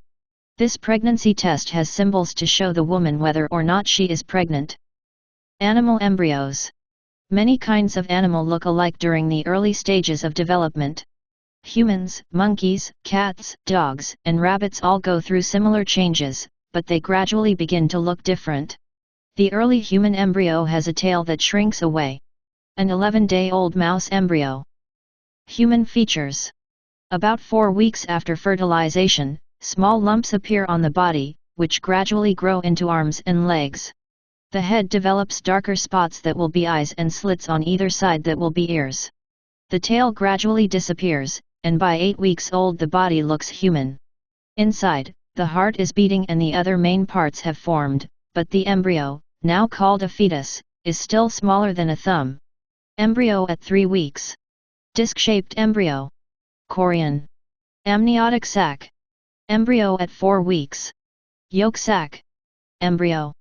Fetus at 10 weeks. Fetus. Placenta. It's amazing. The heart starts to beat very early in development, less than 4 weeks after fertilization. At this stage, the embryo is still smaller than a kidney bean. Growing fast. From 8 weeks the fetus grows fast, and soon the mother notices the bulging bump of the baby within her womb. Developing features. The face of the fetus looks flat at first, but the nose and ears gradually take shape. The beginnings of teeth form inside the jaws. The head looks large compared to the rest of the body because the brain is growing rapidly. By 5 months, the face has the individual features that the baby will be born with. A nurse checks a pregnant woman's blood pressure. Food and shelter. The fetus floats in amniotic fluid, which cushions and protects it. The fetus's blood flows to and from the placenta along a system of blood vessels called the umbilical cord. The placenta passes oxygen and nutrients from the mother's blood to the fetus's blood and takes away waste. Fetus at 20 weeks. Amniotic fluid. Umbilical cord. Placenta. Ultrasound. The fetus's development can be checked by taking pictures inside the womb using an ultrasound machine, see page 90. Most expectant mothers have scans at 10 to 13 and 18 to 20 weeks. A three-dimensional ultrasound picture of a fetus at about 3 months. An ordinary ultrasound image of a fetus at about 5 months. Bigger body. By 6 months, the body, arms, and legs have grown quickly to catch up with the large head. At first, the fingers and toes have webs of skin between them, but these disappear and the nails grow. A covering of fine hair, called lanugo, develops on the skin, but it usually falls away before birth. Cell division. The fetus's body grows as cells divide and multiply in their millions inside it. Each cell contains genes, or a set of instructions, that tell the cell what to do, see pages 214 to 215. As it divides, the cell copies its genetic material, and one copy goes to each end of the cell. The cell then splits in the middle to produce 2 offspring cells. This sequence of cell division happens billions of times as the fetus develops inside the womb. Original cell. Nucleus contains genetic material. Genetic material lines up in pairs. One copy goes to each end of the cell. Cell starts to split. Cell divides into 2 cells. Top facts. At 6 months, the fetus looks slim and has wrinkled skin. At 7 months, the fetus begins to put on fat under the skin. By 8 months, the fetus has a chubby appearance. At 9 months, the fetus is fully developed and ready to be born. It's amazing. The fetus makes movements as it tests its developing muscles. It kicks, punches, turns somersaults, and even hiccups and sucks its thumb. Birthday. About 266 days after the baby started to develop from a fertilized egg, the mother feels her womb muscles tightening. Slowly, the baby is squeezed from the womb along the birth canal, vagina, to the outside world. A tiring day. The process of giving birth is sometimes called labor. It takes a huge amount of effort and is very tiring for both mother and baby. It may take more than 24 hours, especially for a mother having her first baby, and can be painful. Babies are usually born head first, but some are born feet first, while others are delivered by surgery in an operation called a cesarean section. Giving birth. During birth, the womb muscles contract and then relax. As labor progresses, the contractions become stronger and more frequent, slowly pushing the baby out of the womb. The placenta is pushed out about 30 minutes after the baby is born. Just before labor, most fetuses move into a head-down position, ready for birth.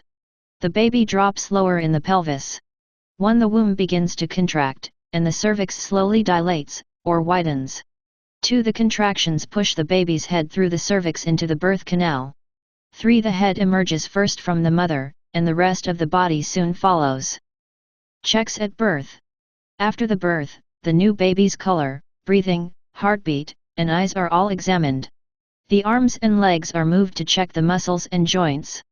The fingers and toes are counted. After examining and cleaning the baby, the doctor or nurse cuts the umbilical cord. Cry baby. When the baby is delivered, it is still attached to the placenta by the umbilical cord. The doctors or nurses then cut the umbilical cord and encourage the baby to cry. This helps the baby's lungs to open and take its first breaths of air. The baby may then take its first feed of milk from its mother's breast. A baby just after it has been born. Premature baby. If a baby is born more than 3 weeks early, it is premature. These babies may not have had time to develop properly and may need special care. Special cribs called incubators are used to keep premature babies warm. Top facts. Worldwide, more boys are born than girls, about 105 to 106 boys for every 100 girls. The average pregnancy for girls is 1 day longer than for boys. The most common month for births is August and the least common is April. It's amazing. More babies are born between 3 and 4 a.m. than at any other hour. But fewer are born between 3 and 4 p.m. than at any other hour. First weeks. A new baby is fairly helpless and does little except feed, sleep, and cry. Within a few weeks, changes start to happen, and the baby begins to learn to do more things. Muscles and moving. A newborn baby's muscles are not very strong and do not work together well. Gradually, the baby learns to move its neck, body, arms, and legs. It makes test movements, feels and watches the results, and tries again. By this trial and error method, its movements become more purposeful and better controlled. A breastfeeding baby. Babies feel comforted and secure as they snuggle up to their mothers. Smiling. Most babies smile in the first 4 to 6 weeks. At first, the baby may simply be trying out different face muscles. But after a while, the child notices that smiling gets a positive response, such as a sound or a smile, and so smiles more. Smiling is a good way for a baby to get attention. Feeding. Just before birth, a mother starts to produce milk through her breasts. At first, mother's breast milk contains all the baby needs to grow. After about 6 months, most babies move on to solid foods. This is called weaning. A baby is fed a meal of pureed food. Developing senses. A new baby's senses of sight and hearing are not very well developed just after birth. At first, the child cannot understand the jumble of sounds around it. After a time, it begins to link certain noises, such as its mother's voice, with feelings of warmth and comfort. The eyes also become able to focus properly, so that the baby can see both nearby and distant things clearly. Teething. A baby's first teeth start to come through after about 6 months, and the gums may become red and sore. The baby may dribble more and chew toys and other items. Doing this seems to relieve some of the discomfort the new teeth are causing. Some babies chew on teething rings. Be a baby. Try being a baby for a few minutes. Close your eyes and feel one hand with the other hand. Hold your hands out and try to touch your thumbs together. Before new babies can see things clearly, they use their sense of touch to explore the world around them. It's amazing. Many babies are born with blue eyes that later change color. The eye color, determined by a substance called pigment, may not develop properly for several months. Learning fast. A young child learns very quickly.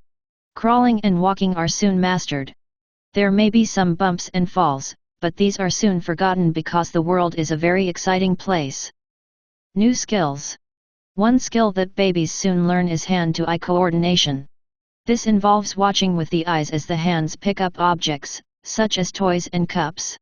At about 9 months, most babies can crawl on all fours. They also learn to pull themselves up into a standing position. By about 18 months, most babies can walk on their own. As this baby crawls, her arms and legs quickly become stronger. Social skills. Learning is not only about movement and physical skills. A young child must also learn about other people. He or she will learn how to communicate and make friends with other children. Sharing toys and taking turns teaches young children that other people matter, and that they may not always get their own way. Learning to walk. Walking seems so easy, but if you watch a young child you will see how difficult it is at first. A young child's head is big, heavy, and unsteady compared to its body, limbs, and muscle strength. This makes it difficult for the child to balance without falling over. At first, a baby needs help from an adult to walk. Development stages. All children learn at different rates, but the table below is a guideline to the things most children can do when they reach a certain age. Age in months. Skills. 0 to 3. Responds to loud sounds. Notices own hands. Smiles at sound of parent's voice. Supports own head. Reaches for her toys. 3 to 6. Brings hands together. Turns head to sounds. Rolls over from stomach to back and from back to stomach. Can bear some of own weight on legs. Supports some weight on outstretched arms when on stomach. 6 to 9. Can sit unsupported. Can crawl. Holds a bottle. 9 to 12. Pulls on things, stand up. Can say at least one word. Can walk holding on to furniture. 12 to 18. Can hold a cup without spilling. Walks across a room without falling. Walks without support or help. Can say at least 2 words. Takes off own shoes. Can eat without help. Drawing the wrong way. Draw a smiley face with a pencil. Now, hold the pencil in your other hand.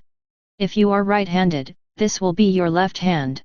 Try to draw the same face with the wrong hand. It takes much more time and effort. If you practice, you gradually improve. This is how young children learn, by trying and practicing. It's amazing. Most healthy babies weigh between 6.5 and 9 pounds at birth. By 5 months, their weight has doubled, and by their first birthday, they weigh 3 times as much. The growing body. During childhood, the body gets bigger and its muscles become stronger. The brain learns how to control movements so that they become smoother and more skillful. Size comparison. The rate at which children grow will vary from one child to another. This rate is dependent upon many things, such as diet and the amount of certain hormones in the body. Even children who are the same age may vary considerably in height and weight. Children of different heights and ages. Changing body.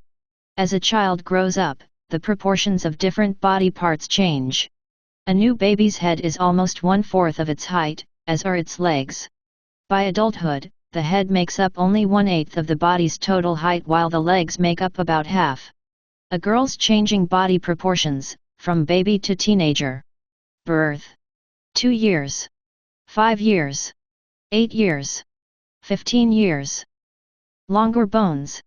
Most of the body's height comes from the long bones in the legs. These grow from sites called the growth plates near each end of the bone. These areas make bone tissue that is added to the middle of the bone, making it longer. The growth plates close up when children reach their full adult height. Cutaway views of growing bones. Growth plates. New bone. Growth plate hardens and seals. How growth happens. Growth is largely controlled by a substance called growth hormone, see pages 158 to 159, which is made in an area under the front of the brain called the pituitary gland. Growth hormone travels around in the blood and encourages cells to multiply and body parts to grow. Some people naturally have slightly less or more growth hormone, which is one of the reasons why we vary in size. If this causes a problem, it can be treated by an operation or injections. Growing up. It's fun to record your height and weight, perhaps on your birthday each year. You may notice that your growth rate varies. Babies grow quickly up until about 3 years old, then the rate slows until they reach the teenage years. A doctor measures this girl's height as part of a checkup. Height change. Due to better nutrition, people today are taller than ever. About 500 years ago, few adult men were more than 5 feet tall. The average height today in the United States is 5 feet 3 inches to 5 feet 5 inches for women and 5 feet 9 inches to 5 feet 11 inches for men. It's amazing. Your brain stops growing when you are about 15 years old. Off to school. At school, children are educated, which means they are taught all kinds of information that will be useful to them in later life. Making decisions. Physical activity, including taking part in sports or games, is vital for children. It teaches children about taking risks and making decisions in a safe environment. Children take part in a school sports day. Learning in school. At first, children learn basic skills, such as reading, writing, and simple math. As children get older, the lessons gradually get harder, and the range of subjects increases. The teacher asks her pupils a lot of questions to test their knowledge and encourage them to take part. Healthy body. Skills that involve movement are called motor skills. Taking part in physical activities, such as swimming, improves a child's motor skills. It also exercises their muscles and strengthens their bones. Children enjoy a first swimming lesson. Other kinds of learning.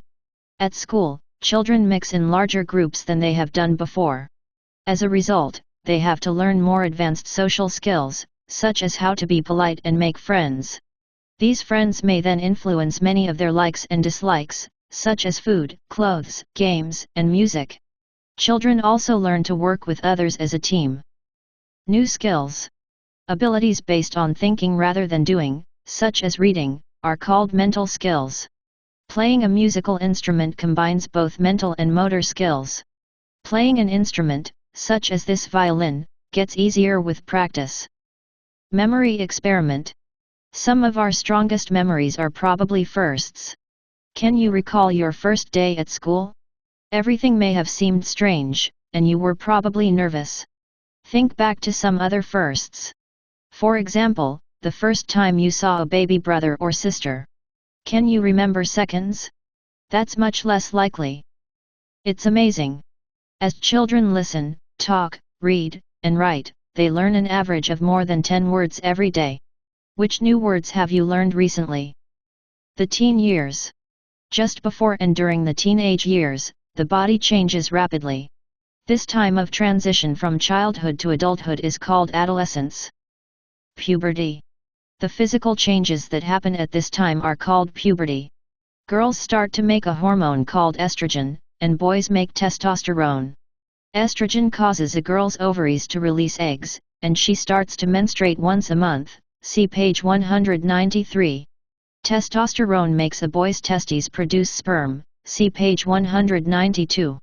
Hormonal changes during adolescence make teenagers become more independent. They may take part in risky activities, such as snowboarding. Skin problems. Acne is a common problem for teenagers.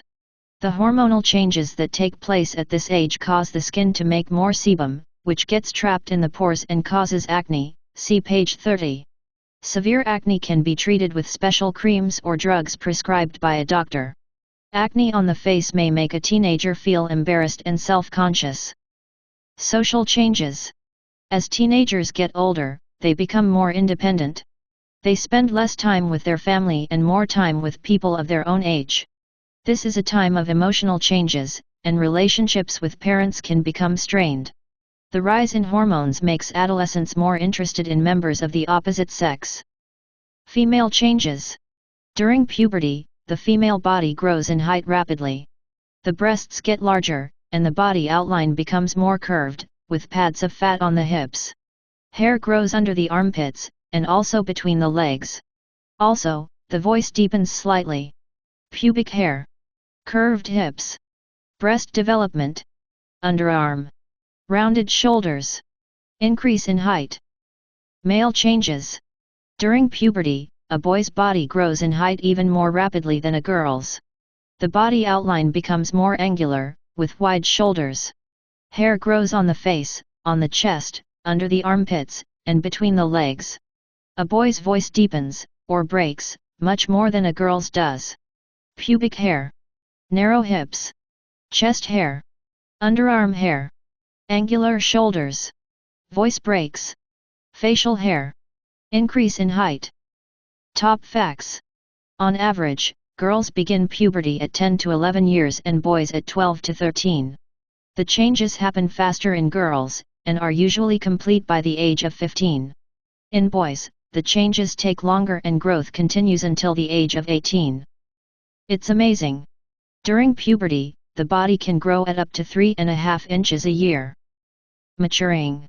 Most people are fully grown by 20 years old, but their muscles continue to develop for another 10 years. By 40 to 50 years, some body systems start to show signs of aging. Adulthood. As people reach adulthood, many of them form a close relationship with another adult and start a family. While men can produce sperm and father children throughout their life, women will stop releasing eggs at about the age of 50. This is called the menopause. A family enjoys a picnic. The aging body. As people age, the number of cells in their body falls because cells die and some are not replaced. This means that some systems in the body do not work as well. This graph shows how things, such as mental ability, brain weight, making energy from food, metabolism, circulation, resting heart rate, and breathing, lung capacity, do not function as well after the age of 25. Aging. Signs of aging include gray hair, wrinkled skin, difficulty moving, and memory loss. The age at which people show these signs varies. This is partly due to their genes, see pages 214 to 215, and partly due to their lifestyle. Not smoking and eating a healthy diet helps people look younger for longer. Old age. Although people can retire in their 60s, some keep working because they enjoy it. Even after retiring, many people start new hobbies and make new friendships. By keeping active, both physically and mentally, people can enjoy many healthy years in old age. This old man keeps fit by going for a walk in the park. Life expectancy. The human body's average lifespan has increased through the centuries due to improved healthcare. About 500 years ago, living beyond the age of 50 years was unusual. In most wealthy countries today, many men live to 75 years or more and many women pass the age of 80 years. Genes and heredity. Everything in the human body is organized by a set of instructions called genes, which are found in a chemical called DNA. The genome. The genome is the full set of instructions for the growth, development, maintenance, and repair of the human body. It consists of an estimated 25,000 to 27,000 different genes. These genes lie in every single cell, where they are found in a long, chemical code called DNA, see below. The DNA is twisted into X-shaped objects called chromosomes. The genes control everything about you, including eye color, skin color, hair type, and ear shape. DNA ladder. Deoxyribonucleic acid, or DNA, is shaped like a ladder twisted into a corkscrew called a double helix. The rungs of this ladder shape are chemicals called bases. There are 4 kinds: adenine, A, thymine, T, guanine, G, and cytosine, C. These bases are joined in pairs, and a single gene is a section of the DNA molecule that contains hundreds of these base pairs, which are arranged in a specific order.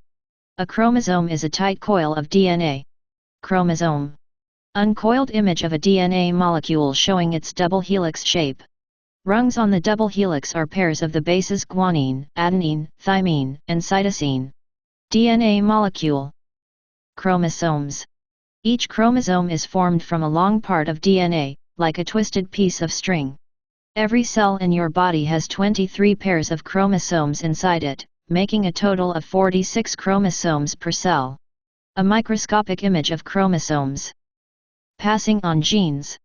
When a cell multiplies, it copies its chromosomes, so that each new cell receives 46 chromosomes. When sperm and egg cells are made, however, each of them contains only 23 chromosomes. When the egg and sperm join, they make a complete set of 46 chromosomes again. The baby has genes from the father and mother and so inherits, or receives, features from them both. Down syndrome. Some people have an extra or missing chromosome, instead of the usual 23 pairs. In a condition called Down syndrome, there are 3 of chromosome number 21 instead of 2, giving them a total of 47 chromosomes. Down syndrome occurs in about 1 in 800 births. 2 children with Down syndrome. Genetic work.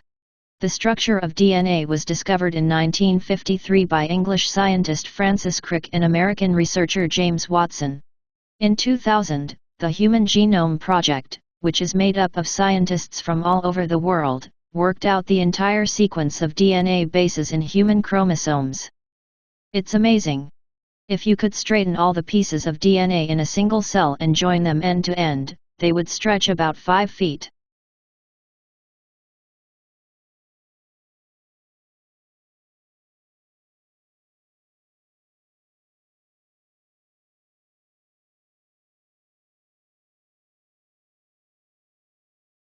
The end.